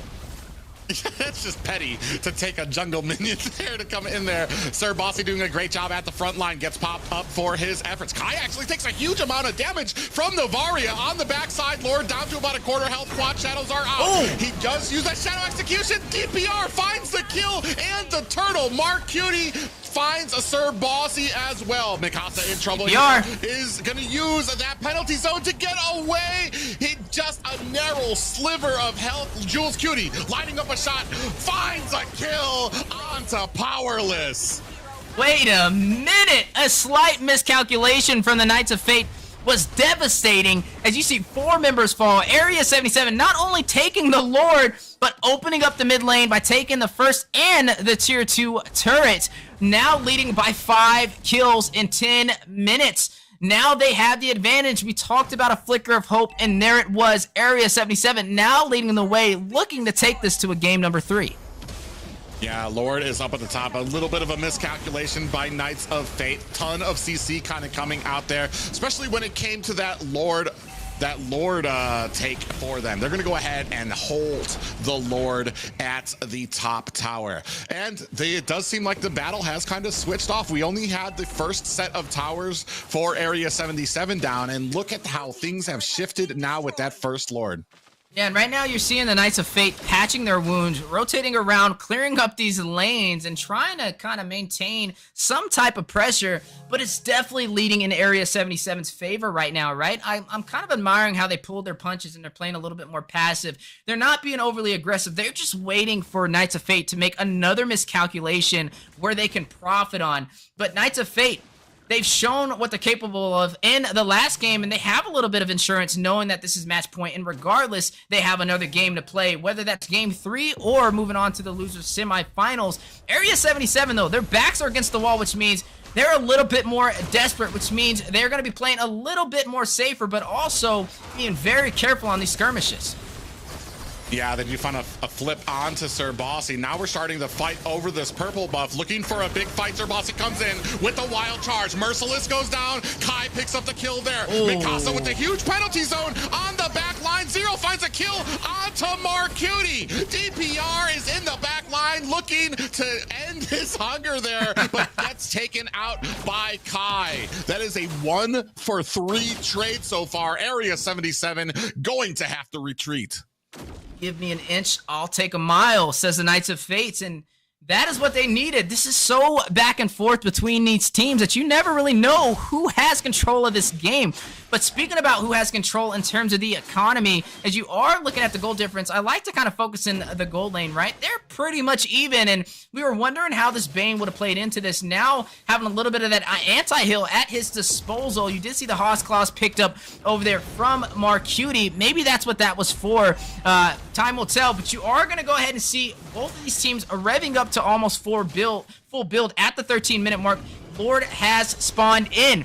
Who will be able to take this objective? Will we see Knights of Fate turn this back around in their favor, or will Area 77 be able to claim this objective? Well, they've got 2 members up at top, which means this is an uneven fight at this Lord Pit for the Knights of Fate. I think Area 77 might realize it. You have 4 members coming in here. Sir Bossy at the front. Merciless dives into the back. Big wild charge comes out, but down goes Sir Bossy. Out comes the deadly catch and finds a kill as well. DPR finds the Lord, and this is bad news for the Knights of Fate. They're going to go ahead and disengage. A misplay from Kai, taking down the jungler from Knights of Fates, denied them the opportunity for the retribution, and now you're running on the Hayabusa. I would have liked to have seen that be a little bit more patient, right? You have that quad shadow to be able to get in the blink of an eye to take that Lord, and I feel like they put their foot on the gas a little too early without their team ready to kind of take that fight, and now Area 77 will profit with this Luminous Lord marching down the mid lane, and Knights of Fate down to their inhibitors. It's a tier 2 falls on the bottom side. Yeah, Luminous Lord crashing down at mid, putting on the damage with a charge. You can see the rest of Area 77 trying to force this at the bottom, but such a great job by the rest of Knights of Fate to go ahead and clear out some of these lanes. Next wave crashing in is going to be up at the top. I'll tell you what, Knights of Fate must work in the medical field because their first aid is on point when it comes to kind of putting some band-aids on their wounds. But speaking of band-aids, huge damage on a powerless. And this is what I was talking about with Bane. He's still squishy even here into the late game, especially when you're playing him as a physical build. Doesn't really have that regen that you get from the magic build and doesn't have the tank items you usually see with a jungle Bane. So you're just talking about a literal glass cannon. Yeah, speaking of cannons, there goes the Divine Glaive picked up from Joel's Cutie for the additional magic pin and the late game damage. I like to say with the Navaria, it's kind of like having a 2-for-1 in the jungle. The damage from that sniper can definitely steal the neutral objectives and catch you off guard for a pickoff. I mean, you've seen how much damage he did alone. Just the powerless in that mid lane. Now, we are looking at the 15-minute mark, and right now, it's still back and forth. As we say, the later this game goes, the objectives start to not matter. It just depends on the skirmishes. The respawn timer is too high for anybody that falls. Yeah, we have the ultimate from Navaria out. Sir Bossy in a little bit of trouble. Wild charge catches 2 members. Deadly catches out. Is it going to find the members? DPR is diving deep into the back lane. Decimation catches Sir Bossy. Zero finds the kill onto Area 77 jungle, but he might be taken out himself as well. Narrowly gets out of harm's way, and a great job by Mikasa, but it looks like he's going to pay for that with his own life. Powerless trying to zone out the rest of the team, but is not going to be able to do it. Catches some damage for his efforts. Rose Gold Meteor picked up from Marcuti, providing a little bit of that additional shield, especially when his HP gets very low. But looking at that engagement, we were just talking about the power of the sniper from Jules Cutie, able to get that kill at the last minute from afar. 10-14 right now, and honestly, this is just a flip of a coin on who can execute better in these engagements. We're about 17 minutes in. This is late game. This is full build from both teams, as we are going to be seeing this Luminous Lord spawn in, and right now, Area 77 maintaining pressure on the map. I mean, just look at the minions crashing in to almost the base for the Knights of Fate in all 3 lanes. You're looking at Area 77 definitely being very comfortable and pulling the aggro for this Lord. Yeah, it's going to be the 3rd Lord for Area 77. Sir Bossy trying to get the vision is not going to be able to find it fast enough. And here's the problem with a late game Novaria is you're basically going into every single team fight with like half health on one of your members, as she's able to snipe from like a great distance. Now, I want to say this is not where you want to be as either of these teams, because like we were talking about, it basically comes down to a fight. You've evened it up. You're at the 17-minute mark. There's only so strong that you can get with itemization, and now we're just looking at basically how these team fights unfold. Speaking of team fights, keep an eye out on DPR. He's been such a crucial factor for Area 77. 8-3-2. The decimation has not had an answer to Knights of Fate as the skirmish now on the way for a possible ending. Yeah, Shadow Kill comes out. Great job by Kai to go ahead and clear out those minions. That's not going to be able to save this top tower, though. And in comes some damage. Powerless gets almost taken. Gets taken out by Merciless. Finds the kill there. And this might be also for Knights of Fate. They're trying to hang on. In comes Kai. Shadow Kill, but Mark Cutie finds the kill. And down goes Mikasa. That's all she wrote for Knights of Fate. Area 77 still alive. Take game 2. Ladies and gentlemen, we are now moving on to game number 3 between Knights of Fate and Area 77 as they were able to fight it out. The aliens, the extraterrestrials from another planet, don't plan on going home anytime soon. Yeah, 3rd and 4th place, highly contested here. And something I want to bring up too, Area 77 have been able to take Avalon to 3 games every single time as well. This might be the slight edge that they're looking for. An upset over the Knights of Fate might be able to set the tone when it comes to these standings. Yeah, setting the tone is definitely what we're seeing today between all of these teams and what we've seen in the second match and the first one as well. I want to say that one was a lot more back and forth from the first game. Area 77 able to kind of make the most out of the situation though and close it out when the pressure was against them and a possible chance at losing a spot in Los Angeles. And it just shows you that they're not going out without a fight as we are now looking at the post-game stats. 18 minutes, 19 to 10. Right now, Jules Cutie, the unkillable 3-0 and 12 on that Navaria, fighting from the back line. But I gotta say, DPR on the Martis, unstoppable. Yeah, there's definitely need to have an answer for it too. Unfortunately, I want to say as far as that marksman lane went, they really allowed Mark Cutie. I want to say because Powerless had some issues. The Bane, especially when it came into the late game, the biggest damage that you get is from that Crab Claw Cannon, dealing 200% with the ricochet. He was not even able to get close because Jules Cutie was always there with the Navaria to chunk him down to more than half health. Here you can see, I mean, it's still having issues. Kai comes in and I believe this gets stolen by DPR and a kill onto Kai there. And that's unfortunate. You were talking about how Kai needs to go in, get that shadow kill, but Area 77 didn't even allow him that. They were always trying to preface these fights with attacks of their own so that Kai was not able to answer it the way he wanted to get those shadow kills right when he needed to. Yeah, just having the advantage and making the most out of the situation right there on the 1v5. You might as well just let that one go. But nonetheless, excellent gameplay to be able to close out that match and even out this series. Is now moving on to the post-game stats. Rich Guy going to Mark Cutie. Jules Cutie, the carry, the sandbag. Mikasa taking over 135,000 damage. But let's not forget about Gals Cutie, the forgotten one, racking up those assists up to 16. Yeah, it's as we move into this 3rd draft phase, I have to say there's probably gonna have to be a Martis ban up there if we don't have a proper plan for it. I think we're starting to also see the limitations of Powerless's gold lane too as well when it comes to possible hero pool that he has out there. Like I said, we saw Bane against the Ohio brothers as well. Did not perform the greatest. Yeah, and you know, it was interesting. We were kind of watching it, and it was pretty even in the early phases of the game. I feel like you couldn't really tell if it was going to profit or not, but you could definitely tell the difference the later the game went, right? Just having that marksman on your side was what they really needed. The Bane just kind of fell off. Yeah, it wasn't really like a problem in the beginning. He was doing what he needed to. He wasn't losing in the lane, but the late game is what we were worried about, and that is what made the difference over there for Area 77, the extraterrestrials, to push through and even out this series. And speaking of series, we're on game 3, the first game 3 of today, and not only game 3, but again, painting that picture for what is on the line for these two teams. They're fighting it out. Both of them have a potential chance to fight in Los Angeles, and to go to a game 3 just shows you their tenacity. It shows you their passion to fight it out, and neither of them are ready to go home just yet.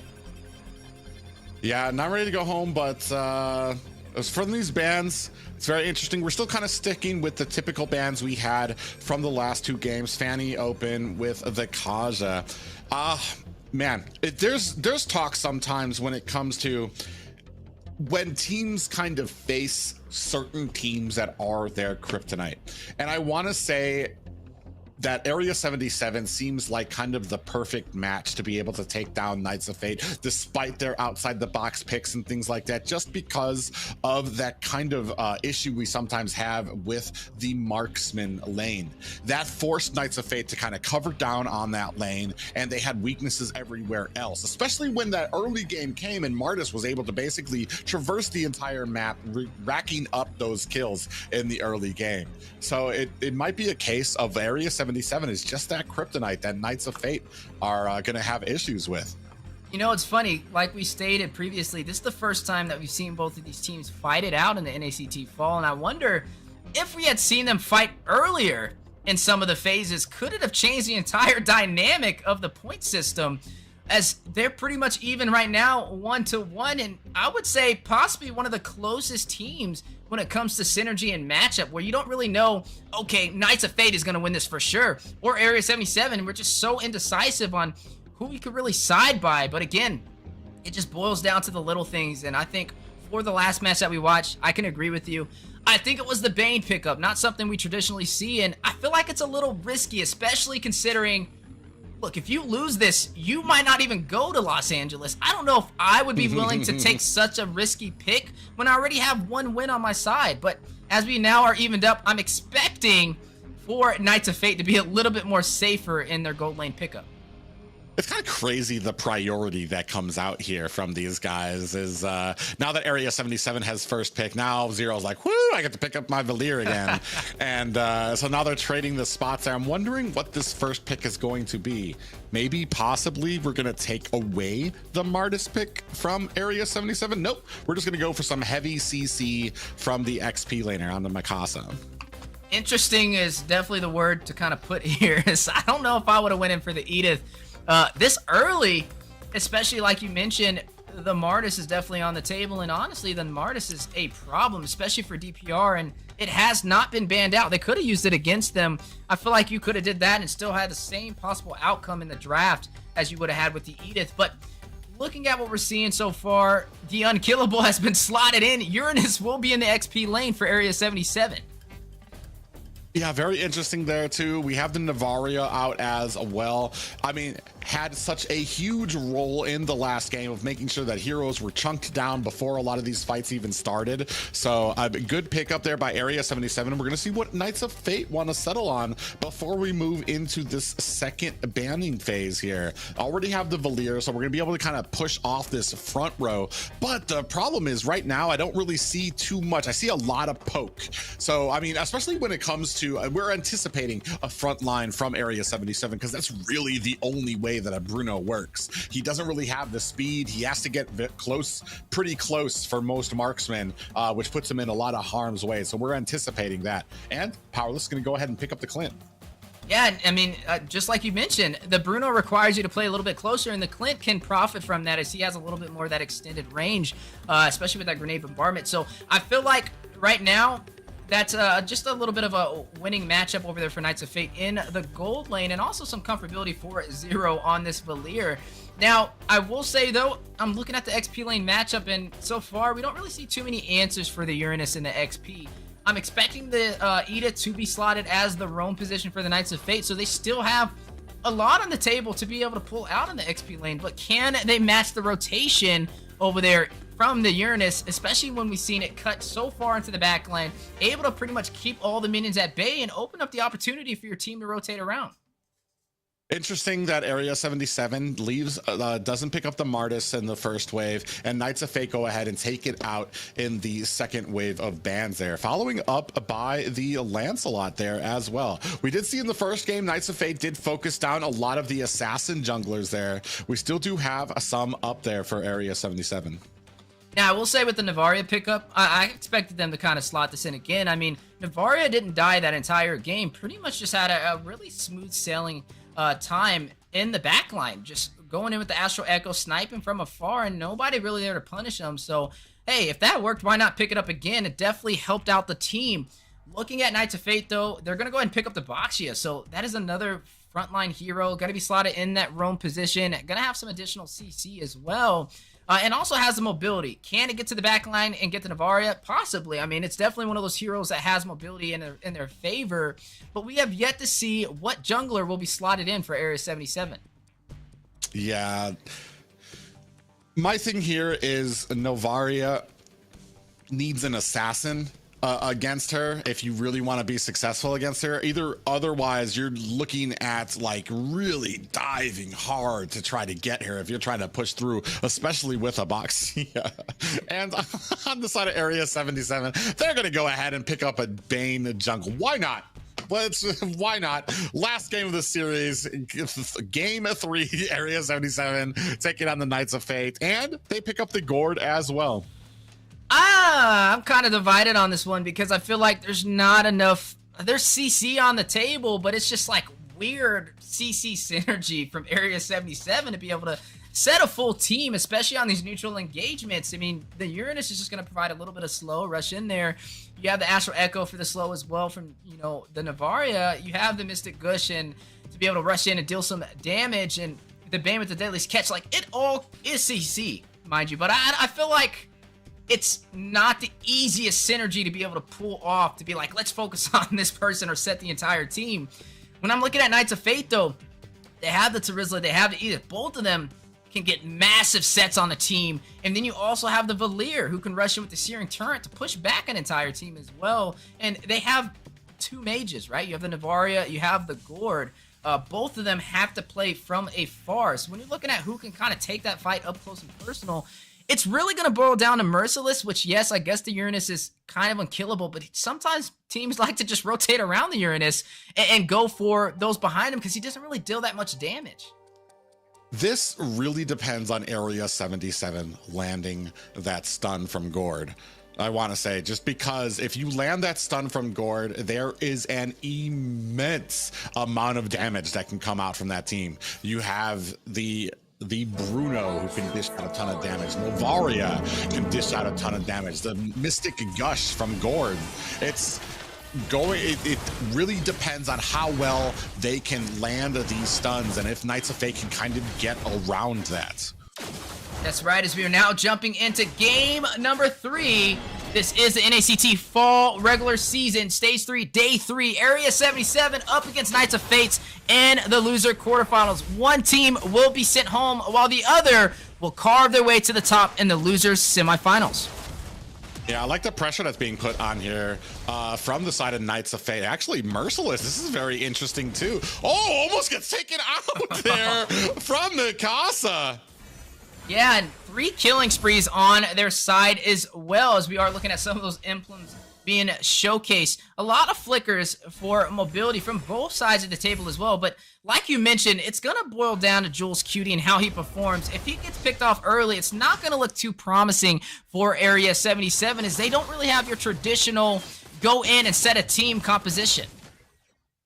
The only thing for me, though, is I feel like Powerless is the only real big damage on the side of Knights of Fate. Well, actually, as I say that, Knights of Fate come in here and are going to be able to find the first kill onto Mark Cutie. A little bit of a change up from what we saw from the first game, where Area 77, and as I say that, Deadly Catch comes out, Flicker unleashed from Zero. He is trying to find himself an escape, and Sir Bossy doing a great job being that on the side. Kai comes into the back lane looking for a kill, able to disperse that. The juking from Sir Bossy avoids a sphere from Gals Cutie. Powerless trying to put on the damage. You see him sitting in that pool from Gals Cutie looking for a sphere.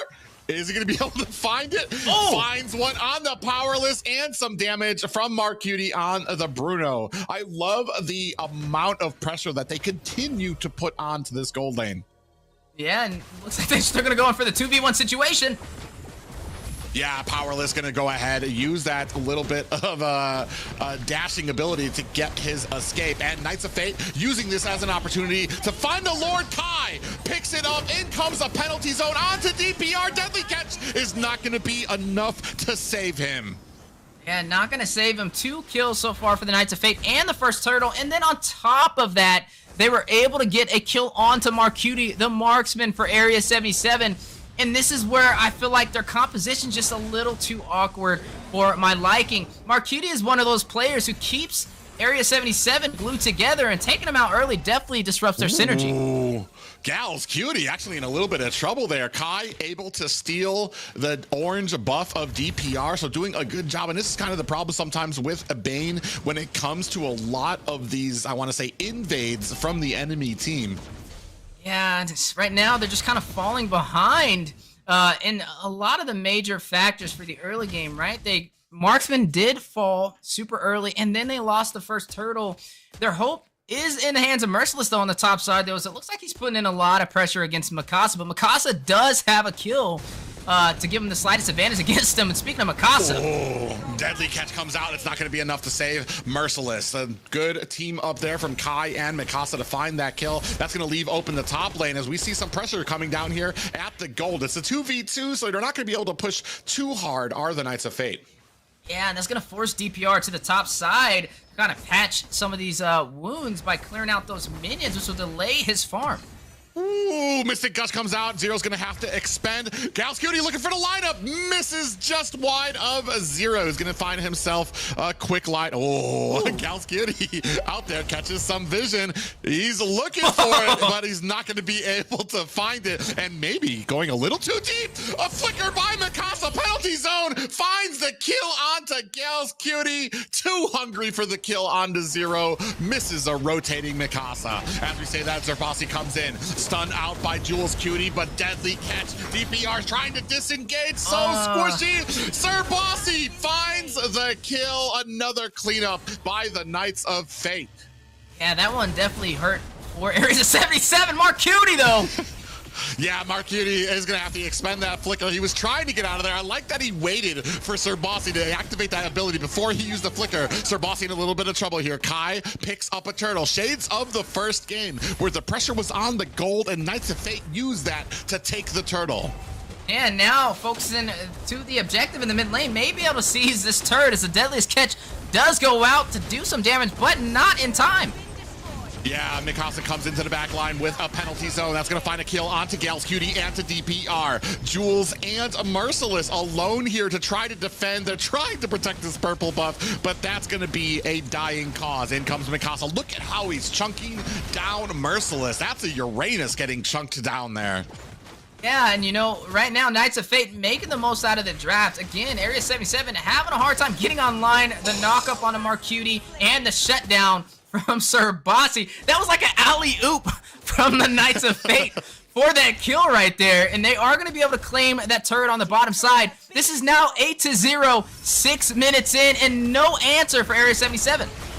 Oh, Jules Cody gets taken out there as well. Deadly Catch comes out powerless in a little bit of trouble. Gets taken out by DPR. Sir Bossy is next on the chopping block. Lands the pop-up on the DPR. He's charging forward. Gals Cutie with the snipe steals the kill away from DPR. Kill Stiller. You're going to see Gals Cutie pick up that kill, increasing their kill score to 2 compared to 9 of the Knights of Fate. And you definitely can tell they're comfortable right now pushing forward. I mean, looking at the gold difference, let's just look at the marksman. 3,800 gold compared to 4,400 over there from the Clint. He did pick up that Blade of Heptases. He knows he has the advantage in gold. Why not get the Blade of Heptases and deal some additional damage on that initial engagement? Whereas you're looking at the Bruno picking up that Hawes Claws instead. But now, speaking of Bruno, speaking of Marcuti, dealing some damage on a Marcuti, and Area 77 may be able to rotate around for the kill. Ooh, Mikasa in a bad way here. Deadly Catch and the Mystic Gush is out. Mikasa's going to be taken out here. We are hoping Zero comes in there, does activate that Vengeance Flame, pushing away the members of Area 77, but this is not a fight that he wants against. There's 4 members of Area 77. A little bit of a stun, lands on the Zero. He's not going to be able to protect this tower. Yeah, that tower will fall. Good play from Area 77, taking their first turret so far of this game. But right now, Knights of Fate, 3 turtles in and also 1 turret ahead of them and leading by 3,000 gold at the 7-minute mark. This is not traditionally what we see from Marcuti. He's been having a little bit of a harder time getting online. We're currently sitting at 0-2-1, but Powerless getting a little bit comfortable running the Clinton, having the advantage from his team profiting on these neutral objectives could be the difference. This is game number 3, though. Anybody's game, but only one will be able to push forward. The other one will be sent home.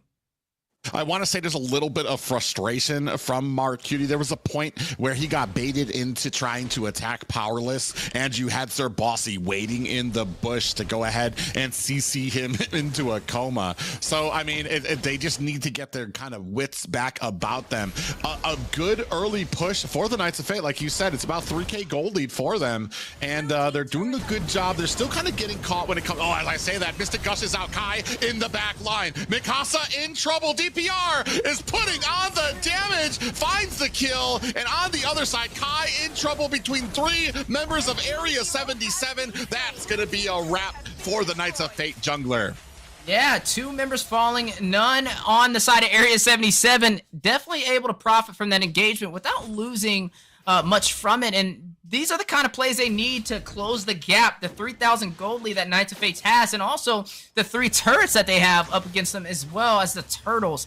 Now, it's still anybody's matchup. If Area 77 can continue to play passive and wait for Knights of Fate to overextend like they have been doing for the last 2 minutes, it will tip back in their favor in terms of scales. But speaking of scales, yeah, Powerless in trouble here. Got caught in the wrong side here. Deadly Catch is out. Sir Bossy alone against 3 members again. It's going to get taken out. This does not bode well for this next Lord of fight. And not able to make Area 77 pay for it are the Knights of Fate. They're going to have to step away from this Lord, possibly give it away for free. You can see on the back end, Kai looking for his orange buff. So I don't think this turtle's actually going to be contested.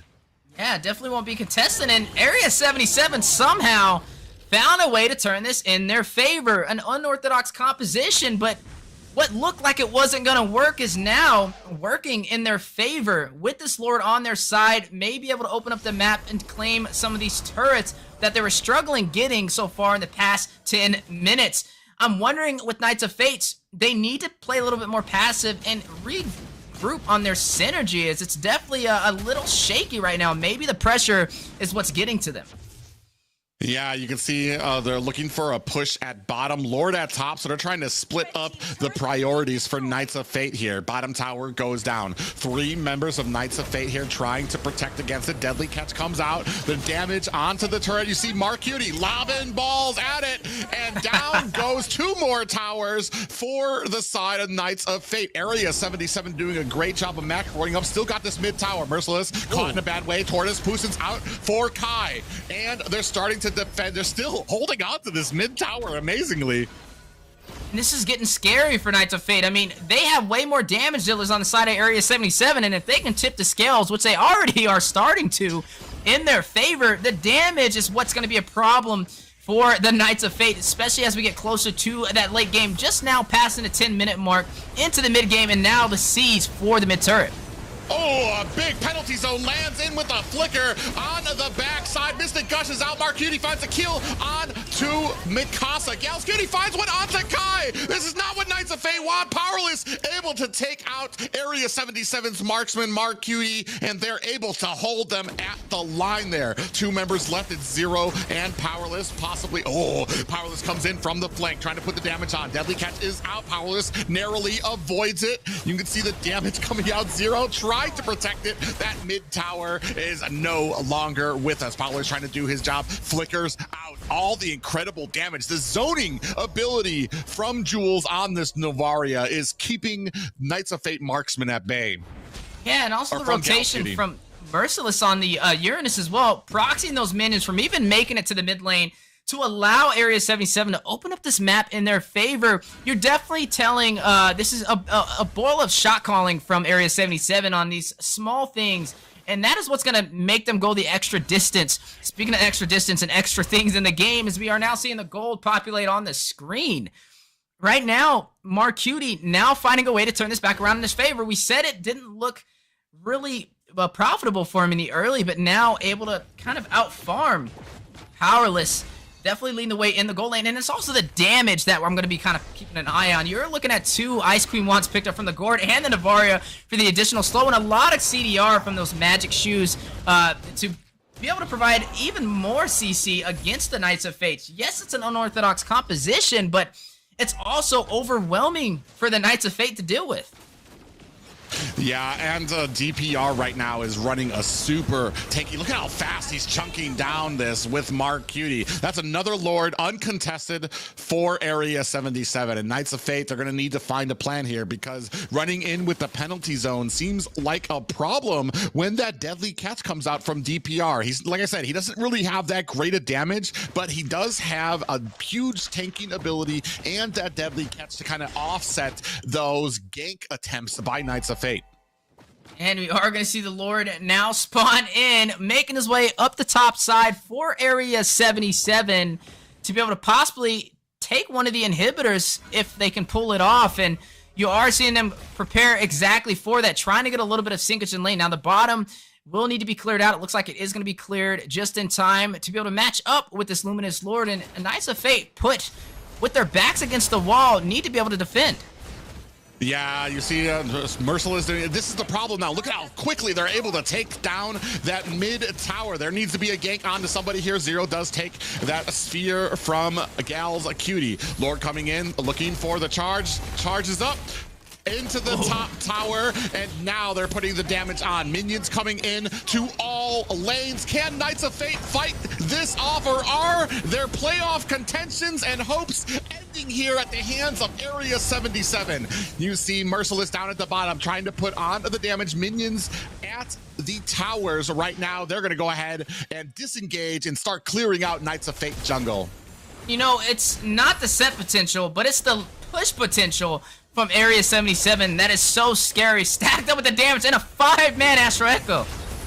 Oh, a big pop-up lands on the Gal's Cutie. He goes down quickly, and Knights of Fate trying to put on the damage. Kai goes down from Jules Cutie. Mikasa in a bad way into the back line. There's only 2 members left, or 3 members, Powerless, Zero, and Sir Bossy for Area 77. They are trying to close this up. Mark Cutie, ooh, almost baits out Sir Bossy, creates some distance, and out comes the deadly catch to push away the rest of the Knights of Fate. That is the next high ground tower for the Knights of Fate here. A lot of damage coming out. All minions crashing into the tower. Powerless is alone. They're trying to focus him down. Mystic gushes out. That's it. Game over. Area 77 take the victory. Phone home, as the extraterrestrials don't plan on leaving anytime soon. Push through in the best of 3 into the loser semifinals, taking out the Knights of Fate with a great finish. Textbook. It didn't look like it was going to work in their favor. Me and you both looking at their draft, scratching our heads, but hey, they pulled it off, and that just shows you why they are the pro players, and we're over here as the casters, and nonetheless, some flawless execution, and nobody can say they didn't earn their spot and one step closer to being in the top 4 for North America. Yeah, amazing game by Area 77. Unfortunately, Knights of Fate just could not catch their breath here. You can take a look here at the stats. I mean, a great job by DPR. Still, amazing 5 kills on basically a full tank Bane. Just amazing to watch. Yeah, 11-11 on the scoreboard. Both teams tied up in terms of kills. A 15-minute finish. And I mean, even if you look at the items, right? A lot of magic damage over there from Area 77. And then the Bane to kind of keep them on their toes. Not something I would have even expected to really profit on. And somehow Area 77 able to make it work in their favor. Knights of Fate, 2 losses back-to-back after they had the first game in their favor. Hard defeat, but it's been a pleasure being able to watch them through the NACT fall season. But now with Area 77 moving forward, they are definitely looking like a problem. It could possibly be one of the top 4 teams in North America. Yeah, it's actually really interesting because this match, I mean, not the way Knights of Fate were looking to end this series. Unfortunately, I mean, we saw it from the draft, not a lot of damage. And once this game got into the late game, there wasn't much that they could do to burst down Area 77, to handle Jules Cutie, Gals Cutie, Mar Cutie. So much damage coming out of that, especially when you're only really looking at Powerless and Zero. The rest, as soon as Mikasa came in, he was just getting burst down. It was, I mean, kind of a faulty game plan here. Even when you come in with a great pop-up into a penalty zone, it just wasn't enough here. You can see how quickly they were getting burst down, especially when it comes into this late game. On the backside, they're able to take down Mikasa while zoning out the rest of the Knights of Fate, and this was basically the beginning of the end. Yeah, and there's just a lot of range damage from Area 77 on those skirmishes, and just how fast they could just push through those turrets for that game winner. As we are now moving on to the post-game stats. Rich Guy, Marcutie, 769 gold per minute. The carry, DPR, the first jungler to get a Savage in the NACT fall season, strikes again. The Sandbag, Merciless with the most damage taken, sitting at about 124,000. And then the Forgotten One, but we gotta give him credit with the total assists, 7 for Gals Cutie. Yeah, amazing job by both teams here, but Area 77 here, I mean, we talked about Mark Cutie and his prominence in that gold lane, and it showed here tonight, especially kind of some of the off-brand picks from Knights of Fate. Not really off-brand, but I want to say like kind of the compositions and the synergy there. You can see from the first game, I mean, Area 77 had a little bit of a problem here. Knights of Fate able to really clean up, found that little switching point and that power spike for them to able to come in. But then, I mean, Area 77, such a great job in the next 2 games, found the answer. Yeah, and speaking of answers, there's always one hero that stands out. Let's go ahead and figure out who that is as we swing on over to the MVP.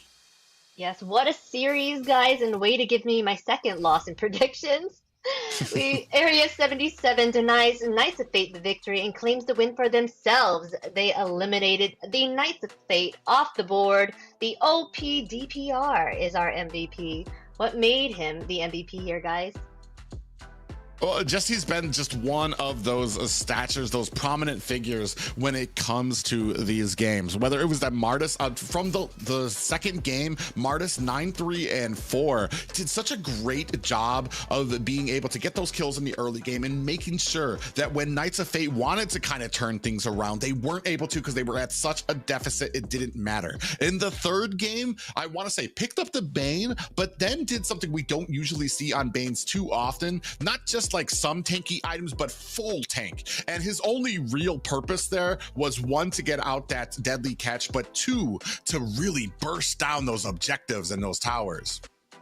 Yeah, and I mean, hey, the proof is in the pudding, right? He's definitely known for that Martis, and I think one of the things is respecting what some of these players are comfortable running on and not allowing them to pick it up, is it's almost proven for them to win when they have those heroes at their disposal. And nonetheless, congratulations to the extraterrestrials. Area 77 is there one step closer to Los Angeles. Yes, congrats to Area 77, and thank you for being part of the NACT Knights of Fate. We appreciate you being here and participating, and we hope to see you in future tourneys. But we've got Avalon versus Bloodhounds clashing up next to avoid a knockout. We'll find out who will stay on the board when we come back after this short break. Very low, Tyrants rage onto the wall. Zero takes down Dino.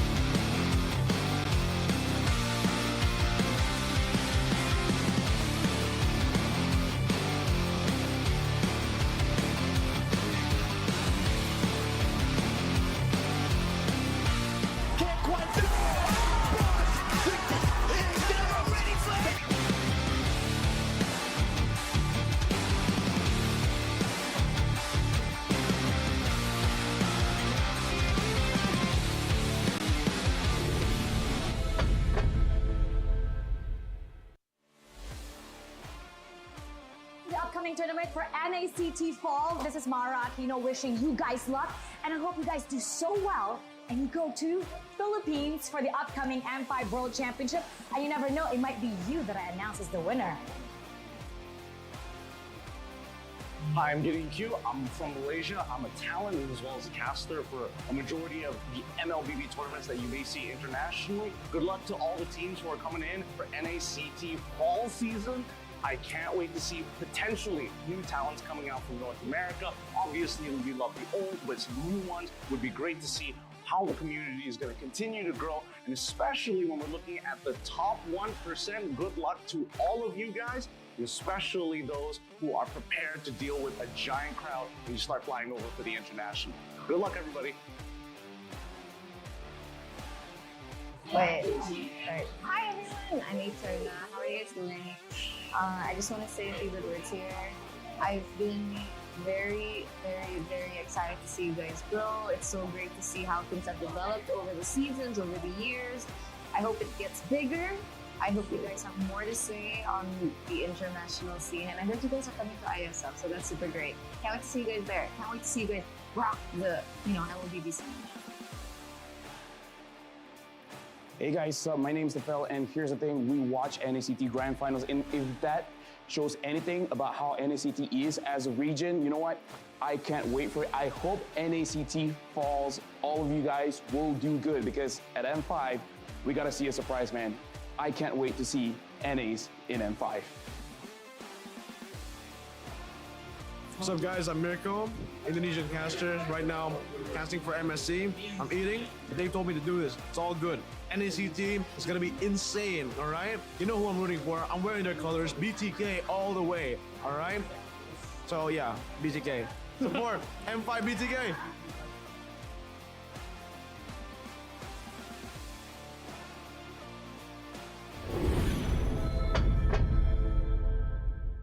Welcome to a journey through time as we delve into the transformative milestones of North American Challenger Tournament, NACT.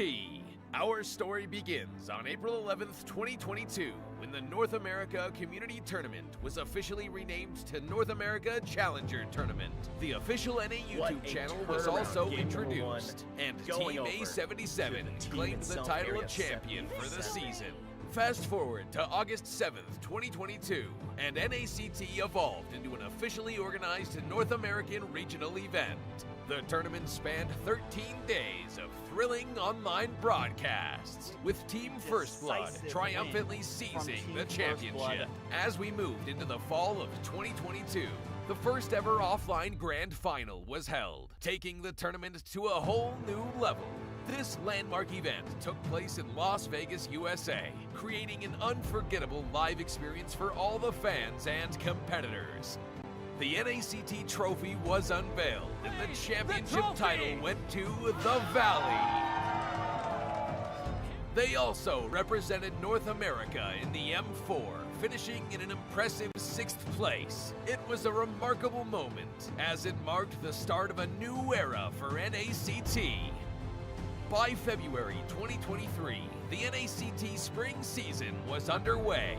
The offline finals took place on May 14th at the HyperX Arena in Las Vegas. Our livestream page was a sensation, reaching number 36 on YouTube's trending list.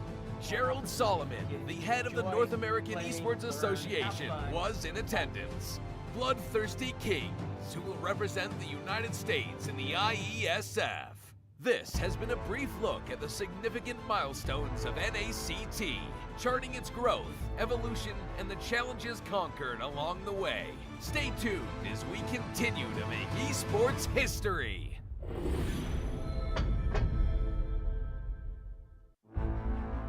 In the world of esports, every battle is a chance to prove oneself. Every moment holds the potential for greatness. It's not just about winning, but the spirit of competition that drives us forward. NACT 2023 Fall Season is where dreams are realized, where champions are crowned, and where legends are made.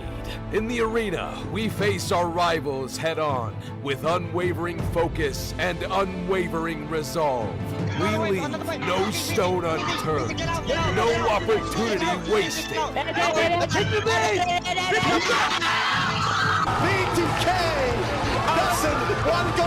Together, we create moments that will be etched in history. We inspire, we innovate, and we forge new paths towards glory. NACT 2023 Fall Season. My fight, my moment.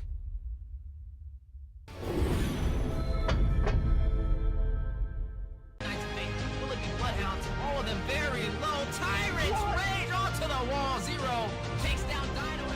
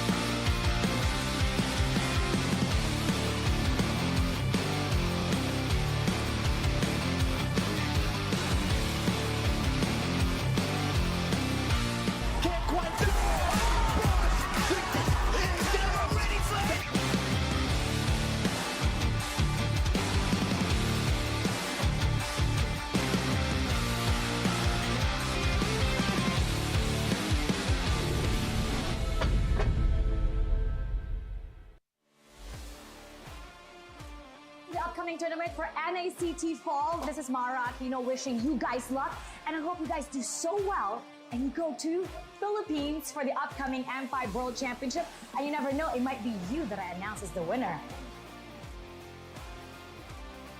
Hi, I'm Gideon Q. I'm from Malaysia. I'm a talent as well as a caster for a majority of the MLBB tournaments that you may see internationally. Good luck to all the teams who are coming in for NACT Fall Season. I can't wait to see potentially new talents coming out from North America. Obviously, we love the old, but some new ones would be great to see how the community is going to continue to grow. And especially when we're looking at the top 1%, good luck to all of you guys, especially those who are prepared to deal with a giant crowd when you start flying over for the international. Good luck, everybody. Wait. Sorry. Hi everyone, I'm Eterna. How are you guys doing? I just want to say a few good words here. I've been very excited to see you guys grow. It's so great to see how things have developed over the seasons, over the years. I hope it gets bigger. I hope you guys have more to say on the international scene. And I heard you guys are coming to ISF, so that's super great. Can't wait to see you guys there. Can't wait to see you guys rock the, LBB scene. Hey guys, my name's Fel, and here's the thing, we watch NACT Grand Finals, and if that shows anything about how NACT is as a region, you know what? I can't wait for it. I hope NACT falls. All of you guys will do good, because at M5, we gotta see a surprise, man. I can't wait to see NAs in M5. What's up, guys? I'm Mirko, Indonesian caster. Right now, casting for MSC. I'm eating. They told me to do this. It's all good. NACT is gonna be insane, all right? You know who I'm rooting for. I'm wearing their colors. BTK all the way, all right? So yeah, BTK. Support M5 BTK.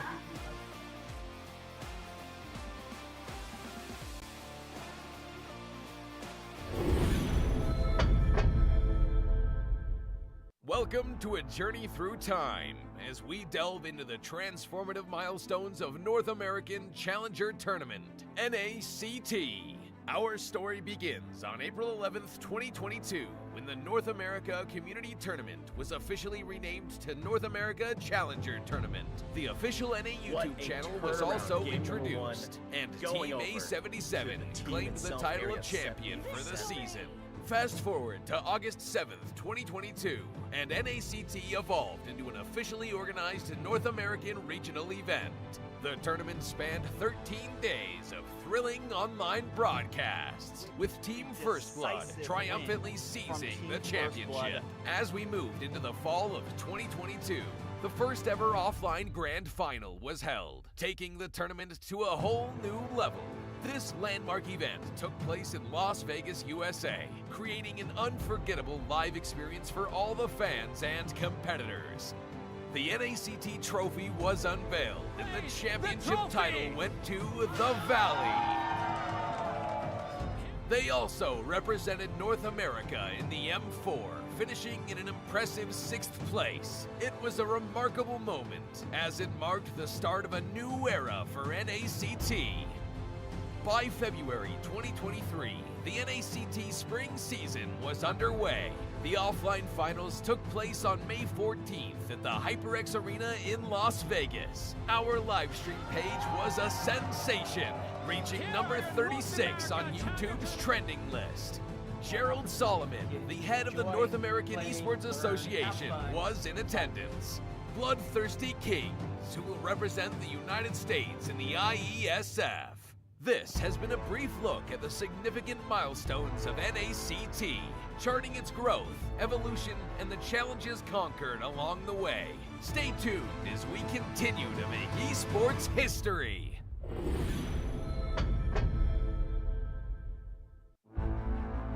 In the world of esports, every battle is a chance to prove oneself. Every moment holds the potential for greatness. It's not just about winning, but the spirit of competition that drives us forward. NACT 2023 Fall Season is where dreams are realized, where champions are crowned, and where legends are made. In the arena, we face our rivals head-on with unwavering focus and unwavering resolve. We leave no stone unturned, no opportunity wasted.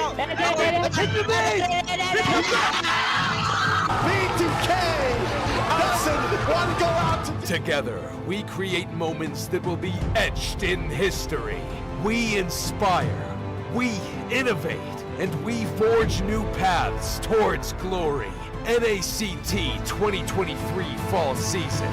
My fight, my moment.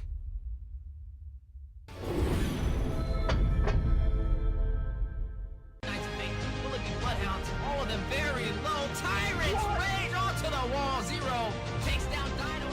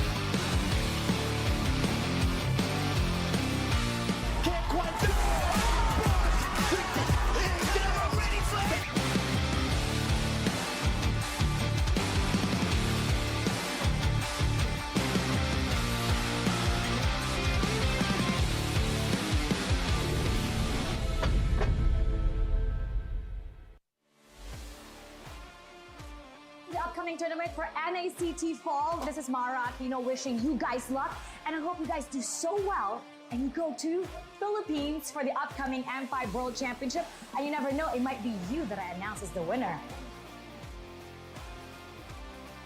Hi, I'm getting Q. Welcome back, guys. We just got finished with the Knights of Fate versus Area 77, and Area 77 took that win. Next up, we got Avalon versus Bloodhounds. Who do our casters think will avoid a loss this time? Let's check it out. My choice here was my choice here was Avalon because they were higher up in the leaderboard. This one's like 50-50 chance. So what do you guys think? Why did you guys choose who you chose? I know for me personally, I chose Bloodhounds just because of the spiciness it's gonna add to it. Them winning here puts them in a tie.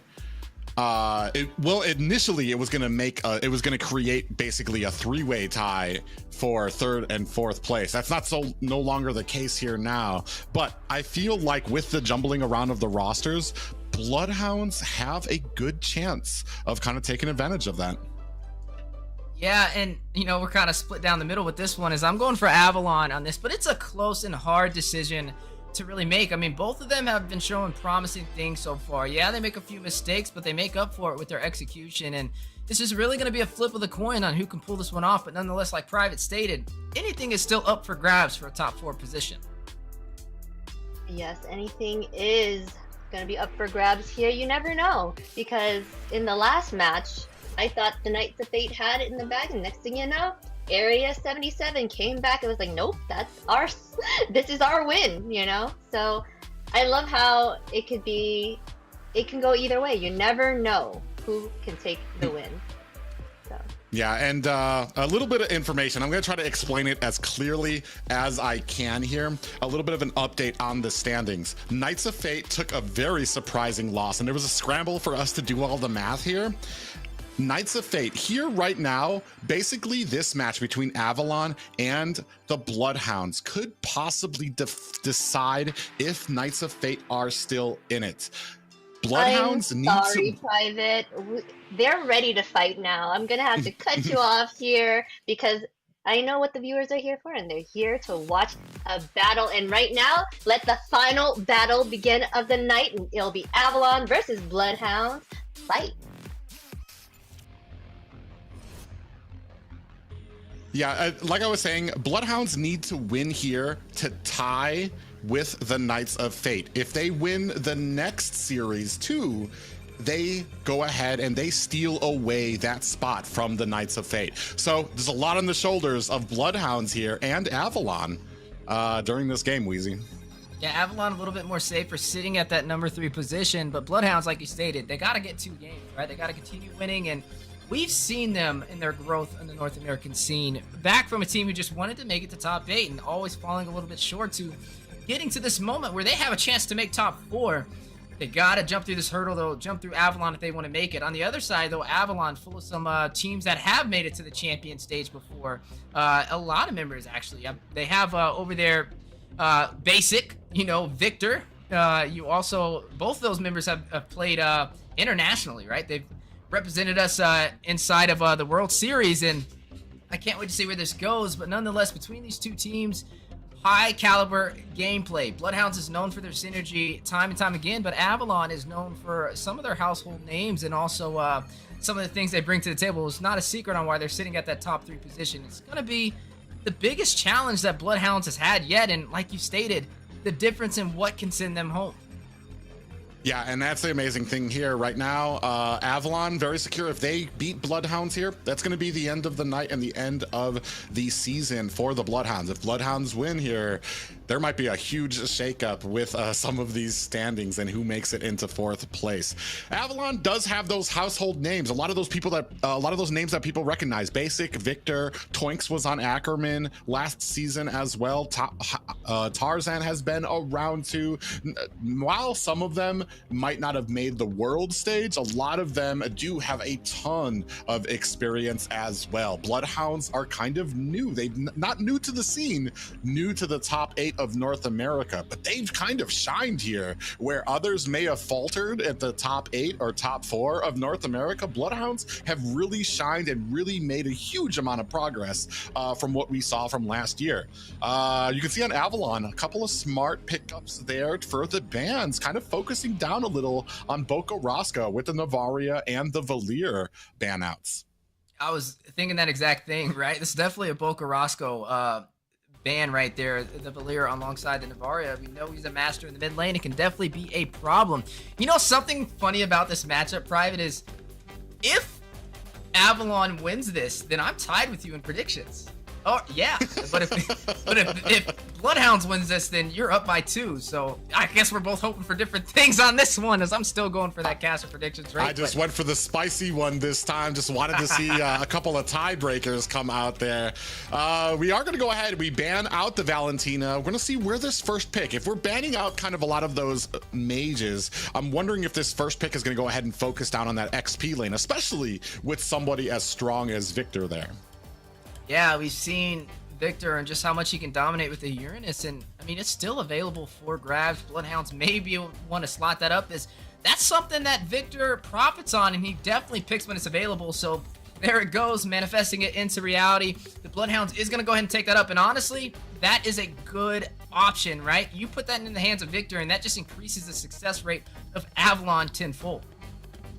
Well, there is sometimes that problem sometimes too. If you try to pick something, you better be able to play it to a crazy degree, especially against somebody who mains that pick, because of course they already know all the weaknesses of their favorite hero. So hoping that Dino or that the side of Bloodhounds can definitely make up for it. And then a big early game, easy peasy, another person that coincidentally has a Savage on that Martis as well.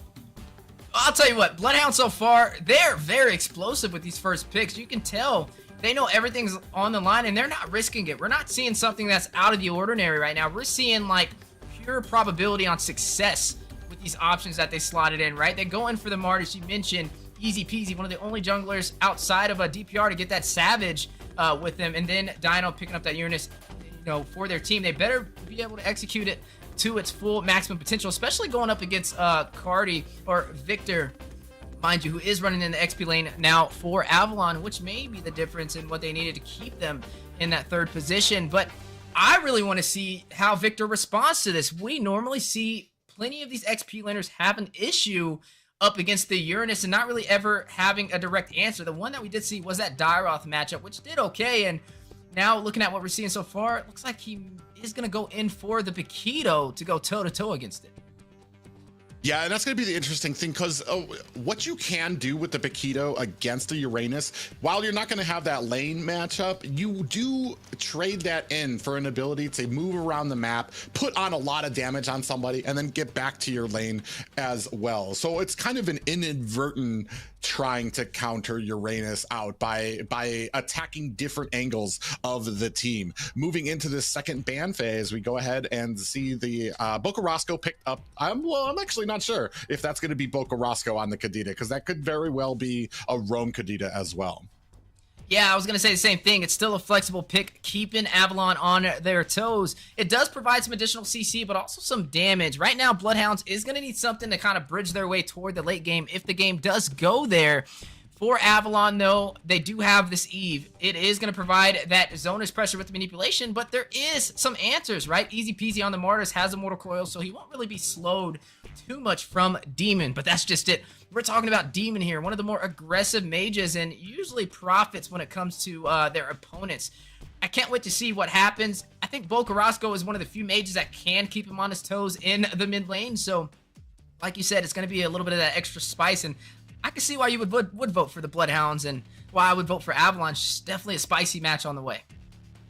Yeah, it's going to be very interesting. We do take out the Kufra from Bloodhounds as well. Coppola, I mean, like you said, he's gotten the MVP from the Bloodhounds as well. A great roam for them. And one of the things that kind of shines for the Bloodhounds right now is they've kept the same roster that they had before our break. So that synergy is still there. That growth is still there. While Avalon may have some weaknesses that can be exploited that come along with some of the synergy and some of the the rotations. We do know both of these teams put in some heavy games when it comes to scrims, when it comes to practicing. So it might not be as big of a factor, but I mean, it's something to think about when we come in here. You mentioned already, Boca Roscoe, easy peasy.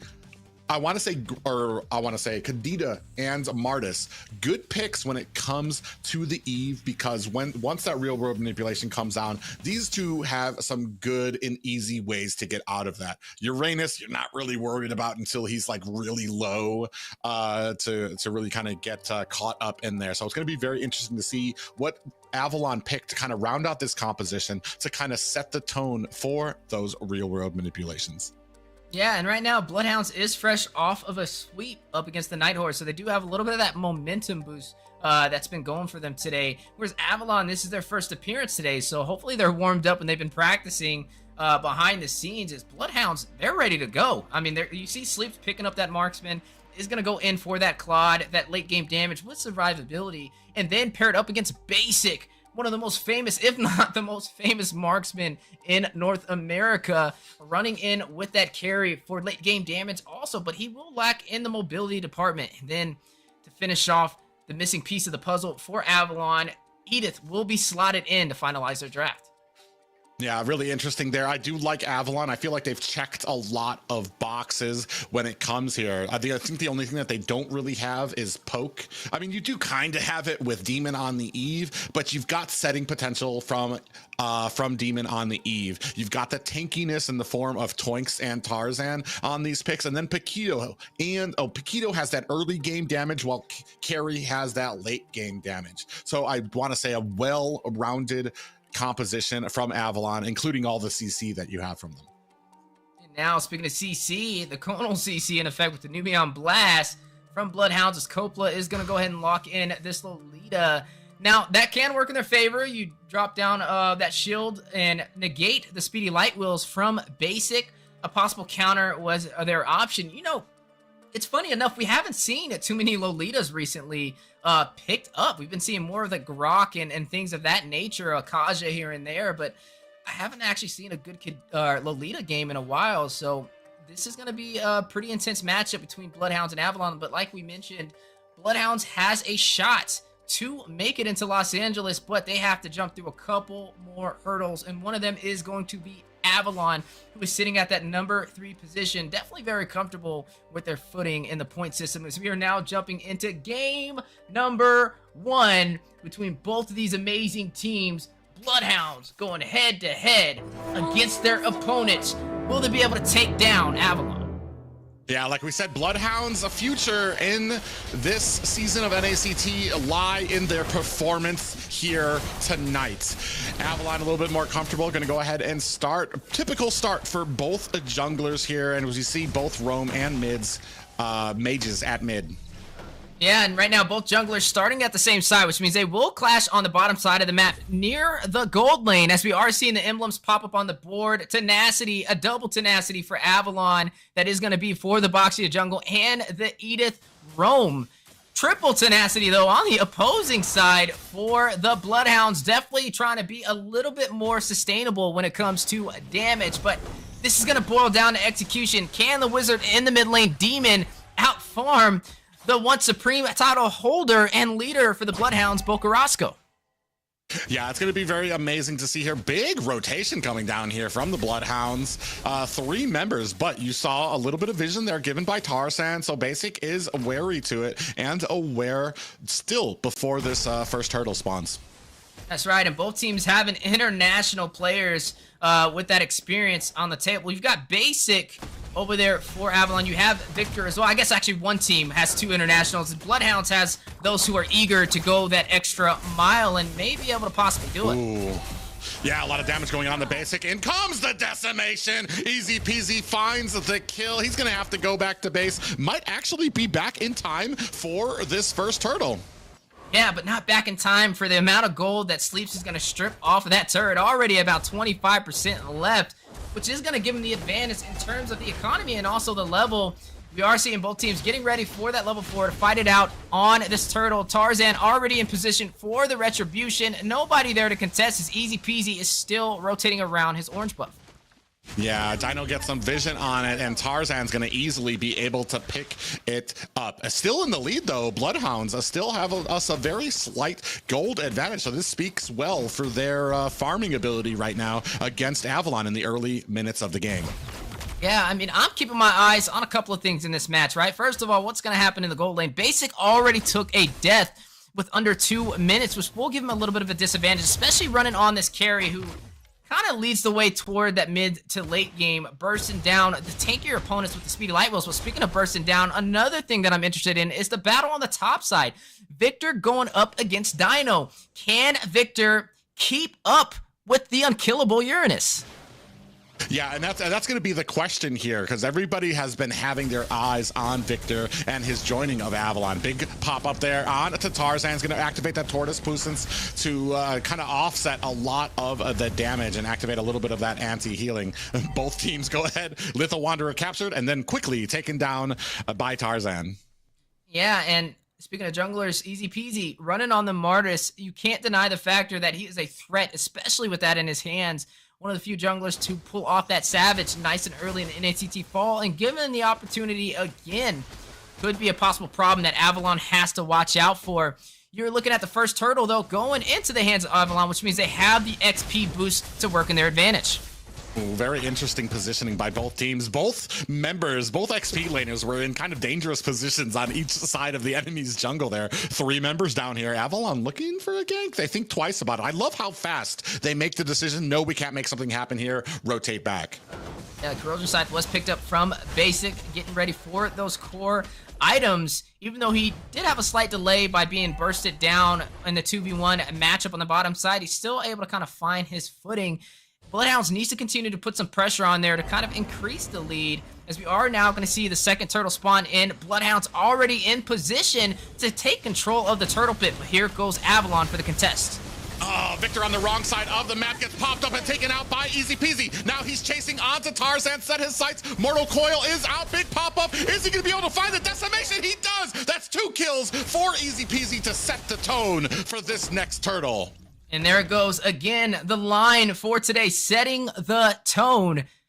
The Martis has just been such a problem, already picking up 2 kills and a turtle, showing you he can bridge the way for the early game when in the right hands. First it was DPR, and now we may be seeing Easy Peasy.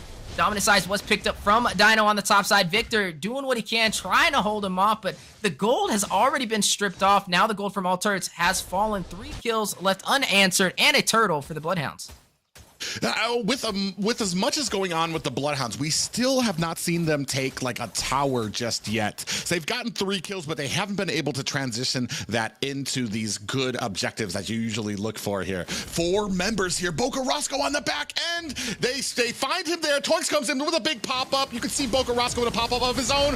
Rough Waves is out. Easy Peasy looking for another decimation. Is he going to be able to find it? Tarzan getting away, and on the back end sleeps with that blazing duet. Coppola finds a kill onto Toinks, and down goes a Basic. 2 more kills for the side of Bloodhounds, and just as I say that, Demon gets caught as well, and a flicker out to safety for Bloodhounds.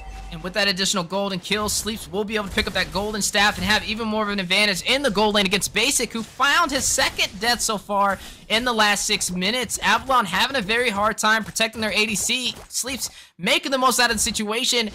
Looks like he will have enough time to take down that turret, which will open up the map even more in their favor. It is now 6-2-0, 6 minutes in, and Bloodhounds leading the way against Avalon.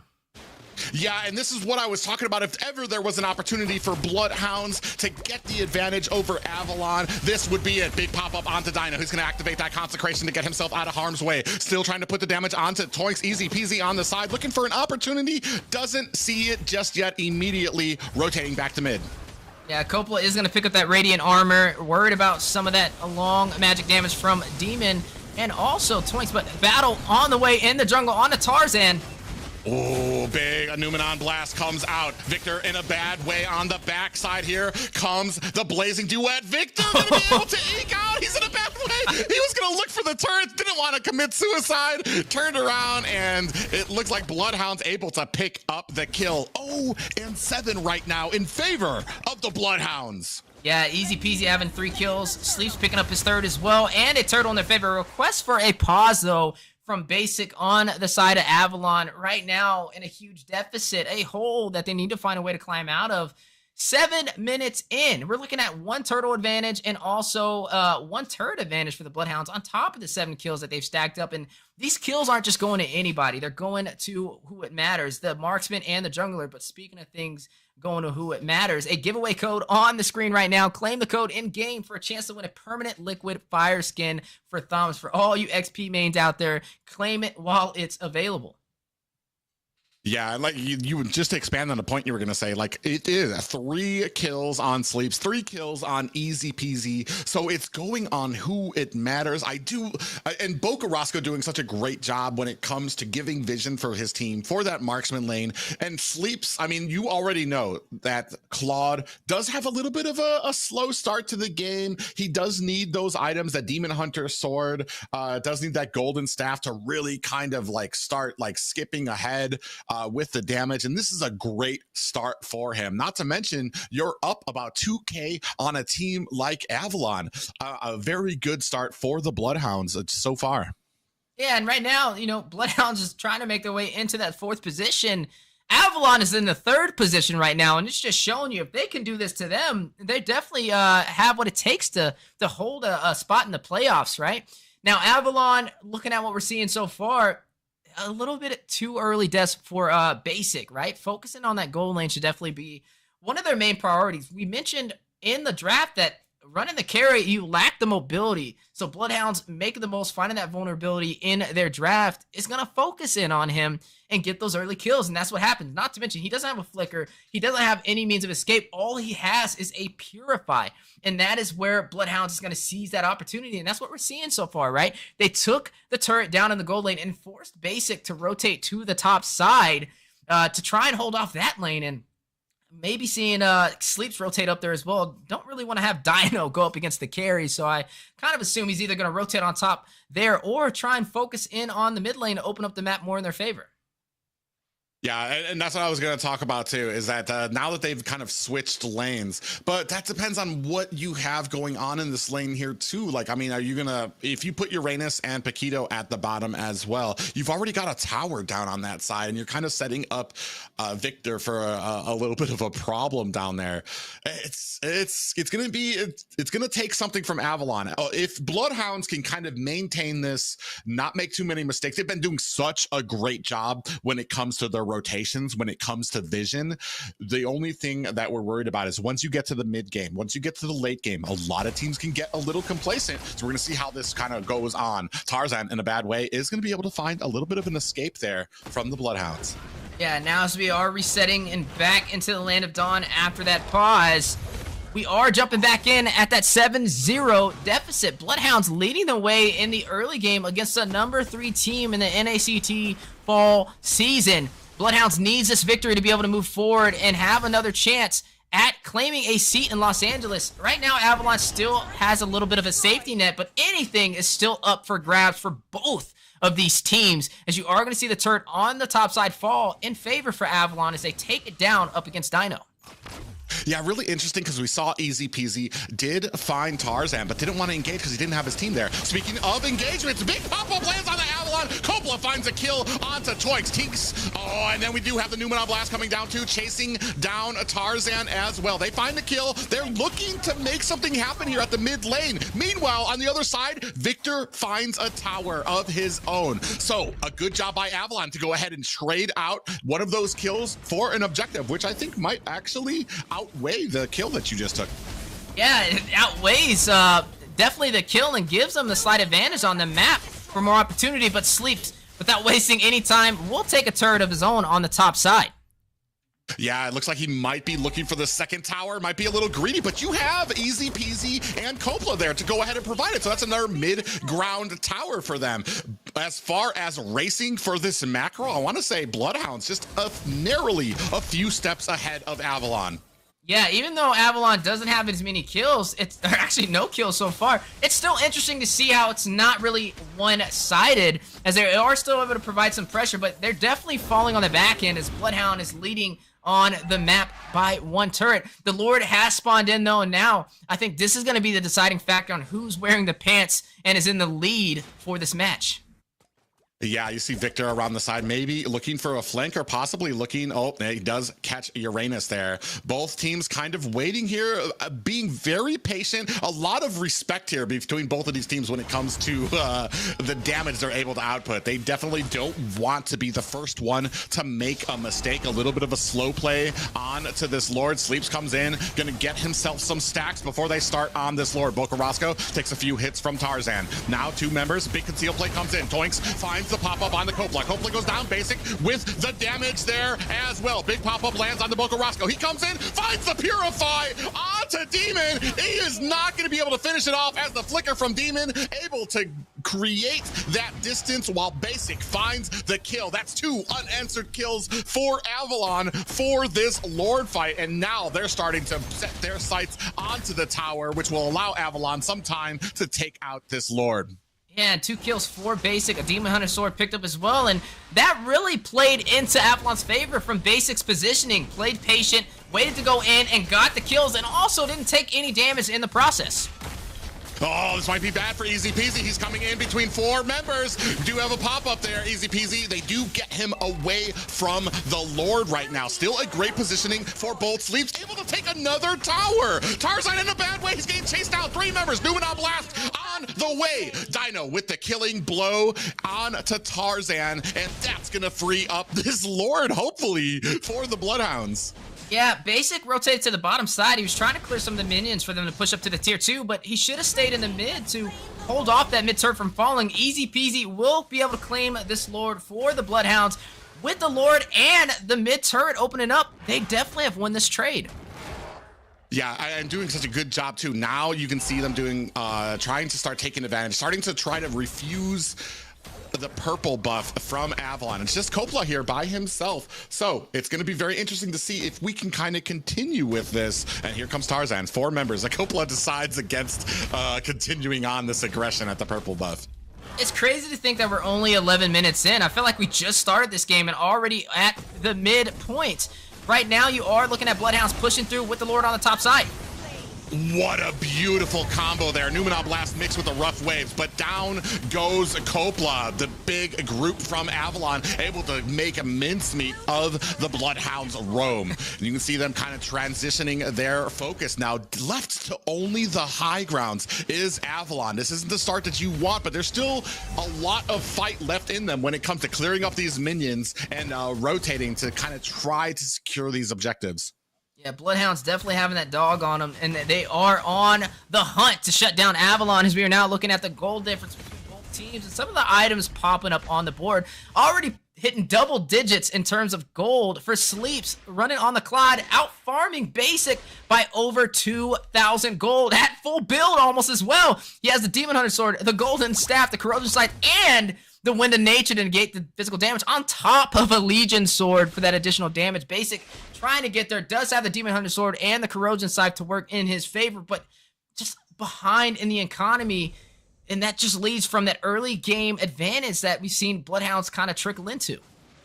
Man, it's just been an amazing sight to watch. While Bocarasco doesn't have the kills, he has been on point when it comes to coming in, swooping in, especially on to Demon, and then to back him up, Kopla is always there with the Numenon Blast as kind of like a fail-safe in case Bocarasco can't get that kill, can't get the damage needed to take him down. And it's been that for most of this game. Avalon really need to find something in them if they want to make it through the next potential minutes of the game. Yeah, and I say right now for Avalon, play to the late. Just be patient. You have Basic. He's running on the carry. The later this goes, the more damage he'll be able to deal, and the later the game goes, the longer the respawn timers will be. Right now, the map is not in their favor, and they are down in the economy by over 7,000. You are looking at Bloodhounds being very comfortable, but keep in mind, Bloodhounds, this is their first time in a top 8 position where a lot of the players on Avalon have kind of held a spot in North America in top 8 and beyond. So speaking of top 8 plays. Oh yeah, big conceal play lands on the Dino. He's gonna activate that consecration. In comes PZ from the side lane, trying to push Victor into the tower. Still nobody. Numenon Blast is out, and it catches 2 members of Avalon. Rough Waves comes out. Is it gonna be enough? Down goes Toys. The rest of the team falling shortly behind like dominoes. Demon and Basic fall. Tarzan is down as well. That's a complete team wipe for the Bloodhounds. And this might be game as they are starting to make their push for the core. They have 21 seconds to make some magic happen. Dino taking the tower. This is going to be the first game going to the Bloodhounds. Unbelievable. Unbelievable. As we see them push through under 15 minutes to be able to close out game 1 against Avalon in this best of 3. Bloodhounds showing they got that dog in them. They are on the hunt for a spot in the top 4, and they may be able to pull it off, as that was what we call a one-sided story. Now, I don't like seeing one-sided stories. I like to see what does the other team have to do to make this work in their favor, and also because I voted for Avalon, and I want to kind of tie you in the prediction rate. So, hey, I'm just being honest, but Avalon there is looking a little shaky, right? I mean, a lot of pressure on to Basic in the gold lane. He took 2 early deaths, left unanswered, and then when he had the advantage on that Lord play, he kind of shifted down to the bottom side for the split push instead of protecting the mid lane, and Sleeps was able to take that and open up the map and take the Lord in their favor, as we are now moving on to the post-game stats from that crazy gameplay that led to a victory for game 1 of Bloodhounds, 15-3, 14 minutes in.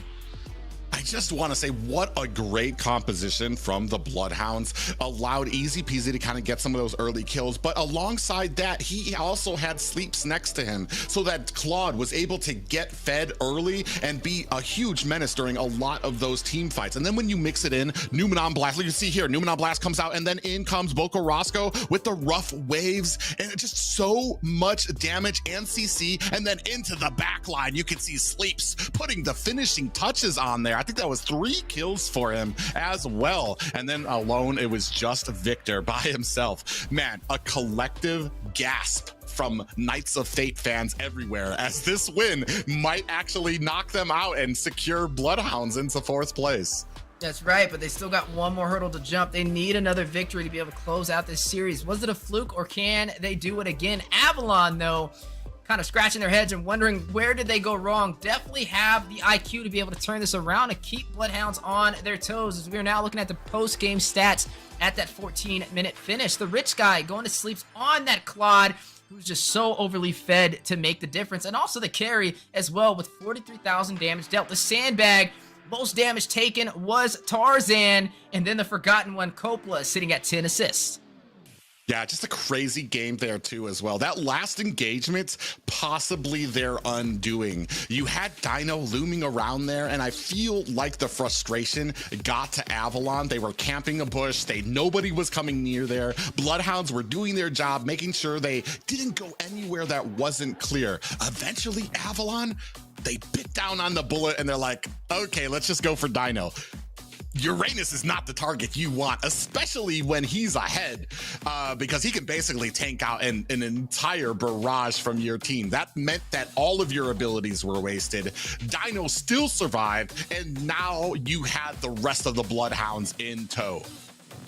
Yeah, I mean, at that point, they needed to play for the late game, right? I mean, Basic did have the carry, so it definitely could have gave Dino a harder time the longer the match went, but Bloodhounds, they didn't plan on letting it go to the late. They finished it right before that 16-minute mark, and overall, a great execution to close it out. Honestly, I was a little surprised on how they're able to push through right there and close it out. You could definitely tell time was only a smidget of a time for them to be able to push that. It was like 10 seconds before Avalon would have spawned back in for the denial, and they didn't waste it. They knew the opportunity was there, and they dove for it. Those are the things you have to do to push from the top 8 to a top 4 position. But again, Avalon sitting strong in that 3rd seat. Bloodhounds still trying to find a way to climb that ladder. May be able to do it with one victory on their side. Yeah, it's gonna be very interesting here too as well. This is what I wanted from the series. You know, both Avalon and Bloodhounds, great teams. But the reason I went for Bloodhounds is because I wanted to go against what the grain was, so that we could have ourselves a nice little fight here. And that's exactly what we got with that last match. Bloodhounds showing, I mean, like I said, the synergy. You're talking about 5 guys who have been together since the beginning here now of the season. They were offered the roster change. They're like, no, you know what? We haven't had the greatest season, but you know what? We're going to stick with what we know, and we're just going to practice and try to bring these guys up. And you can see the fruits of their labor here against Avalon. Yeah, and it's definitely showcasing today. Bloodhounds, you know, Bocarasco kind of one of the ones that kind of caught my eye nice and early when I found out about their team. Caught him on Twitch. Amazing guy, great streamer, and this team definitely has been putting in a lot of work behind the scenes, not just compared to Avalon, but compared to a lot of the teams that we see in North America. They really don't split up the group too often, right? They just build that synergy and continue to grow. And when they take a loss, they don't quit. They don't disband. They learn from it and they move forward. And those are the things that you have to do. And it just shows you through time, synergy can beat anything.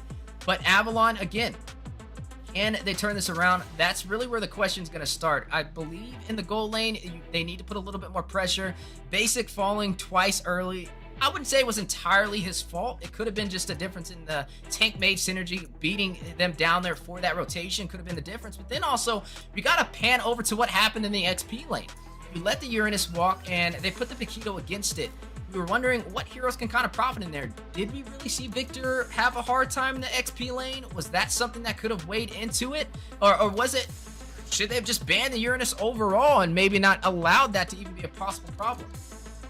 Well, we're going to find out those questions and more after a small break. Will it be Bloodhounds? All of them very low. Tyrants rage onto the wall. Zero takes down Dino.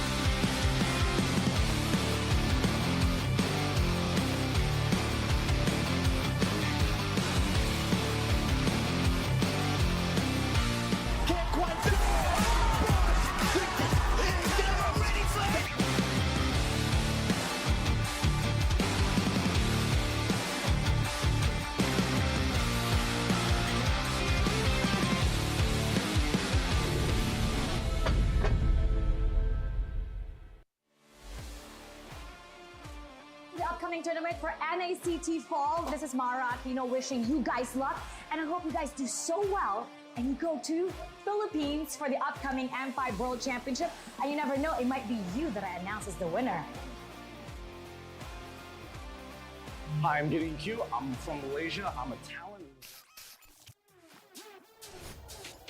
All right, ladies and gentlemen, we are black. Hopefully that break wasn't too long for you guys, but we are ready to go. Next draft is locked and stocked in the chamber, and we're gonna see what both of these teams have in store for each other.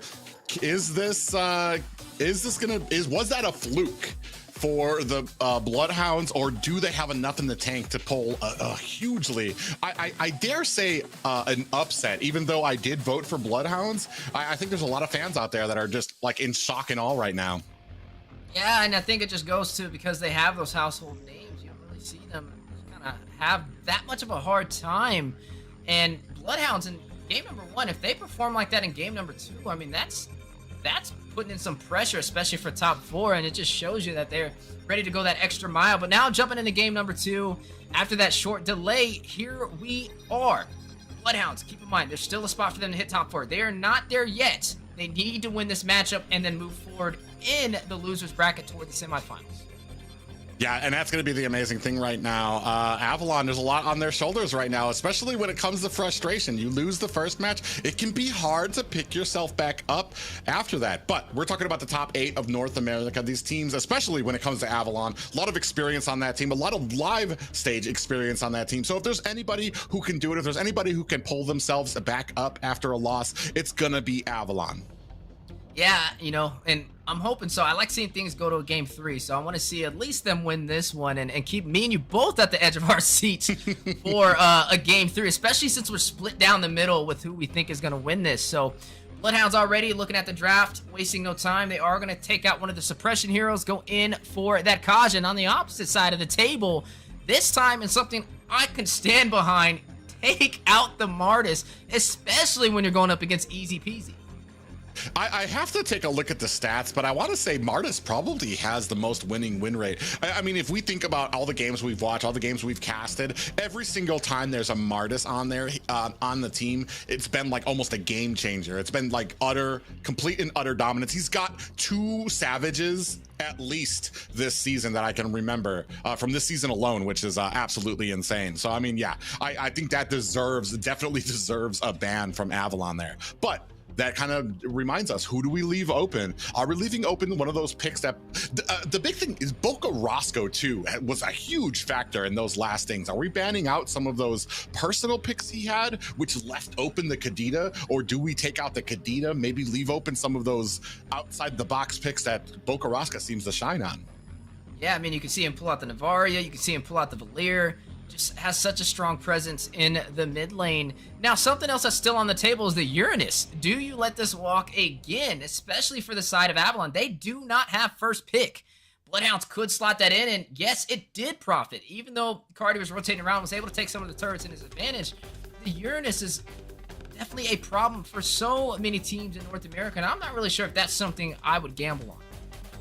Well, I mean, I want to say it's almost kind of a change. The beginning of the season, we saw a bunch of teams picking up Uranus, and he didn't actually perform that well. It's only until we got to the later stages where I think people finally kind of found their ropes around Uranus. However, we're talking about when on Avalon side, you're talking about Victor, who kind of specialized with that all the way from like M3. So he already knows how to use that. On the Bloodhound side, I mean, Dino did a great job. You already saw how big of an impact Uranus had for that last team fight, tanking 5 members of Avalon, waiting until they used all their abilities, and the rest of Bloodhounds swooped in to find the team wipe.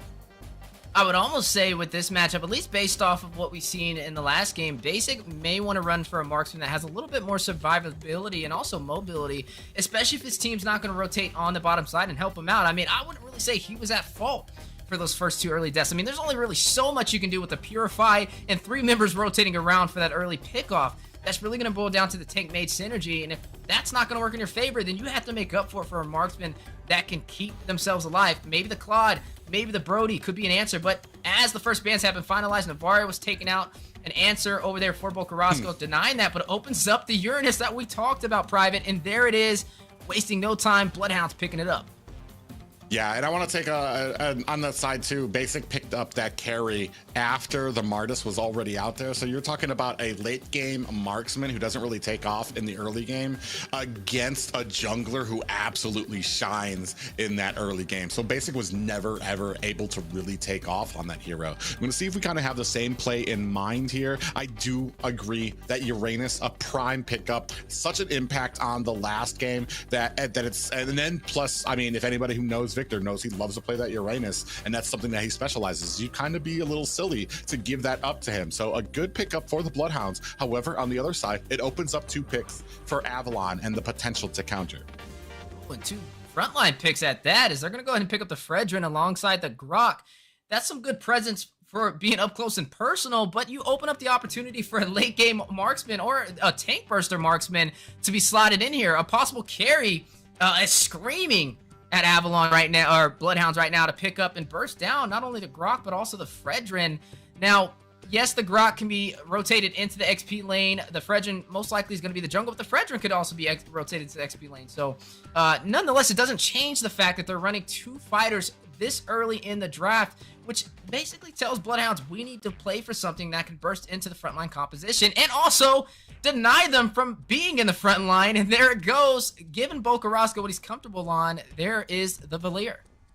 I'm a little worried, only because I'm a little worried only because it was such an obvious draft. You pick a Grok, you pick a Fredrin, 2 of the tankiest characters in the game right now. You're basically saying pick the Valier, because that's going to slow us down. That's going to be able to counter. And we already know Bo Carrasco loves that pick. So I'm wondering, do they have something else in mind? Because now, yeah, you have the carry out there. But what we're lacking from the Bloodhounds is that early game. We still need to be able to see this composition through. Yeah, right now, even with the Paquito, again, like another frontline composition hero, and they're just playing into the Bloodhounds' favor. Right now, if I'm looking at what did they gain from this draft versus what they lost, this is in Bloodhounds' favor. I mean, they have a composition where the carry is going to thrive, and also the Valier, because Paquito needs to get up close and personal to deal that damage. And also, I mean, maybe the Paquito may be able to catch up to the Uranus, but again, we're talking about a Uranus in the XP lane, and he may be able to catch up to him, but he's not going to be able to out-rotate him. And I think that's really where the Uranus is going to shine. So, looking at what we're seeing so far, an answer possibly to be able to dive in and take out the carry at this point. I mean, we don't know who the marksman is going to be yet, or the mage for Avalon. For me right now, this is so intense. You can tell with how much time they're taking for this draft too, like letting every second go down before they even get those bans in. There's a lot to consider here, and I like both of these teams are taking a lot of time to consider what else is out there and what they need to do. They are going to go ahead and ban out the Boxia, which means that they might be looking for to kind of maybe add something else to the pack here that has a little bit more regen. I want to say this is actually a decent composition already when it comes to regen, whether it comes to Fredrin, Paquito, especially if you can throw an Oracle on him. He has a lot of regen in that shielding that comes off of him. So I like the ban from Avalon here. The Boxia would have been a great counter for them. But I mean, it's very interesting too. Like Easy Peasy, I feel like shines on some of those more mechanical heroes. We'll see how that kind of plays out here. Kadita taken off the line from the Bloodhound side, though. Yeah, and right now, I'm really hoping Avalon can kind of turn this back in their favor for the draft, because this is looking like a recipe for disaster, in my opinion. If they don't find a way to get some late game damage, but also find a way to get to the back line, that could be a potential problem, right? Bloodhounds, they have answers every single step of the way. Avalon, yes, they have damage, yes, they have sustainability and frontline composition, but there's just so much that they have to rush against. It's like running with a knife into a gunfight at this moment, right? It's really 9 times out of 10 not really going to work in their favor. So looking at what's still on the table, we can see a mage pickup. And speaking of mages, some of them already taken off the table, and marksmen as well. The Valentina's gone, the Kadita, the Claude has been taken off the table, which would have been a good answer because they need some survivability and a way to get to the back line. And that Claude could have made that extra distance that they were hoping for. But now with what we're seeing, their options are very limited to really have a solidified draft against the Bloodhounds. Well, I do want to say there are some good marksman picks here, especially when it comes to Uranus, especially when it comes to the early game. Brody has a decent early game, especially when he starts moving into that mid game. And then you're talking about a hero that does a lot of damage with fewer hits, where opposed to other marksmen who do a lot of hits and not as much damage. You're talking about Brody, I believe Bruno as well, who hasn't been banned as so you've got some heavy hitters, and there is the Bruno picked up, or the Brody picked up by Basic. So yeah, they're definitely going for that more sustained damage that has a lot more with fewer hits in there. And it might actually be a little bit of a problem unless there's a lot of support to kind of help this carry in the early game.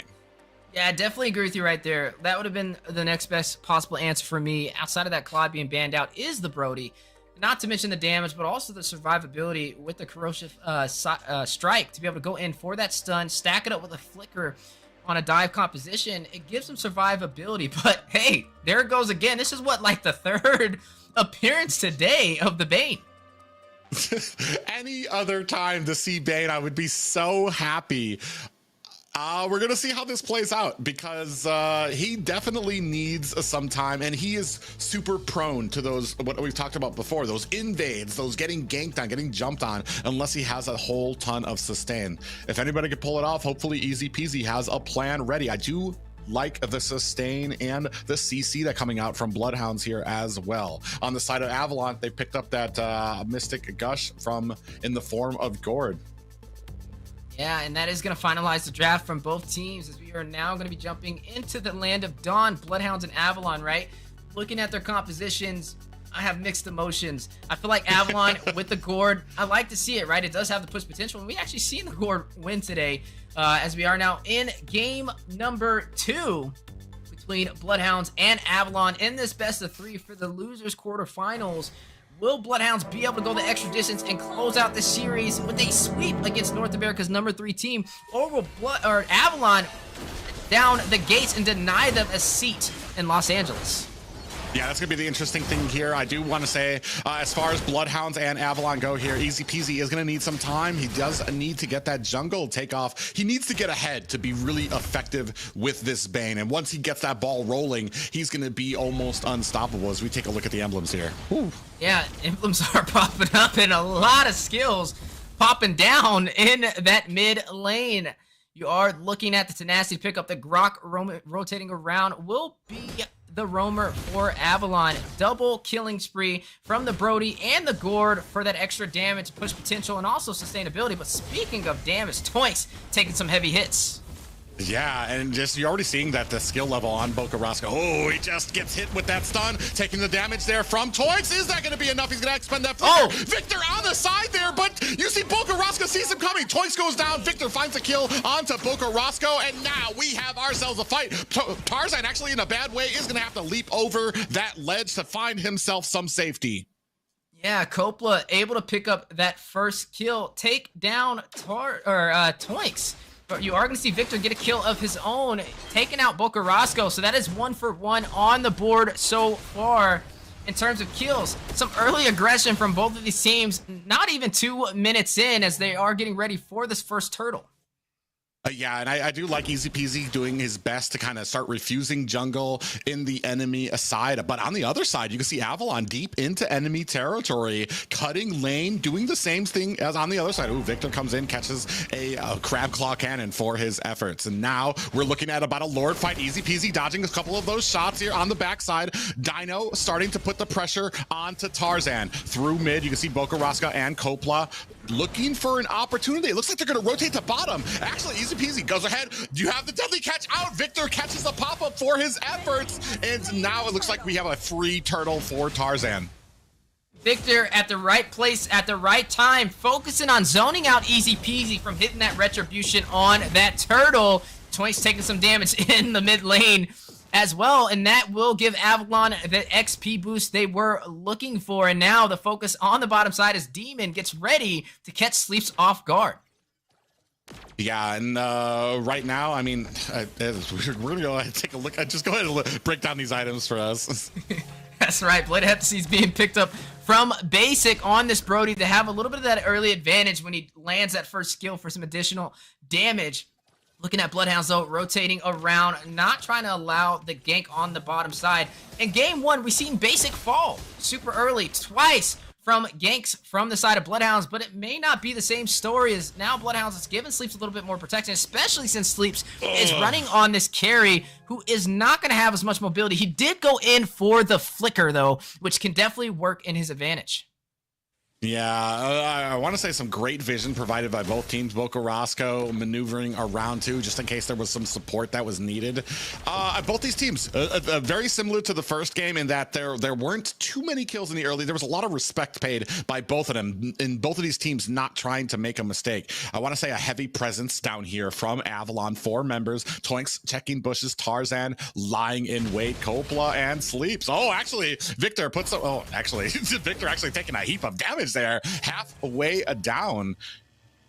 Yeah, and that's just the problem over there going up against the Uranus. Is he can sustain himself. He can stay in a lot longer. But if you get the Bloodless Axe, then it can make up for it from having additional spell vamp on that Paquito. I mean, Victor's doing an okay job, though, right? He's trying to match the rotation from Dino, and so far it has been working out. But the later this game goes, can he maintain that pressure? Oh, yeah, they put some damage onto Toinks. I mean, like I said, both teams are doing a great job when it comes to vision. They're not moving in places that they have not checked. They absolutely refuse to do it. You can see both XP laners. There might be a little bit of a race to see who can get here first. 3 members of Avalon trying to come in there, trying to put the damage on. 10% left. Demon finds the kill onto the turtle. Basic finds a kill onto Copla. This might be a bad way. Sleeps finds a kill, and on the backside, Victor able to take out Boko Roscoe on that Valier. Wow, able to go the extra distance, taking another turtle in their hands for Avalon and some kills alongside that, as you are seeing Dino taking some hits over there. The Uranus up against the Paquito may fall if he's not careful. Yeah, and we're seeing kind of, I want to say, the lack of turnaround for Easy Peasy on this Bane. It's going to take some time. He's still kind of working. I didn't see what item he's actually working for. It might be that Hunter Strike or the tankier round. Right here, right now, I almost kind of would prefer a lot of the damage if he can try to get ahead and dish out enough damage. Ooh, Sleeps just narrowly misses a swing. Oh, and Easy Peasy finds a kill off screen onto Victor. Yeah, on the 2v1 matchup with Dino assisting him to take him down. Even though Victor did pick up that Bloodless Axe we were looking for, it's not enough on the 2v1 engagement. Ooh, great positioning by Sleeps and Copla, except Copla actually gets taken down, but he was able to protect his marksman. A tower trade for both teams here. Yeah, Anti-Hail did just get picked up from Basic, planning to try and burst down the Uranus once we get to the late game, if they can make it there. Oh, Boko Roscoe caught in a bad way. 3 members of Avalon gonna go ahead and finish the job on him. Avalon still leading in kills, sitting at the 6-minute mark and leading by 2,000 gold. Dino on the 1v4 situation. Oh, a nice little capture over the wall, but it's not going to be able to escape the damage from Basic. And a little bit of a turning the tables right now, 3-6 in favor of Avalon. Definitely have the advantage. And like I said, this is usually a big problem when it comes to some of these picks like Sleeps, like Easy Peasy on this Uranus, and especially for somebody like Uranus, who's going to start getting chopped down. Sleeps taking a heap of damage from Victor. Knockout punch comes out there. A beautiful flicker. Was that a flicker from Sleeps? Yeah, to dodge the knockout punch from Victor and still dishes out the damage and takes the tower. This is going to go ahead and allow Avalon, though, to pick up that turtle. It's like we said, bringing a knife to a gunfight. Victor being bursted down from the marksman of the Bloodhounds, and now taking that turtle for the XP boost, and now an engagement in the mid lane.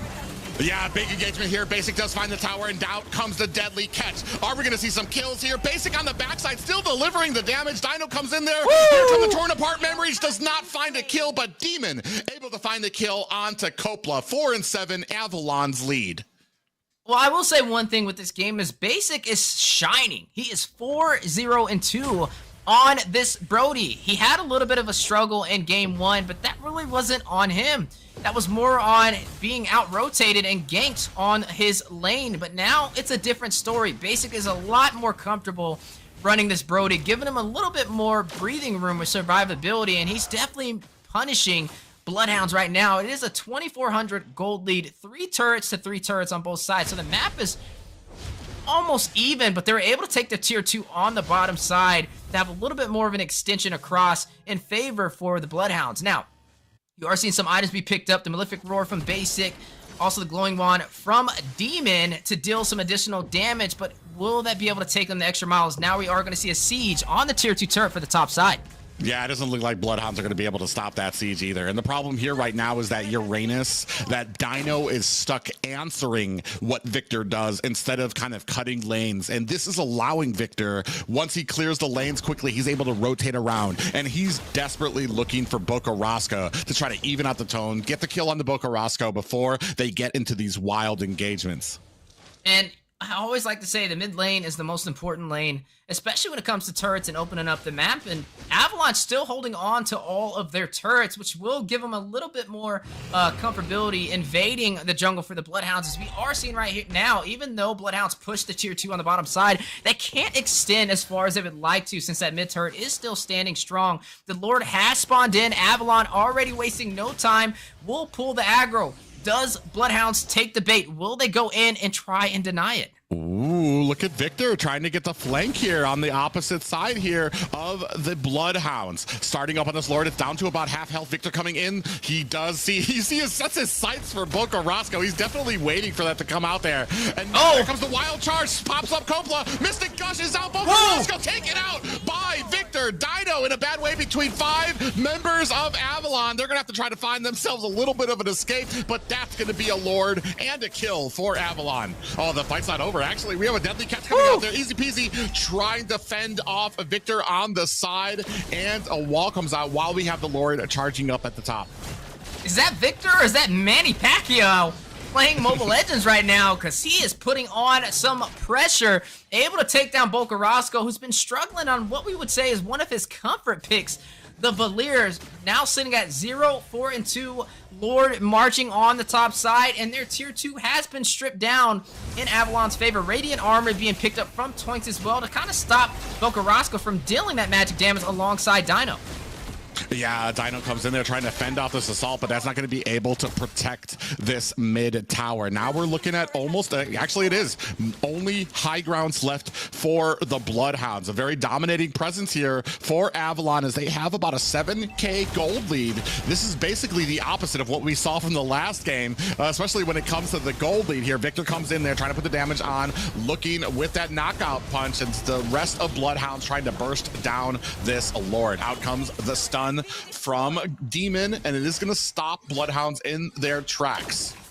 Blade armor was picked up from Tarzan, an answer for sleeps, especially with the speedy light wheels. Demon Hunter sword has been picked up from Basic, as we are seeing them trying to get some of these core items and work their way toward the late game. Now at the 11-minute mark, Avalon leading the way, stripping Bloodhounds down to 2 inhibitors, and the base has been opened. Yeah, the base has been open. Tarzan doing a great job sitting in the front trying to tank out the damage while the rest of his team trying to chip away at these high ground towers. Sleeps, almost got caught up by Victor there, and that's going to be another high ground for Avalon. Only 1 left for Bloodhounds. They need to find an answer here within the next few minutes, or this could be a wash for them. Yeah, it could be a wash and a possible game 3 if they're not careful. Torn apart memories from Basic from afar. Yeah, and we were talking about it, that burst damage, not exactly a counter, but it's basically the best thing that you want to do against a Uranus, is to be able to kind of have that big damage so you don't put too many hits on him and let him get stacks. And like I said, we're at the back foot here right now. Big pop-up on the Tarzan, who's going to go ahead and dash away. The problem is that Uranus is not able to get his stacks from behind. There's nobody hitting him, and every single time he gets hit, it almost chunks a quarter of his health. Right now, this is just looking like a ticking time bomb for Bloodhounds, trying to hold him off. Malefic Roar was picked up by Easy Peasy, but Demon, even though he's not stacked up in kills, 1-0-6, I'm looking at the assists, right? It's just the stuns that he can provide from the back has been a problem for the Bloodhounds, and then jumping in with the Mystic Gush to deal that additional damage that leads to a kill on their side. He did pick up that Holy Crystal as well, boosting that magic power, and now Avalon pulling the aggro to control the Lord Pit. Yeah, and this has always been my problem with Bane when you're from behind here. He's got damage, but he does need to get a little closer. Every single time they get close, they get punished. Demon comes out with the stun, and then that Mystic Gush, not only slowing, but doing an incredible amount of damage to the Bloodhounds. Yeah, and now with the Lord in Avalon's favor, another siege for a possible ending may be on the way. Oh, and just as we were talking about that, Easy Peasy gets bursted down by Demon. Minoan Fury out pops up 4 members of Avalon. Oh, Sleeps! On the backside, Sleeps! Trying to put on the damage! He wasn't able to find the kill just yet as he gets stunned out and taken down. Tarzan on his last leg. Oh, Dino trying to find the kill. He is able to, but Victor pays him back tenfold. There is only Kopla and Boca Roscoe alone against 4 members of Avalon. A Luminous Lord coming up at top. Is it going to be enough for Avalon to seal the deal? On the backside, Victor coming in, looking for Boca Roscoe, gets pushed away and bursted down by Demon. This is possibly going to be game 2 going to Avalon. They're bursting down the core, half health, about 10% left, and that's going to be all she wrote. Avalon returning the favor to the Bloodhounds, 1 game apiece. Clear the lane as Avalon took fight against Bloodhounds in game number 2 to even out the series. Now will be a game 3 anybody series. Now let's just talk about what's on the line right now and also what we just seen happen. So first of all, Bloodhounds needs this victory if they want a seat in Los Angeles, right? They have to win this and also go the additional mile and win their next match also. Avalon on the other side of the table, they're just maintaining focus and just holding on to their seat. They're pretty comfortable right now. They can't afford to lose this one, but it still is a little risky. With it being 1-1, we need to see Bloodhounds either go in a little bit deeper like they did in game number 1 if they want a chance to shut down Avalon, because that was more of a, what I would say, nearly almost a one-sided story toward the mid to late game. And we just got to look at what went wrong. Yeah, the biggest thing for me is that Victor was allowed to roam. They didn't have that early game presence here. You could see here, Victor, 4-2. It doesn't really tell the story, but like a great amount of pressure put onto Boca Roscoe because he was allowed to roam around. That meant that the Basic was able to kind of start shining. He wasn't getting ganked as much and went 4-0-5. A ton of damage coming out from him. You know, and we asked the question in game number 1, was the reason Avalon fell short possibly because they went up against the Uranus and Victor picked out the Paquito? But game number 2, they do the same thing, and this time Victor makes the difference. Not only keeps up in the lane, but finds the back line and gives Boca Roscoe a very hard time, and not just any hero, but something that he's comfortable on, as we are looking at what led to the victory of Avalon in game number 2, the siege for the base crystal and the shutdown. Avalon taking flight against the Bloodhounds. Yeah, and for me, we went from a Martis. You can see here, Deadly Catch coming out, but this was already basically a wrapped up game. Almost a 10K gold lead for Avalon during that game. But for me, I mean, easy peasy. You went from a high damage, an early game presence Martis to that Bane, which didn't really have it. I think he was 1-1-1 by the end of that. Not a huge effectiveness there. We can see here, Rich Guy going to basic, the carry going to Demon. Dino took a heap of damage there. He's going to be the sandbag. And the forgotten one, Tarzan, with 7 total assists. But like I said, my thing goes about kind of the change up for the junglers. While Boca Roscoe was taking these hits, while Sleep was trying to get farmed, we didn't have the presence that we did from the first game from Easy Peasy on the jungle. And that's going to have to be a factor in this next game. And you know, kind of to expand on that topic, Easy Peasy, we've seen him profit on the Martis, but the difference in game number 2, especially with the draft, was they banned the Martis out within the first phase. And like you said, that is one of those things that makes the difference. And they didn't want to overlook that twice. So credits to Avalon from making Bloodhounds a little bit more uncomfortable. And now split down the middle. What is going to happen? Will we see Bloodhounds push through and have a chance still to fly out to Los Angeles, or will this be their final match? Yeah, we're going to find out here, especially, I mean, I'm wondering what we ban out. We definitely, I think we're still banning out that Martis. Valier, as we saw, if you're not ahead, if you're not getting the kills, if you don't have that presence, Boca Roscoe is going to be a huge target. Victor really excelled that last game, getting those clears out, also rotating, finding the kills on the Boca Roscoe, then getting back to his lane to the point where he was starting to get ahead of Uranus. Uranus wasn't able to get those stacks off that he needed, and it was just a huge problem for them. And like we said, starting off immediately, Martis comes off the table. And me and you can both agree we would do the same thing, especially after that performance. And Kaja, nothing out of the ordinary, taken down from Bloodhounds. I think this is the third time that we've seen them do this. It's not something that we wouldn't have really expected. Now, something that may possibly change, like you kind of harped on, is the Bane.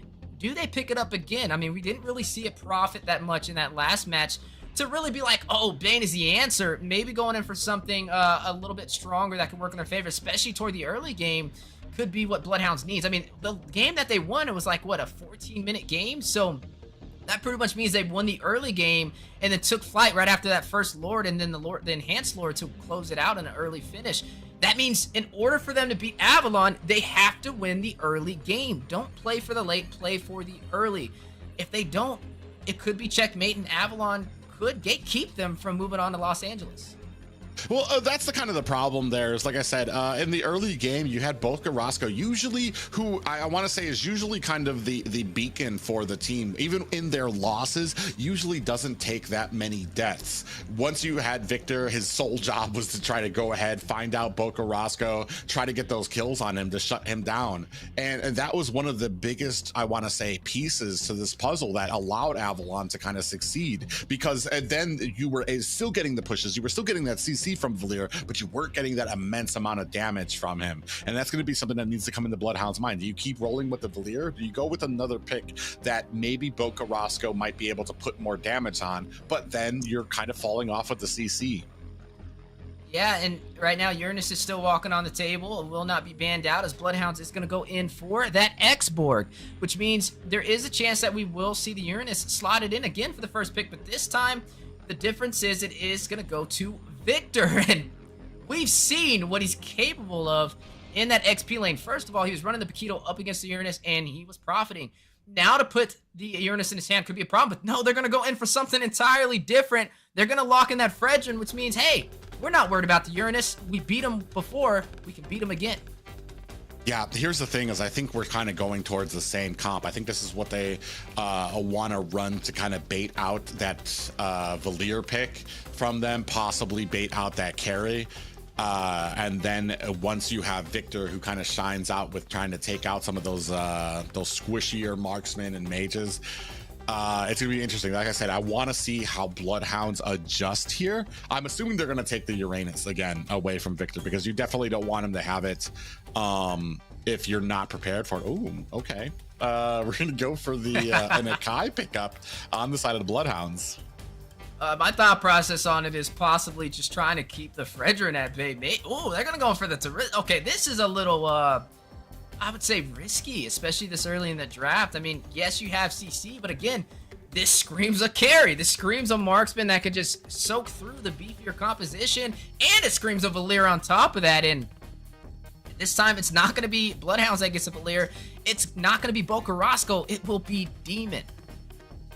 Yeah, this is interesting too, because you're essentially taking one of Boca Roscoe's comfort picks, and we were just discussing it before. You better be able to play that to the upteenth degree, because you know Boca Roscoe knows how to counter it. But on the other side too, we've also given Victor the Uranus. So it's going to be very interesting to see how this plays out, because I want to say, while in the lane, Terizla does a good job against Uranus.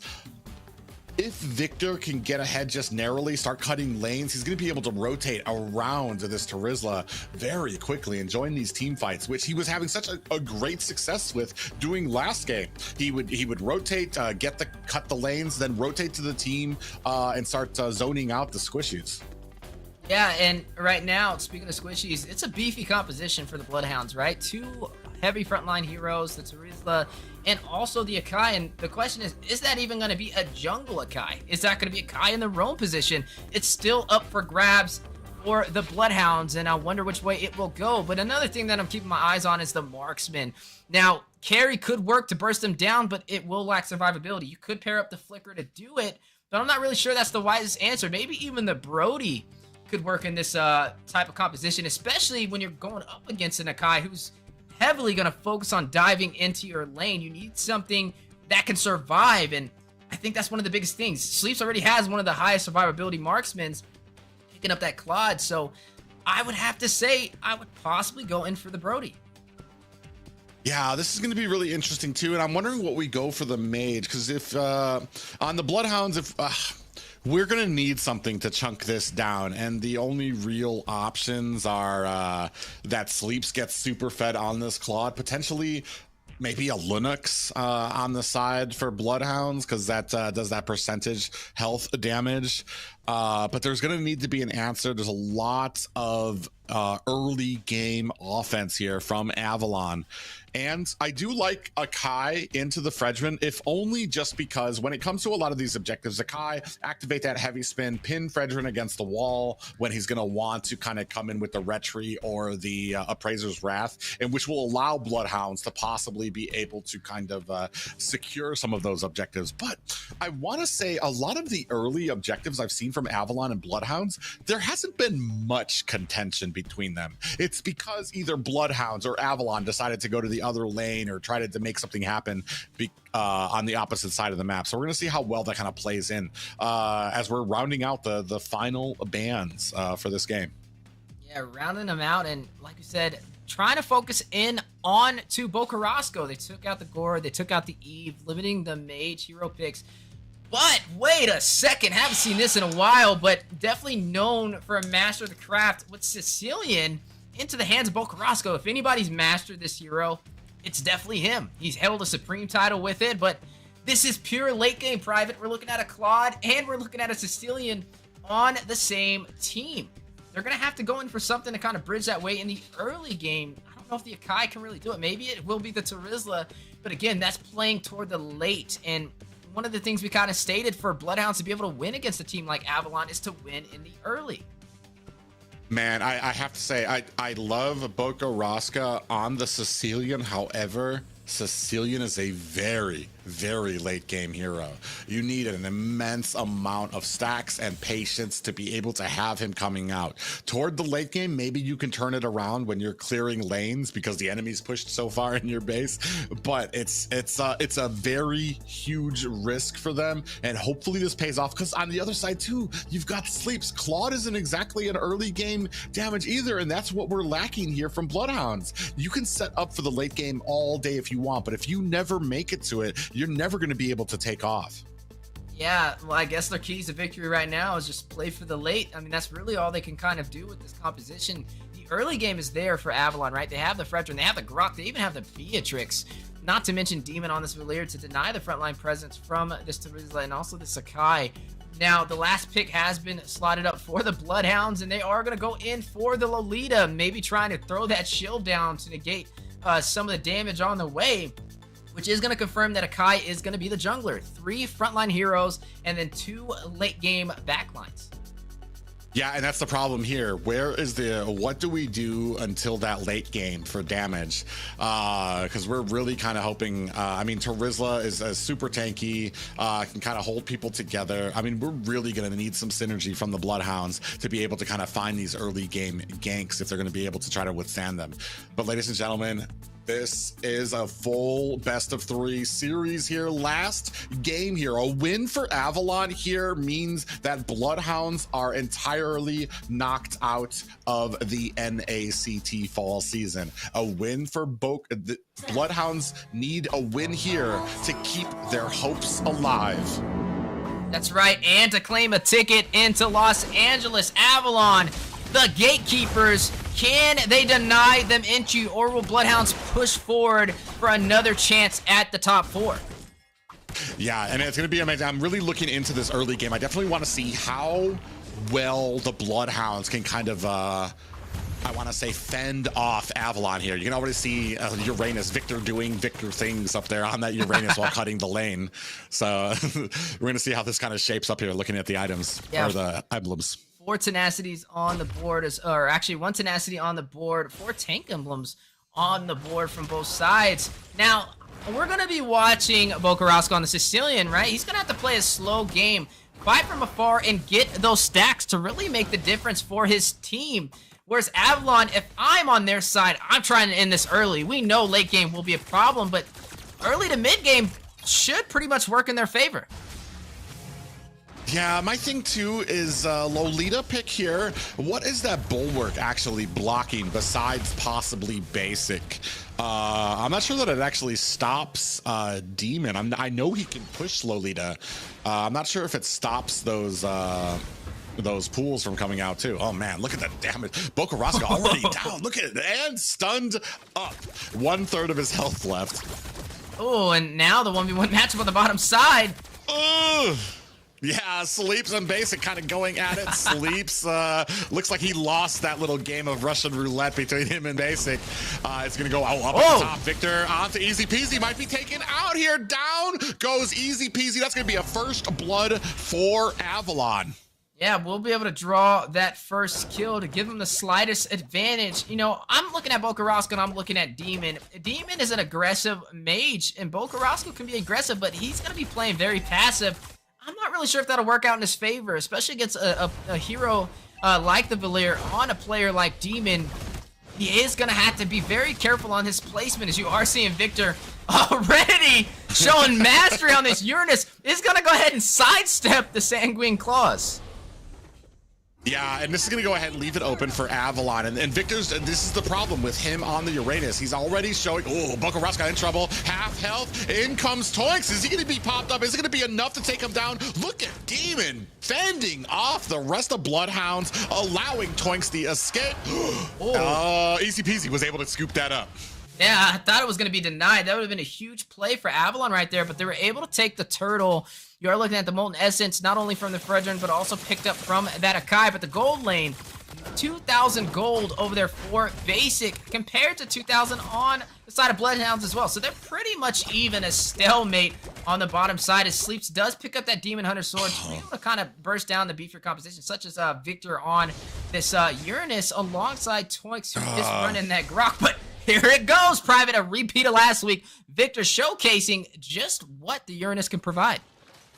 Yeah, and this means we need to make something happen. You can't just allow him to farm up, because as you reach the mid game, once Victor is ready and eaten all the minions he wants, he's going to be a problem for your front line and your back line. Basic actually might not realize that there's other people here. In comes Sleeps with the Blazing Duet. Does get blown back from Demon. A lot of damage coming out. Kopla in a bad way. Gonna use that flicker. He does catch a Numenon Blast on to Toinks. Is that gonna be enough? Ooh, Demon actually almost gets caught. They're so low. Sleeps comes in, and Tarzan with the bait finds a kill. Basic onto Sleeps. Kopla trying to disengage. A sniper shot is out. Waiting for the bulwark to wear off. Is not going to be able to find the target. He was a little bit more patient. He could have got that kill, but now Kopla will be able to recall back to safety. But no matter, Basic still got what he came for, right? Able to pretty much clear out the gold on that entire turret, and now will definitely be scaling even better against Sleeps. And Bloodhounds has a late game composition. This is not looking good so far. If they're denied in the early game, it's going to take longer for them to scale to their power spikes. Yeah, and I'm sitting here thinking while I watch this that, like, hopefully at the XP lane, maybe Bloodhounds is being successful up there. But look at Victor, all the way back to the high ground tower of Bloodhounds, soaking up as much gold as he can. Yeah, and as much as I want to say this is a surprise, I mean, we kind of predicted this to really be the outcome. Avalon leading the way, at least for the early game. Oh man, they tried to find a pick onto Demon, but a great little, I want to say wild charge from Toinks to upset the gank, and then the heavy spin missed onto him. We're still trying to put on the damage. Bokarasca going to fend off Tarzan to secure an escape for Easy Peasy. Yeah, Bokarasca having to play very passive, awaiting for that power spike, trying to get those stacks on the bottom side, those Sleeps needing some assistance, already having a hard time in the gold lane. Found his first death within the first 5 minutes, and Avalon already putting some pressure down there. I mean, Demon just having a huge impact rotating around to the side lanes, whereas Bokarasca pretty much has to stay in the mid lane. But that creates a problem, right? Since Boka stays mid, they can deny the late game potential from the Cloud on the bottom side.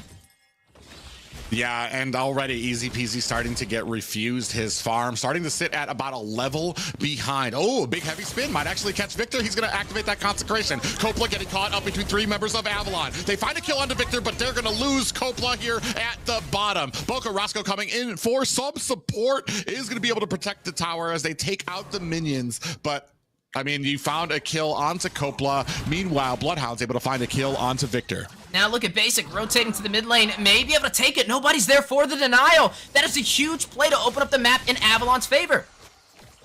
Yeah, Boca Roscoe gonna have to activate that Bat's Feast to get away from Tarzan. On the other side, Sleeps a little bit of a taunt there, but Toinks in a good position. In comes Basic. Is Sleeps gonna activate that BMI? Oh, he gets bursted narrowly, and on the back side, you could caught up by Tarzan. A beautiful pincer move from the side of Avalon. Which was once a great plan is now turning into a recipe for disaster for the Bloodhounds so far. Sleep's taking his second death on the late game marksman Claude, and Boca Roscoe losing his first turret in the mid lane, meaning he has to push even further back into their jungle, which will delay his stacks, and now the pressure on to Easy Peasy and the Turtle.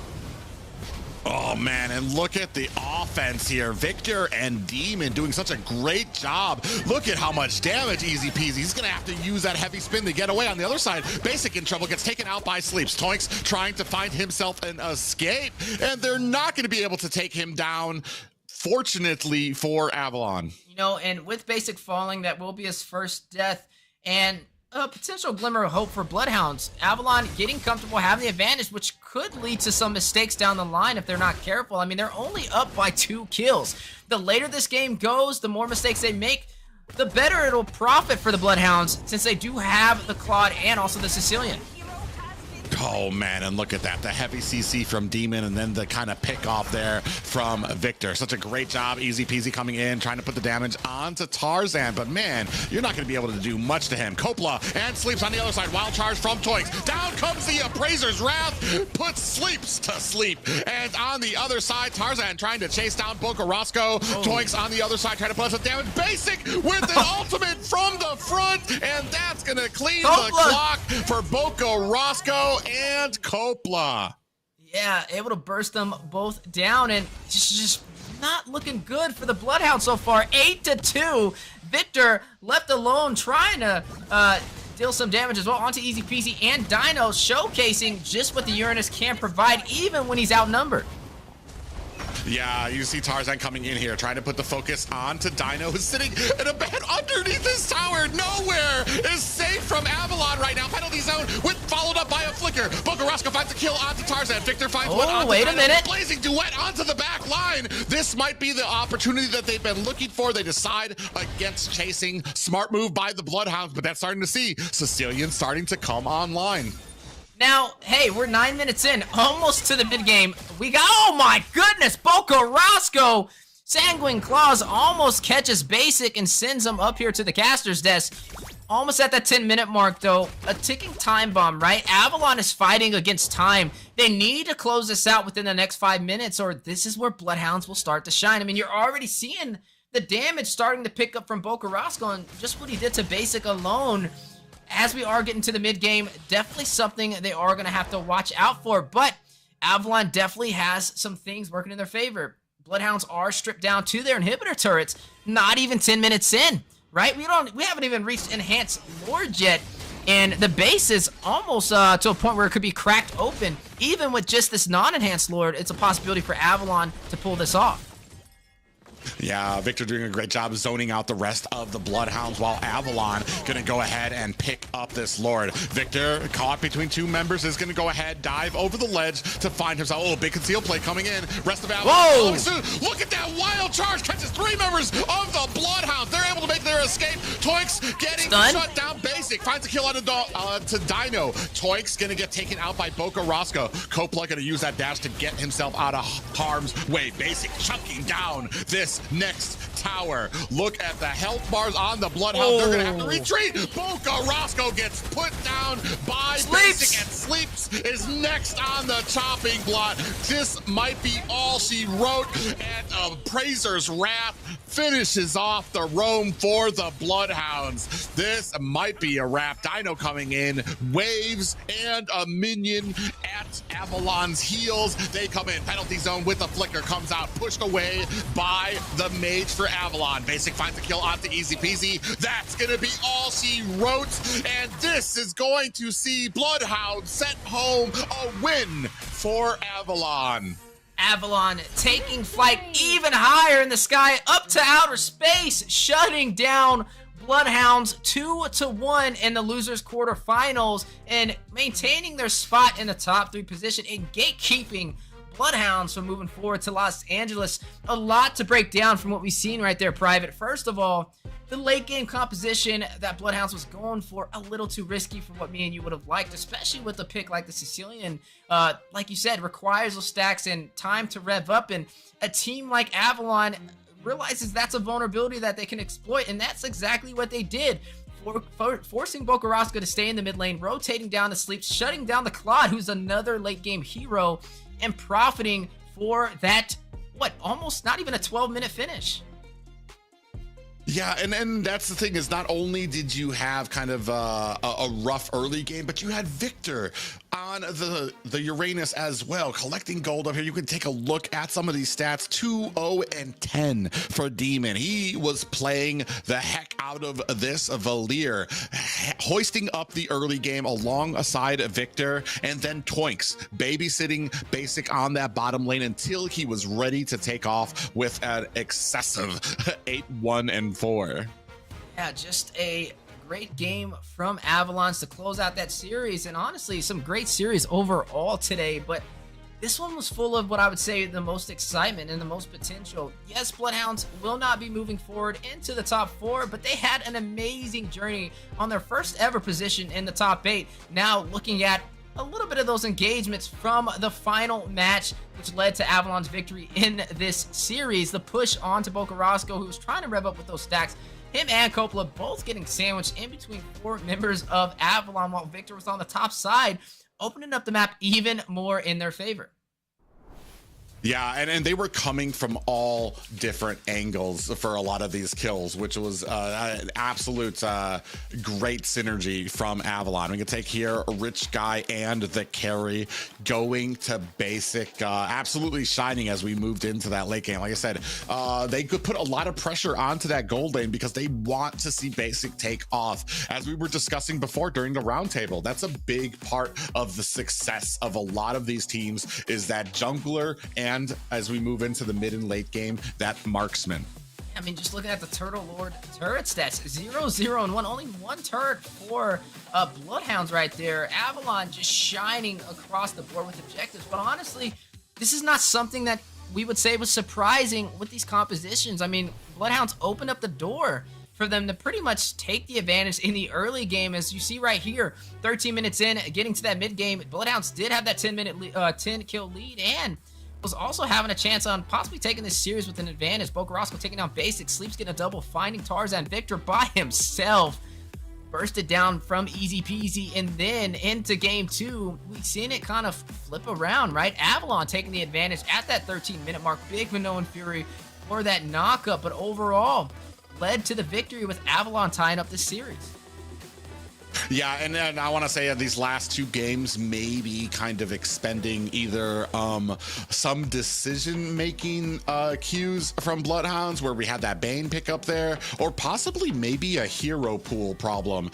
When some of these heroes get banned out, I mean, the Sicilian, we all kind of like looked at. I know Bokarosco is known for it. He loves Sicilian, but was that the answer that we needed for this game? And especially, I mean, we saw it. He started coming in clutch toward, I want to say, the 10-11 minute mark, but by then it was already too late, and Avalon had built such an insurmountable lead that there just wasn't much that the Bloodhounds could do.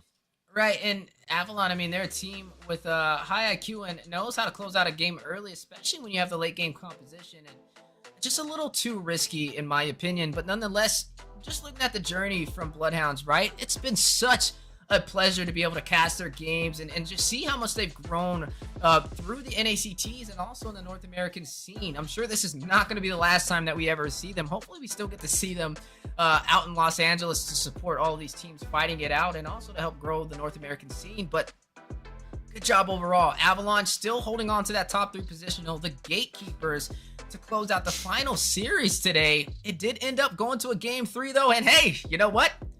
Somebody else profited off of this one as well. We're now tied in the predictions, Private. Yeah, I went wild. I wanted to see a little bit of an upset. Unfortunately, I mean, like you said, the Bloodhounds last season didn't even make it to like the top 16. I think they got eliminated in some of their first and early matches. What a growth spurt by them to kind of come here, not only just make it to the top 8 of NA of North America, but also have a mildly successful run this season. And I guarantee you, while this may be the last time we see them for the season competing, it's probably definitely not going to be the last time we see them in North American competition. This is only just the beginning for a team like that.